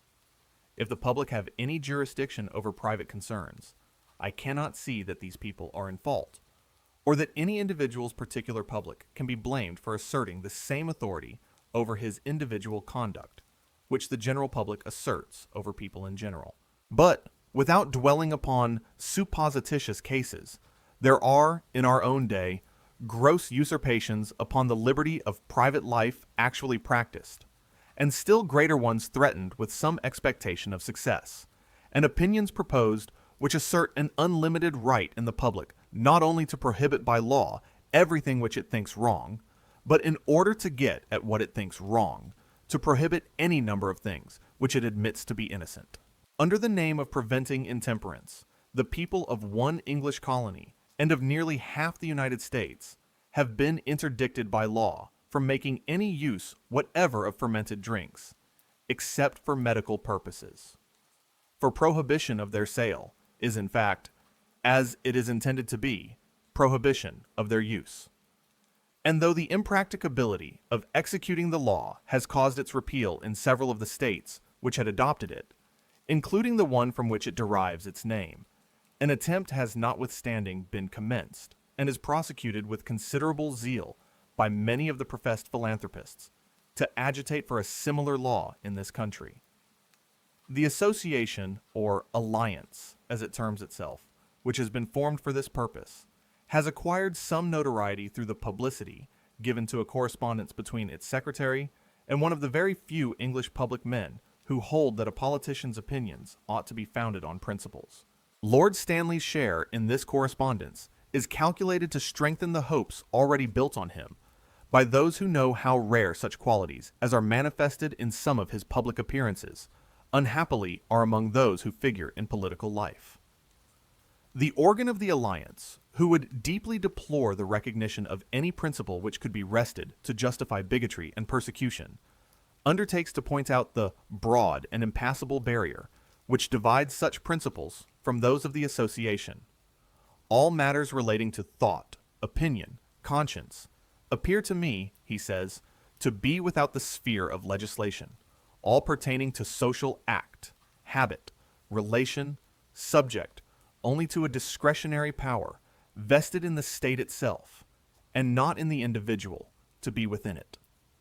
No mention is made of a third class, different from either of these, namely acts and habits which are not social, but individual, although it is to this class, surely, that the act of drinking fermented liquors belongs. Selling fermented liquors, however, is trading, and trading is a social act. But the infringement complained of is not on the liberty of the seller, but on that of the buyer and consumer, since the state might just as well forbid him to drink wine, as purposely make it impossible for him to obtain it. The Secretary, however, says, "I claim, as a citizen, a right to legislate whenever my social rights are invaded by the social act of another." And now for the definition of these social rights. If anything invades my social rights, certainly the traffic in strong drink does. It destroys my primary right of security by constantly creating and stimulating social disorder. It invades my right of equality by deriving a profit from the creation of a misery I am taxed to support. It impedes my right to free moral and intellectual development by surrounding my path with dangers and by weakening and demoralizing society, from which I have a right to claim mutual aid and intercourse. A theory of social rights, the like of which probably never before found its way into distinct language, being nothing short of this, that it is the absolute social right of every individual that every other individual shall act in every respect exactly as he ought, that whosoever fails thereof in the smallest particular violates my social right and entitles me to demand from the legislature the removal of the grievance. So monstrous a principle is far more dangerous than any single interference with liberty. There is no violation of liberty which it would not justify. It acknowledges no right to any freedom whatever, except perhaps to that of holding opinions in secret without ever disclosing them. For the moment an opinion which I consider noxious passes anyone's lips, it invades all the social rights attributed to me by the alliance. The doctrine ascribes to all mankind a vested interest in each other's moral, intellectual, and even physical perfection, to be defined by each claimant according to his own standard. Another important example of illegitimate interference with the rightful liberty of the individual, not simply threatened, but long since carried into triumphant effect, is Sabbatarian legislation. Without doubt, abstinence on one day in the week, so far as the exigencies of life permit, from the usual daily occupation, though in no respect religiously binding on any except Jews, is a highly beneficial custom. And inasmuch as this custom cannot be observed without a general consent to that effect among the industrious classes, therefore, insofar as some persons by working may impose the same necessity on others, it may be allowable and right that the law should guarantee to each the observance by others of the custom, by suspending the greater operations of industry on a particular day. But this justification, grounded on the direct interest which others have in each individual's observance of the practice, does not apply to the chosen occupations in which a person may think fit to employ his leisure, nor does it hold good in the smallest degree for legal restrictions on amusements. It is true that the amusement of some is the day's work of others, but the pleasure, not to say the useful recreation, of many is worth the labor of a few, provided the occupation is freely chosen and can be freely resigned. The operatives are perfectly right in thinking that if all worked on Sunday, 7 days' work would have to be given for 6 days' wages. But so long as the great mass of employments are suspended, the small number who for the enjoyment of others must still work, obtain a proportional increase of earnings, and they are not obliged to follow those occupations, if they prefer leisure to emolument. If a further remedy is sought, it might be found in the establishment by custom of a holiday on some other day of the week for those particular classes of persons. The only ground, therefore, on which restrictions on Sunday amusements can be defended, must be that they are religiously wrong, a motive of legislation which never can be too earnestly protested against. D or in Jew, re, I, D is ku, re. It remains to be proved that society or any of its officers holds a commission from on high to avenge any supposed offense to omnipotence, which is not also a wrong to our fellow creatures. The notion that it is one man's duty that another should be religious was the foundation of all the religious persecutions ever perpetrated, and if admitted, would fully justify them. Though the feeling which breaks out in the repeated attempts to stop railway traveling on Sunday, in the resistance to the opening of museums, and the like, has not the cruelty of the old persecutors, the state of mind indicated by it is fundamentally the same. It is a determination not to tolerate others in doing what is permitted by their religion, because it is not permitted by the persecutor's religion. It is a belief that God not only abominates the act of the misbeliever, but will not hold us guiltless if we leave him unmolested. I cannot refrain from adding to these examples of the little account commonly made of human liberty, the language of downright persecution which breaks out from the press of this country whenever it feels called on to notice the remarkable phenomenon of Mormonism. Much might be said on the unexpected and instructive fact that an alleged new revelation, and a religion founded on it, the product of palpable imposture, not even supported by the prestige of extraordinary qualities in its founder, is believed by hundreds of thousands, and has been made the foundation of a society in the age of newspapers, railways, and the electric telegraph. What here concerns us is that this religion, like other and better religions, has its martyrs. That its prophet and founder was, for his teaching, executed by a mob. That others of its adherents lost their lives by the same lawless violence.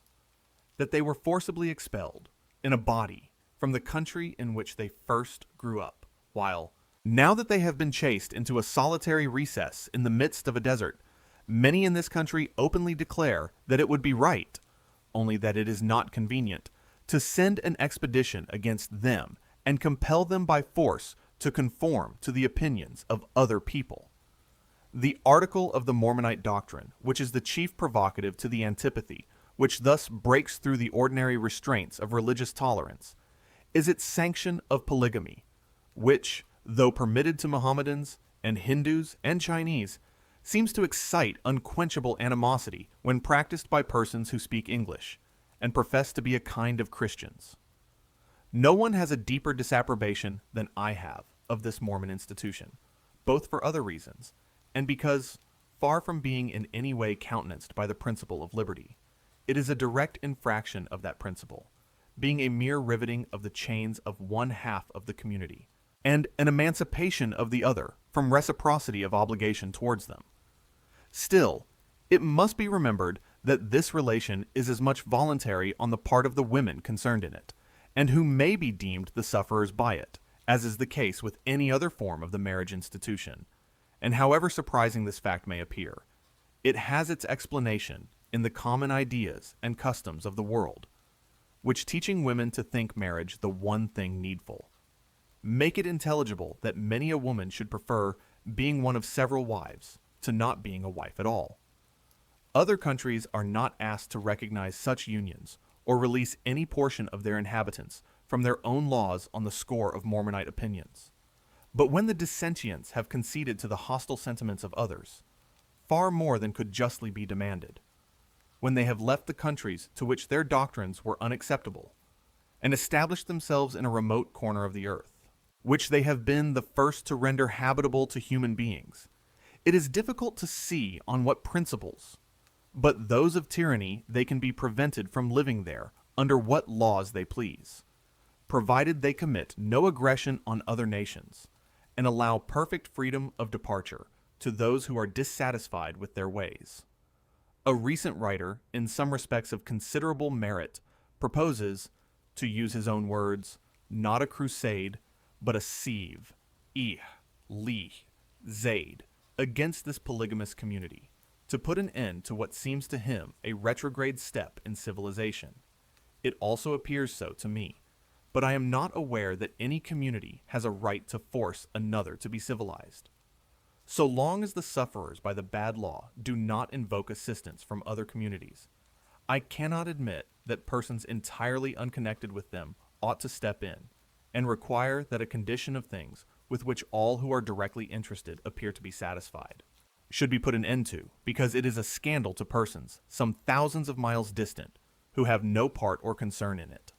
Let them send missionaries, if they please, to preach against it, and let them, by any fair means, of which silencing the teachers is not one, oppose the progress of similar doctrines among their own people. If civilization has got the better of barbarism when barbarism had the world to itself, it is too much to profess to be afraid, lest barbarism, after having been fairly got under, should revive and conquer civilization. A civilization that can thus succumb to its vanquished enemy must first have become so degenerate that neither its appointed priests and teachers nor anybody else has the capacity or will take the trouble to stand up for it. If this be so, the sooner such a civilization receives notice to quit, the better. It can only go on from bad to worse until destroyed and regenerated, like the Western Empire, by energetic barbarians. Well, let that sink in.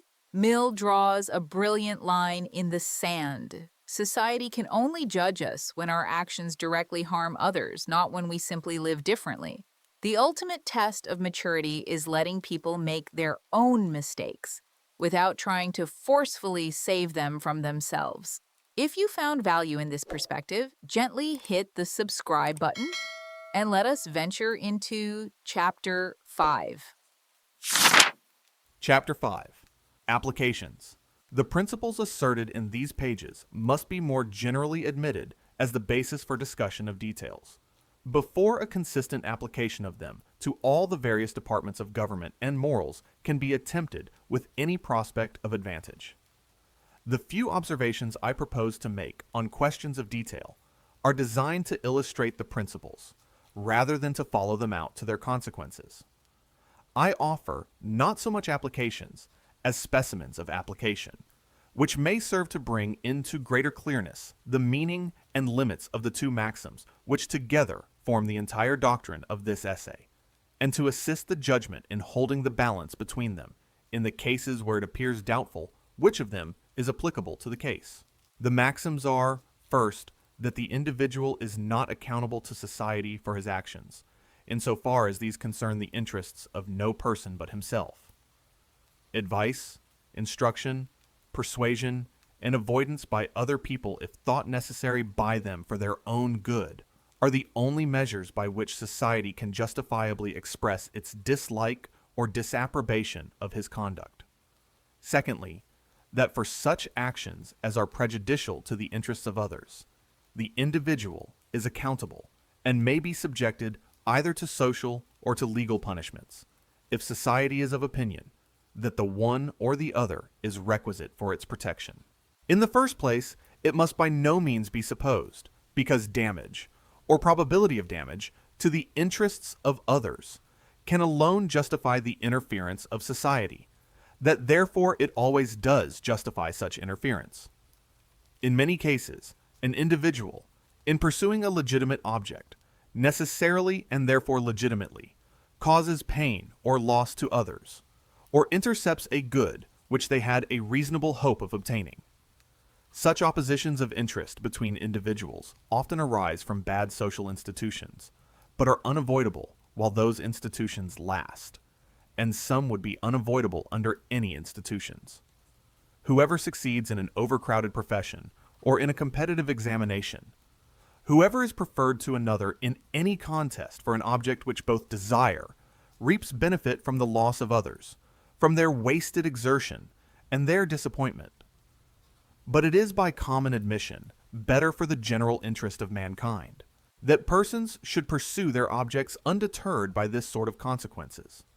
In other words, society admits no rights, either legal or moral, in the disappointed competitors, to immunity from this kind of suffering, and feels called on to interfere only when means of success have been employed, which it is contrary to the general interest to permit, namely fraud or treachery and force. Again, trade is a social act. Whoever undertakes to sell any description of goods to the public does what affects the interest of other persons and of society in general, and thus his conduct, in principle, comes within the jurisdiction of society. Accordingly, it was once held to be the duty of governments, in all cases which were considered of importance, to fix prices and regulate the processes of manufacture. But it is now recognized, though not till after a long struggle, that both the cheapness and the good quality of commodities are most effectually provided for by leaving the producers and sellers perfectly free, under the sole check of equal freedom to the buyers for supplying themselves elsewhere. This is the so-called doctrine of free trade, which rests on grounds different from, though equally solid with, the principle of individual liberty asserted in this essay. Restrictions on trade, or on production for purposes of trade, are indeed restraints. And all restraint, qua restraint, is an evil. But the restraints in question affect only that part of conduct which society is competent to restrain, and are wrong solely because they do not really produce the results which it is desired to produce by them. As the principle of individual liberty is not involved in the doctrine of free trade, so neither is it in most of the questions which arise respecting the limits of that doctrine. As for example, what amount of public control is admissible for the prevention of fraud by adulteration? How far sanitary precautions, or arrangements to protect work, people employed in dangerous occupations, should be enforced on employers? Such questions involve considerations of liberty, only insofar as leaving people to themselves is always better. Say ter is pay, bus, than controlling them, but that they may be legitimately controlled for these ends is in principle undeniable. On the other hand, there are questions relating to interference with trade, which are essentially questions of liberty, such as the Maine Law, already touched upon, the prohibition of the importation of opium into China, the restriction of the sale of poisons. All cases, in short, where the object of the interference is to make it impossible or difficult to obtain a particular commodity. These interferences are objectionable, not as infringements on the liberty of the producer or seller, but on that of the buyer. One of these examples, that of the sale of poisons, opens a new question: the proper limits of what may be called the functions of police. How far liberty may legitimately be invaded for the prevention of crime or of accident?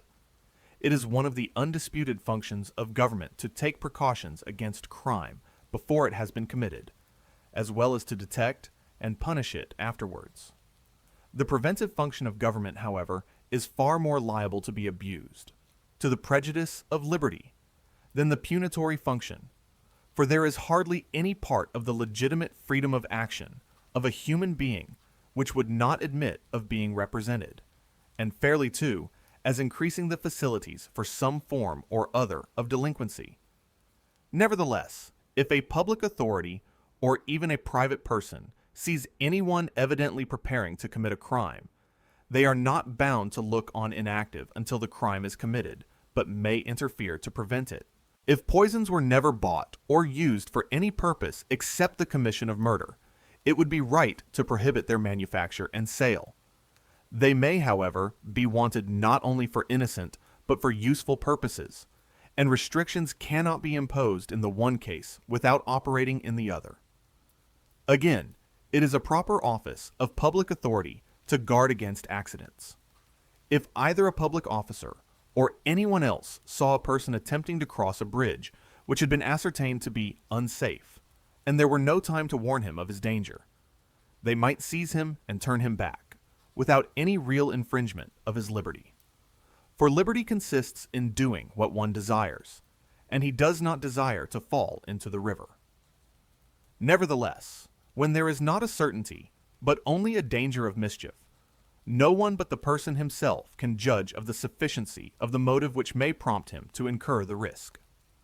In this case, therefore, unless he is a child or delirious, or in some state of excitement or absorption incompatible with the full use of the reflecting faculty.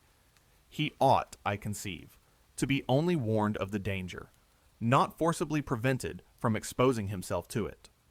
Similar considerations applied to such a question as the sale of poisons may enable us to decide which among the possible modes of regulation are or are not contrary to principle. Such a precaution, for example, as that of labeling the drug with some word expressive of its dangerous character, may be enforced without violation of liberty. The buyer cannot wish not to know that the thing he possesses has poisonous qualities. But to require in all cases the certificate of a medical practitioner would make it sometimes impossible, always expensive, to obtain the article for legitimate uses. The only mode apparent to me in which difficulties may be thrown in the way of crime committed through this means, without any infringement worth taking into account, upon the liberty of those who desire the poisonous substance for other purposes, consists in providing what, in the apt language of Bentham, is called pre-appointed evidence.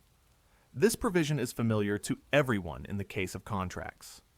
It is usual and right that the law, when a contract is entered into, should require as the condition of its enforcing performance that certain formalities should be observed, such as signatures, attestation of witnesses, and the like, in order that in case of subsequent dispute, there may be evidence to prove that the contract was really entered into, and that there was nothing in the circumstances to render it legally invalid. The effect being to throw great obstacles in the way of fictitious contracts, or contracts made in circumstances which, if known, would destroy their validity. Precautions of a similar nature might be enforced in the sale of articles adapted to be instruments of crime. The seller, for example, might be required to enter into a register the exact time of the transaction, the name and address of the buyer, the precise quality and quantity sold, to ask the purpose for which it was wanted, and record the answer he received. When there was no medical prescription, the presence of some third person might be required, to bring home the fact to the purchaser, in case there should afterwards be reason to believe that the article had been applied to criminal purposes. Such regulations would in general be no material impediment to obtaining the article, but a very considerable one to making an improper use of it without detection.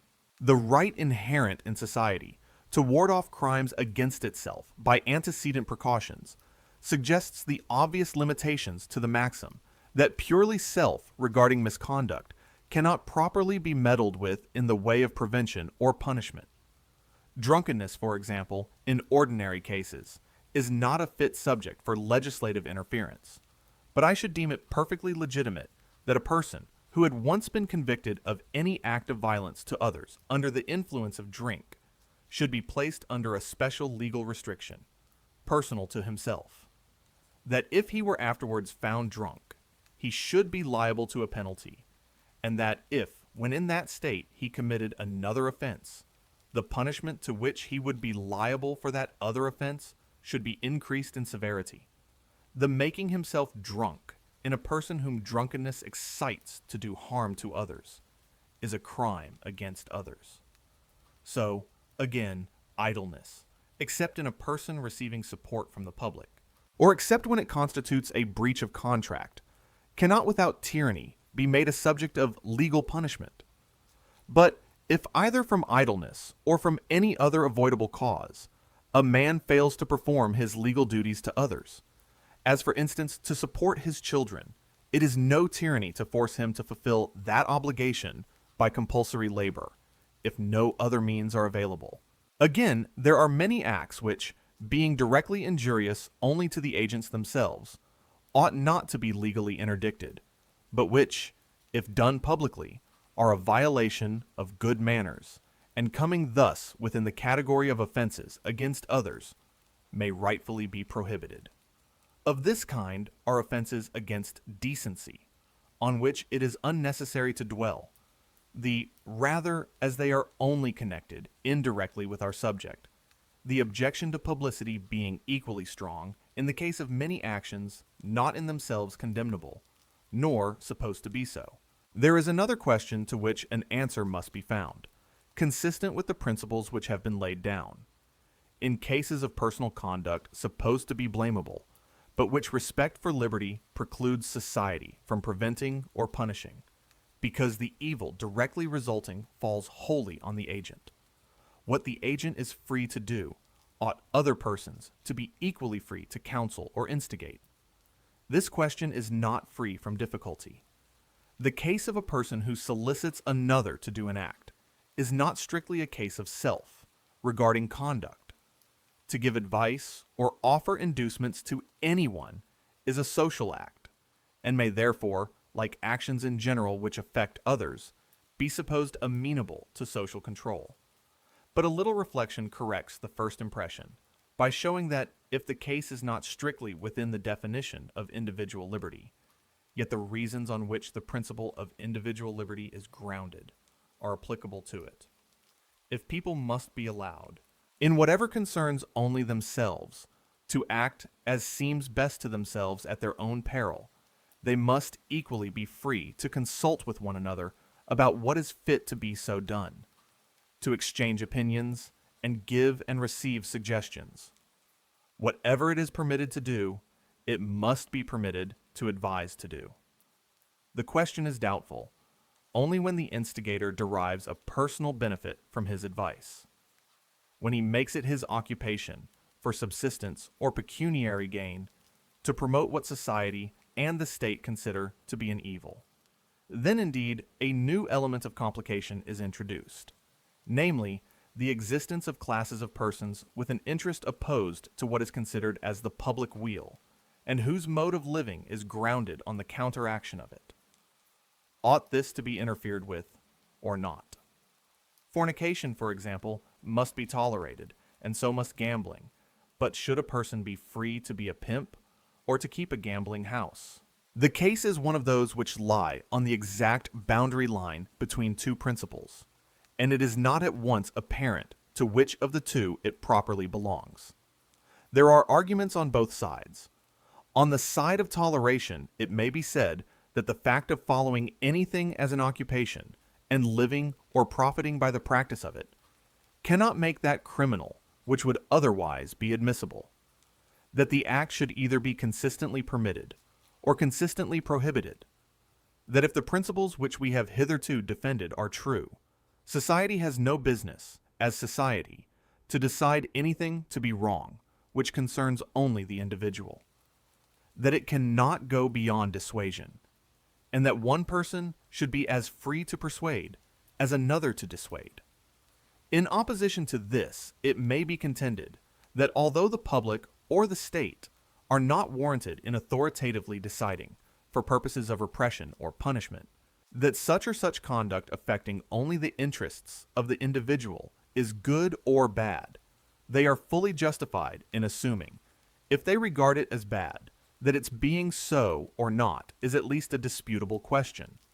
That this being supposed, they cannot be acting wrongly in endeavoring to exclude the influence of solicitations which are not disinterested, of instigators who cannot possibly be impartial, who have a direct personal interest on one side, and that side the one which the state believes to be wrong, and who confessedly promote it for personal objects only. There can surely, it may be urged, be nothing lost, no sacrifice of good, by so ordering matters that persons shall make their election, either wisely or foolishly, on their own prompting, as free as possible from the arts of persons who stimulate their inclinations for interested purposes of their own. Thus, it may be said, though the statutes respecting unlawful games are utterly indefensible, though all persons should be free to gamble in their own or each other's houses, or in any place of meeting established by their own subscriptions, and open only to the members and their visitors. Yet public gambling, houses should not be permitted. It is true that the prohibition is never effectual, and that whatever amount of tyrannical power is given to the police, gambling houses can always be maintained under other pretenses, but they may be compelled to conduct their operations with a certain degree of secrecy and mystery, so that nobody knows anything about them but those who seek them. And more than this, society ought not to aim at. There is considerable force in these arguments. I will not venture to decide whether they are sufficient to justify the moral anomaly of punishing the accessory, when the principle is, and must be, allowed to go free, or fining or imprisoning the procurer, but not the fornicator, the gambling housekeeper, but not the gambler. Still less ought the common operations of buying and selling to be interfered with on analogous grounds. Almost every article which is bought and sold may be used in excess, and the sellers have a pecuniary interest in encouraging that excess. But no argument can be founded on this in favor, for instance, of the main law, because the class of dealers in strong drinks, though interested in their abuse, are indispensably required for the sake of their legitimate use. The interest, however, of these dealers in promoting intemperance is a real evil, and justifies the state in imposing restrictions and requiring guarantees, which, but for that justification, would be infringements of legitimate liberty. A further question is whether the state, while it permits, should nevertheless indirectly discourage conduct which it deems contrary to the best interests of the agent. Whether, for example, it should take measures to render the means of drunkenness more costly, or add to the difficulty of procuring them, by limiting the number of the places of sale. On this, as on most other practical questions, many distinctions require to be made. To tax stimulants for the sole purpose of making them more difficult to be obtained is a measure differing only in degree from their entire prohibition, and would be justifiable only if that were justifiable. Every increase of cost is a prohibition to those whose means do not come up to the augmented price, and to those who do, it is a penalty laid on them for gratifying a particular taste. Their choice of pleasures, and their mode of expending their income, after satisfying their legal and moral obligations to the state and to individuals, are their own concern and must rest with their own judgment. These considerations may seem at first sight to condemn the selection of stimulants as special subjects of taxation for purposes of revenue. But it must be remembered that taxation for fiscal purposes is absolutely inevitable, that in most countries it is necessary that a considerable part of that taxation should be indirect, that the state, therefore, cannot help imposing penalties, which to some persons may be prohibitory, on the use of some articles of consumption. It is hence the duty of the state to consider, in the imposition of taxes, what commodities the consumers can best spare, and for she or e, to select in preference those of which it deems the use, beyond a very moderate quantity, to be positively injurious. Taxation, therefore, of stimulants, up to the point which produces the largest amount of revenue, supposing that the state needs all the revenue which it yields, is not only admissible, but to be approved of. The question of making the sale of these commodities a more or less exclusive privilege must be answered differently, according to the purposes to which the restriction is intended to be subservient. All places of public resort require the restraint of a police, and places of this kind peculiarly, because offenses against society are especially apt to originate there. It is, therefore, fit to confine the power of selling these commodities, at least for consumption on the spot, to persons of known or vouched for respectability of conduct. To make such regulations respecting hours of opening and closing as may be requisite for public surveillance, and to withdraw the license if breaches of the peace repeatedly take place through the connivance or incapacity of the keeper of the house, or if it becomes a rendezvous for concocting and preparing offenses against the law. Any further restriction I do not conceive to be, in principle, justifiable. The limitation in number, for instance, of beer and spirit houses for the express purpose of rendering them more difficult of access, and diminishing the occasions of temptation, not only exposes all to an inconvenience, because there are some by whom the facility would be abused, but is suited only to a state of society in which the laboring classes are avowedly treated as children or savages, and placed under an education of restraint to fit them for future admission to the privileges of freedom. This is not the principle on which the laboring classes are professedly governed in any free country, and no person who sets due value on freedom will give his adhesion to their being so governed, unless after all efforts have been exhausted to educate them for freedom and govern them as freemen, and it has been definitively proved that they can only be governed as children.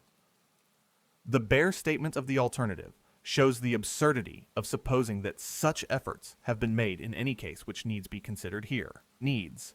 It is only because the institutions of this country are a mass of inconsistencies that things find admittance into our practice which belong to the system of despotic, or what is called paternal, government, while the general freedom of our institutions precludes the exercise of the amount of control necessary to render the restraint of any real efficacy as a moral education. It was pointed out in an early part of this essay that the liberty of the individual in things wherein the individual is alone concerned implies a corresponding liberty in any number of individuals to regulate by mutual agreement such things as regard them jointly, and regard no persons but themselves. This question presents no difficulty, so long as the will of all the persons implicated remains unaltered.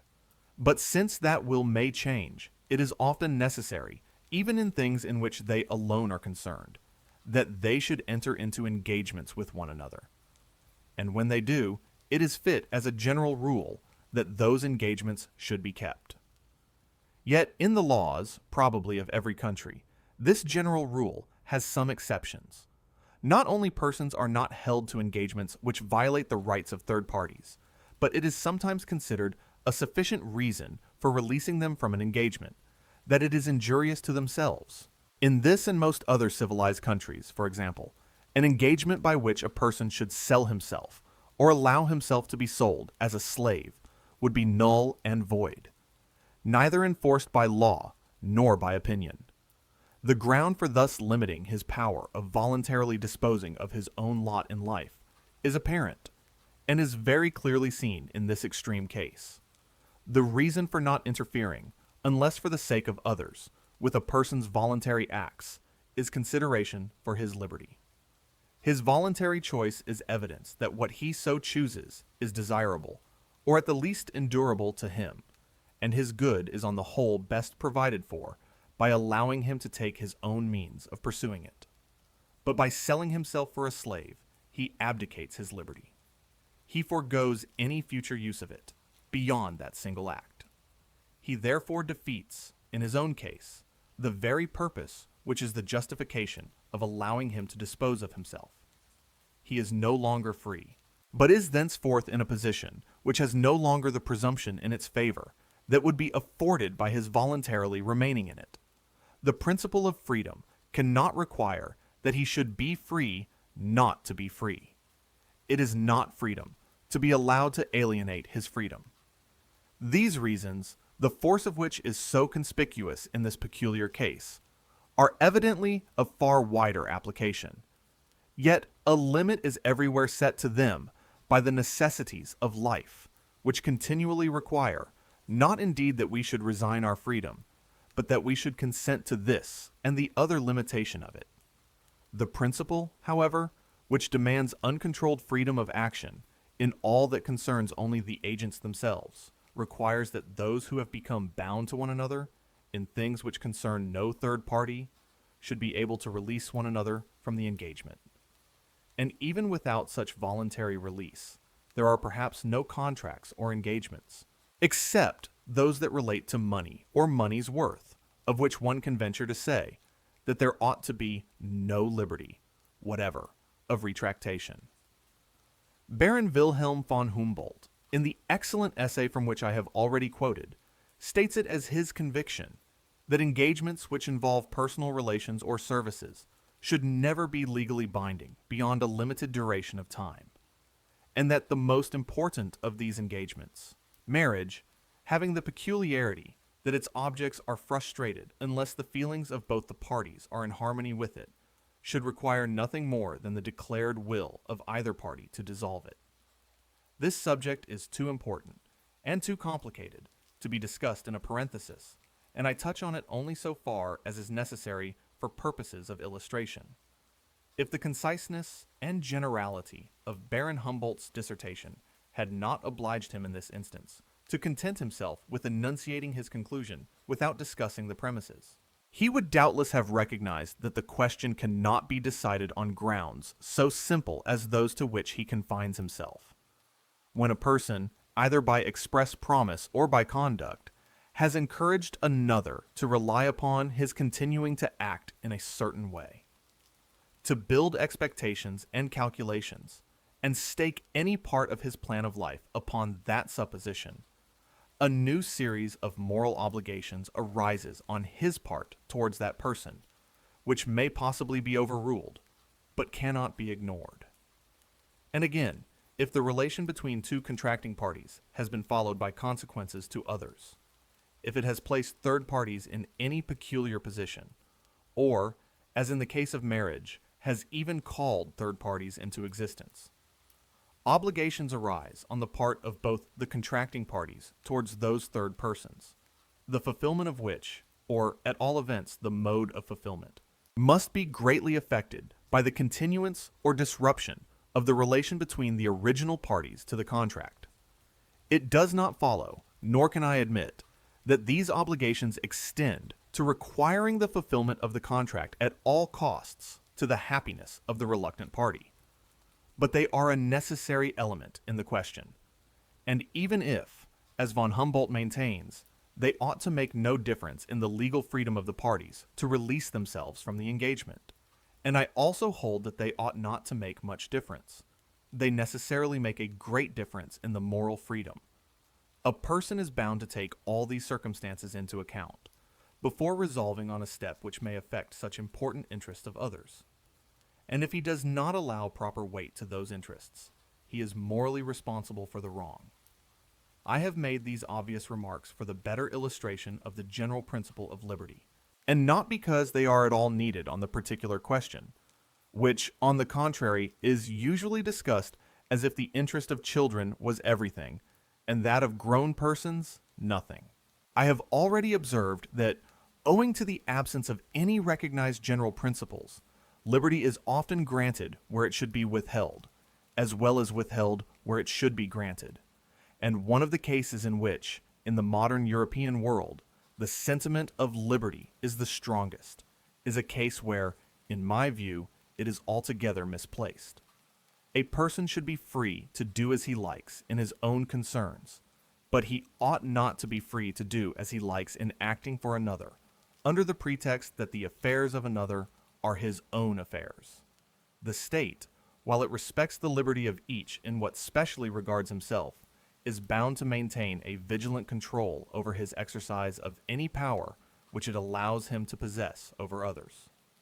This obligation is almost entirely disregarded in the case of the family relations, a case, in its direct influence on human happiness, more important than all others taken together. The almost despotic power of husbands over wives need not be enlarged upon here, because nothing more is needed for the complete removal of the evil than that wives should have the same rights and should receive the protection of law in the same manner as all other persons, and because, on this subject, the defenders of established injustice do not avail themselves of the plea of liberty, but stand forth openly as the champions of power. It is in the case of children that misapplied notions of liberty are a real obstacle to the fulfillment by the state of its duties. One would almost think that a man's children were supposed to be literally, and not metaphorically, a part of himself.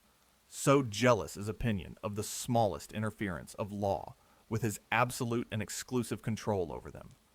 More jealous than of almost any interference with his own freedom of action. So much less do the generality of mankind value liberty than power. Consider, for example, the case of education. Is it not almost a self-evident axiom that the state should require and compel the education, up to a certain standard, of every human being who is born its citizen? Yet, who is there that is not afraid to recognize and assert this truth? Hardly anyone indeed will deny that it is one of the most sacred duties of the parents, or as law and usage now stand, the father, after summoning a human being into the world, to give to that being an education fitting him to perform his part well in life towards others and towards himself. But while this is unanimously declared to be the father's duty, scarcely anybody in this country will bear to hear of obliging him to perform it. Instead of his being required to make any exertion or sacrifice for securing education to the child, it is left to his choice to accept it or not when it is provided gratis. It still remains unrecognized that to bring a child into existence without a fair prospect of being able, not only to provide food for its body, but instruction and training for its mind, is a moral crime, both against the unfortunate offspring and against society, and that if the parent does not fulfill this obligation, the state ought to see it fulfilled, at the charge, as far as possible, of the parent. Were the duty of enforcing universal education once admitted, there would be an end to the difficulties about what the state should teach, and how it should teach, which now convert the subject into a mere battle, field for sects and parties, causing the time and labor which should have been spent in educating to be wasted in quarreling about education. If the government would make up its mind to require for every child a good education, it might save itself the trouble of providing one. It might leave to parents to obtain the education where and how they pleased, and content itself with helping to pay the school fees of the poorer class of children, and defraying the entire school expenses of those who have no one else to pay for them. The objections which are urged with reason against state education do not apply to the enforcement of education by the state, but to the state's taking upon itself to direct that education, which is a totally different thing. That the whole or any large part of the education of the people should be in state hands, I go as far as anyone in deprecating. All that has been said of the importance of individuality of character and diversity in opinions and modes of conduct involves, as of the same unspeakable importance, diversity of education. A general state education is a mere contrivance for molding people to be exactly like one another, and as the mold in which it casts them is that which pleases the predominant power in the government, whether this be a monarch, a priesthood, an aristocracy, or the majority of the existing generation, in proportion as it is efficient and successful, it establishes a despotism over the mind, leading by natural tendency to one over the body. An education established and controlled by the state should only exist, if it exists at all, as one among many competing experiments, carried on for the purpose of example and stimulus, to keep the others up to a certain standard of excellence. Unless, indeed, when society in general is in so backward a state that it could not or would not provide for itself any proper institutions of education, unless the government undertook the task.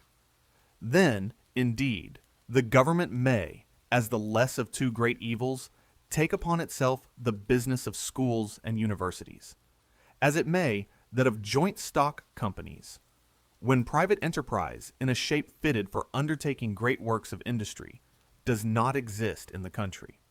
But in general, if the country contains a sufficient number of persons qualified to provide education under government auspices, the same persons would be able and willing to give an equally good education on the voluntary principle, under the assurance of remuneration afforded by a law rendering education compulsory, combined with state aid to those unable to defray the expense. The instrument for enforcing the law could be no other than public examinations, extending to all children and beginning at an early age. An age might be fixed at which every child must be examined, to ascertain if he or she is able to read. If a child proves unable, the father, unless he has some sufficient ground of excuse, might be subjected to a moderate fine, to be worked out, if necessary, by his labor, and the child might be put to school at his expense. Once in every year, the examination should be renewed, with a gradually extending range of subjects, so as to make the universal acquisition, and what is more, retention of a certain minimum of general knowledge, virtually compulsory. Beyond that minimum, there should be voluntary examinations on all subjects, at which all who come up to a certain standard of proficiency might claim a certificate. To prevent the state from exercising, through these arrangements, an improper influence over opinion, the knowledge required for passing an examination, beyond the merely instrumental parts of knowledge, such as languages and their use, should, even in the higher class of examinations, be confined to facts and positive science exclusively. The examinations on religion, politics, or other disputed topics should not turn on the truth or falsehood of opinions, but on the matter of fact that such and such an opinion is held, on such grounds, by such authors, or schools, or churches. Under this system, the rising generation would be no worse off in regard to all disputed truths than they are at present. They would be brought up either churchmen or dissenters as they now are, the state merely taking care that they should be instructed churchmen or instructed dissenters. There would be nothing to hinder them from being taught religion if their parents chose, at the same schools where they were taught other things. All attempts by the state to bias the conclusions of its citizens on disputed subjects are evil, but it may very properly offer to ascertain and certify that a person possesses the knowledge requisite to make his conclusions on any given subject worth attending to.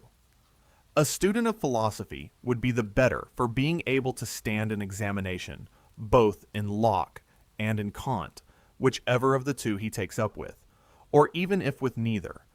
And there is no reasonable objection to examining an atheist in the evidences of Christianity, provided he is not required to profess a belief in them. The examinations, however, in the higher branches of knowledge should, I conceive, be entirely voluntary. It would be giving too dangerous a power to governments, were they allowed to exclude anyone from professions, even from the profession of teacher, for alleged deficiency of qualifications. And I think, with Wilhelm von Humboldt, that degrees, or other public certificates of scientific or professional acquirements, should be given to all who present themselves for examination and stand the test. But that such certificates should confer no advantage over competitors, other than the weight which may be attached to their testimony by public opinion. It is not in the matter of education only that misplaced notions of liberty prevent moral obligations on the part of parents from being recognized, and legal obligations from being imposed, where there are the strongest grounds for the former always, and in many cases for the latter also. The fact itself of causing the existence of a human being is one of the most responsible actions in the range of human life. To undertake this responsibility, to bestow a life which may be either a curse or a blessing, unless the being on whom it is to be bestowed will have at least the ordinary chances of a desirable existence, is a crime against that being. And in a country either peopled, or threatened with being so, to produce children beyond a very small number, with the effect of reducing the reward of labor by their competition, is a serious offense against all who live by the remuneration of their labor. The laws which, in many countries on the continent, forbid marriage unless the parties can show that they have the means of supporting a family, do not exceed the legitimate powers of the state, and whether such laws be expedient or not, a question mainly dependent on local circumstances and feelings, they are not objectionable as violations of liberty. Such laws are interferences of the state to prohibit a mischievous act, an act injurious to others, which ought to be a subject of reprobation and social stigma, even when it is not deemed expedient to superadd legal punishment. Yet the current ideas of liberty, which bend so easily to real infringements of the freedom of the individual in things which concern only himself, would repel the attempt to put any restraint upon his inclinations, when the consequence of their indulgence is a life, or lives, of wretchedness and depravity to the offspring, with manifold evils to those sufficiently within reach to be in any way affected by their actions. When we compare the strange respect of mankind for liberty with their strange want of respect for it, We might imagine that a man had an indispensable right to do harm to others, and no right at all to please himself without giving pain to anyone. I have reserved for the last place a large class of questions respecting the limits of government interference, which, though closely connected with the subject of this essay, do not, in strictness, belong to it. These are cases in which the reasons against interference do not turn upon the principle of liberty. The question is not about restraining the actions of individuals, but about helping them. It is asked whether the government should do, or cause to be done, something for their benefit, instead of leaving it to be done by themselves, individually, or in voluntary combination. The objections to government interference, when it is not such as to involve infringement of liberty, may be of three kinds. The first is when the thing to be done is likely to be better done by individuals than by the government. Speaking generally, there is no one so fit to conduct any business, or to determine how or by whom it shall be conducted, as those who are personally interested in it. This principle condemns the interferences, once so common, of the legislature or the officers of government, with the ordinary processes of industry. But this part of the subject has been sufficiently enlarged upon by political economists, and is not particularly related to the principles of this essay. The second objection is more nearly allied to our subject. In many cases, though individuals may not do the particular thing so well, on the average, as the officers of government, it is nevertheless desirable that it should be done by them, rather than by the government, as a means to their own mental education. A mode of strengthening their active faculties, exercising their judgment, and giving them a familiar knowledge of the subjects with which they are thus left to deal. This is a principle, though not the sole, recommendation of jury trial, in cases not political, of free and popular local and municipal institutions, of the conduct of industrial and philanthropic enterprises by voluntary associations. These are not questions of liberty, and are connected with that subject only by remote tendencies. But they are questions of development. It belongs to a different occasion from the present to dwell on these things as parts of national education, as being, in truth, the peculiar training of a citizen, the practical part of the political education of a free people, taking them out of the narrow circle of personal and family selfishness, and accustoming them to the comprehension of joint interests, the management of joint concerns, habituating them to act from public or semi-public motives, and guide their conduct by aims which unite instead of isolating them from one another. Without these habits and powers, a free constitution can neither be worked nor preserved, as is exemplified by the often transitory nature of political freedom in countries where it does not rest upon a sufficient basis of local liberties.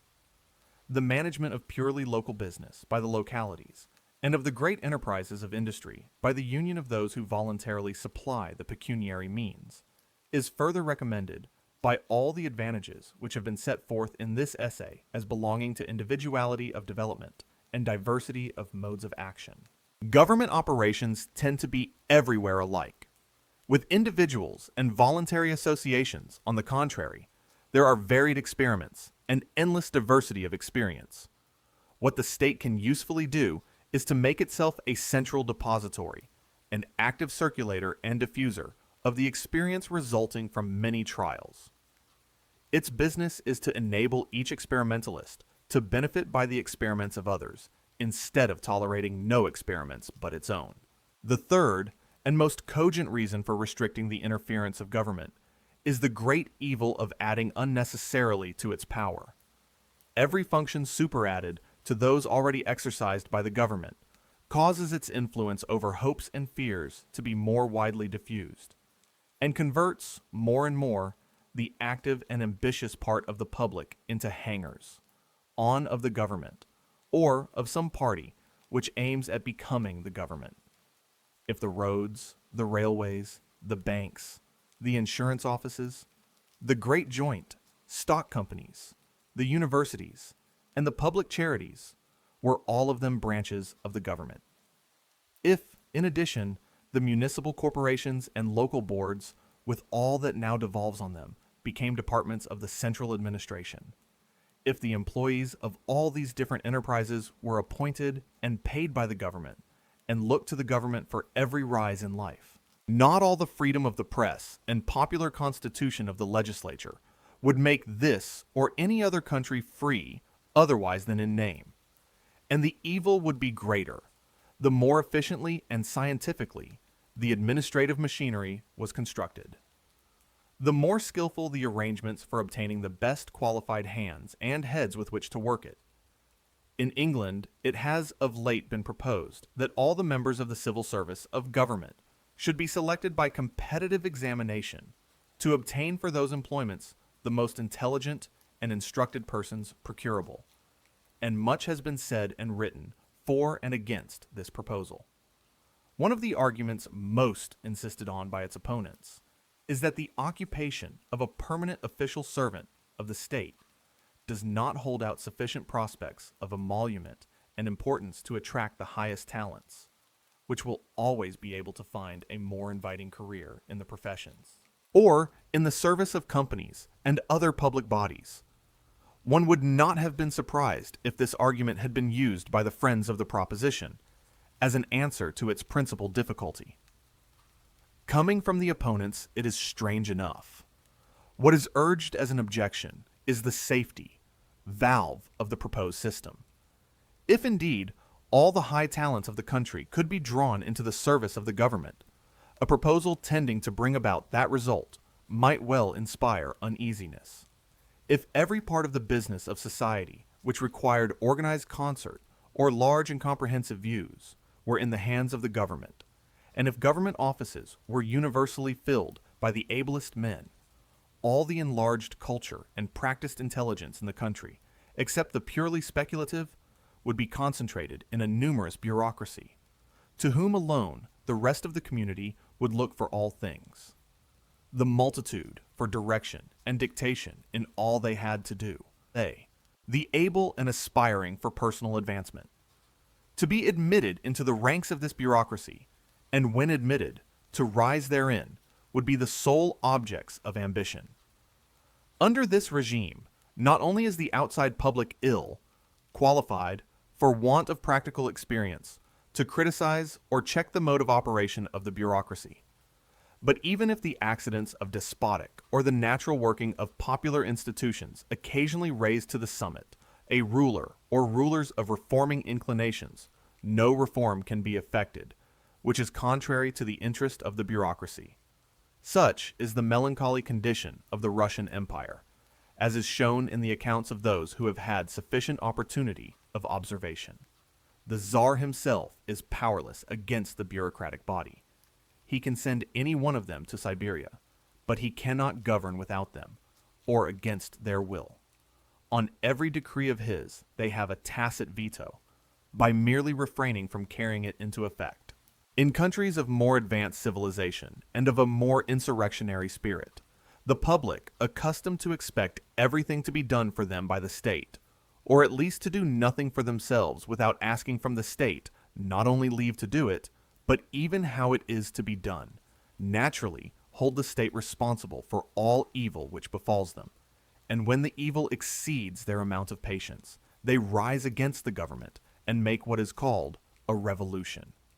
Whereupon somebody else, with or without legitimate authority from the nation, vaults into the seat, issues his orders to the bureaucracy, and everything goes on much as it did before.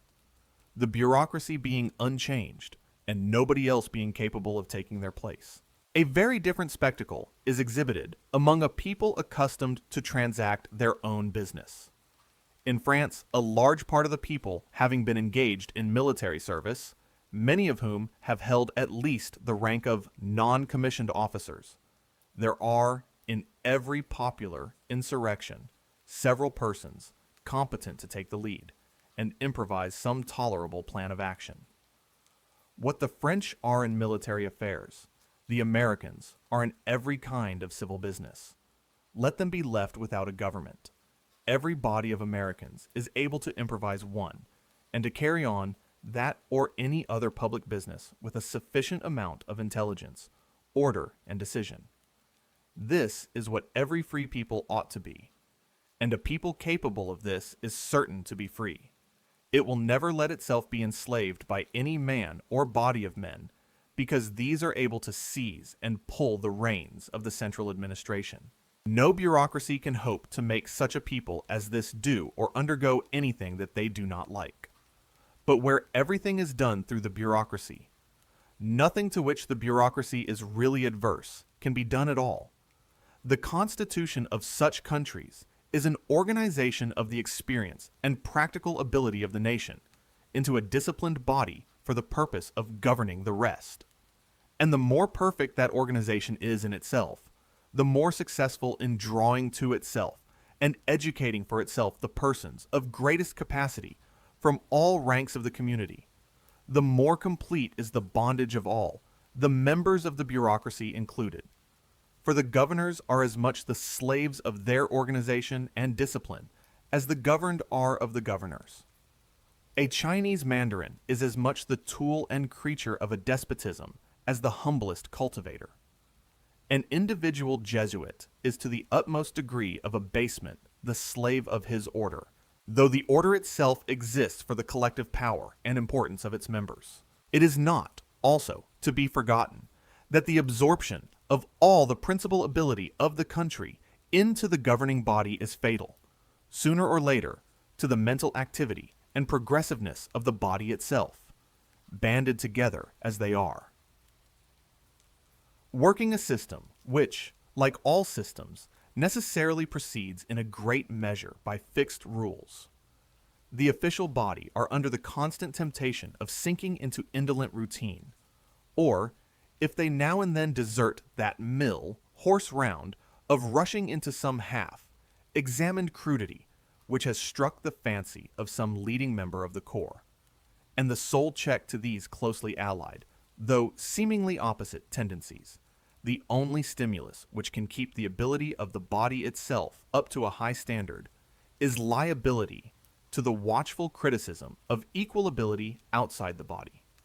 It is indispensable, therefore, that the means should exist, independently of the government, of forming such ability, and furnishing it with the opportunities and experience necessary for a correct judgment of great practical affairs. If we would possess permanently a skillful and efficient body of functionaries, above all, a body able to originate and willing to adopt improvements. If we would not have our bureaucracy degenerate into a pedantocracy, this body must not engross all the occupations which form and cultivate the faculties required for the government of mankind. To determine the point at which evils, so formidable to human freedom and advancement, begin, or rather at which they begin to predominate over the benefits attending the collective application of the force of society, under its recognized chiefs, for the removal of the obstacles which stand in the way of its well-being. To secure as much of the advantages of centralized power and intelligence as can be had without turning into governmental channels. Too great a proportion of the general activity is one of the most difficult and complicated questions in the art of government. It is, in a great measure, a question of detail, in which many and various considerations must be kept in view, and no absolute rule can be laid down.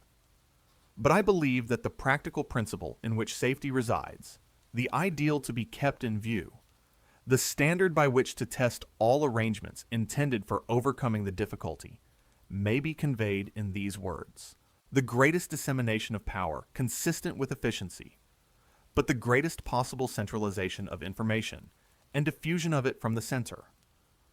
Thus, in municipal administration, there would be, as in the New England states, a very minute division among separate officers, chosen by the localities, of all business which is not better left to the persons directly interested. But besides this, there would be, in each department of local affairs, a central superintendence, forming a branch of the general government. The organ of this superintendence would concentrate, as in a focus, the variety of information and experience derived from the conduct of that branch of public business in all the localities, from everything analogous which is done in foreign countries, and from the general principles of political science. this central organ should have a right to know all that is done. And its special duty should be that of making the knowledge acquired in one place available for others. Emancipated from the petty prejudices and narrow views of a locality by its elevated position and comprehensive sphere of observation, its advice would naturally carry much authority. But its actual power as a permanent institution should, I conceive, be limited to compelling the local officers to obey the laws laid down for their guidance. In all things not provided for by general rules, those officers should be left to their own judgment, under responsibility to their constituents. For the violation of rules, they should be responsible to law, and the rules themselves should be laid down by the legislature, the central administrative authority only watching over their execution, and if they were not properly carried into effect, appealing, according to the nature of the case, to the tribunal to enforce the law, or to the constituencies to dismiss the functionaries who had not executed it according to its spirit. Such, in its general conception, is the central superintendence which the Poor Law Board is intended to exercise over the administrators of the poor rate throughout the country. Whatever powers the board exercises beyond this limit were right and necessary in that peculiar case, for the cure of rooted habits of maladministration in matters deeply affecting not the localities merely, but the whole community. Since no locality has a moral right to make itself by mismanagement a nest of pauperism, necessarily overflowing into other localities and impairing the moral and physical condition of the whole laboring community. The powers of administrative coercion and subordinate legislation possessed by the Poor Law Board, but which, owing to the state of opinion on the subject, are very scantily exercised by them, though perfectly justifiable in a case of first-rate national interest, would be wholly out of place in the superintendence of interests purely local. But a central organ of information and instruction for all the localities would be equally valuable in all departments of administration. A government cannot have too much of the kind of activity which does not impede, but aids and stimulates individual exertion and development. The mischief begins when, instead of calling forth the activity and powers of individuals and bodies, it substitutes its own activity for theirs. When, instead of informing, advising, and, upon occasion, denouncing, it makes them work in fetters, or bids them stand aside and does their work instead of them. The worth of a state in the long run is the worth of the individuals composing it, and a state which postpones the interests of their mental expansion and elevation to a little more of administrative skill, or of that semblance of it which practice gives in the details of business, a state which dwarfs its men, in order that they may be more docile instruments in its hands even for beneficial purposes, will find that with small men no great thing can really be accomplished, and that the perfection of machinery to which it has sacrificed everything will in the end avail it nothing, for want of the vital power, which, in order that the machine might work more smoothly, it has preferred to banish. Wow. Just let that sink in for a moment. John Stuart Mill wrote those words over 100 years ago, yet they feel like they were written exactly for us right now. Honestly, looking at our modern digital world, I see his warnings everywhere. We are trapped in social media echo chambers, terrified of cancel culture, and constantly molding ourselves to fit the crowd.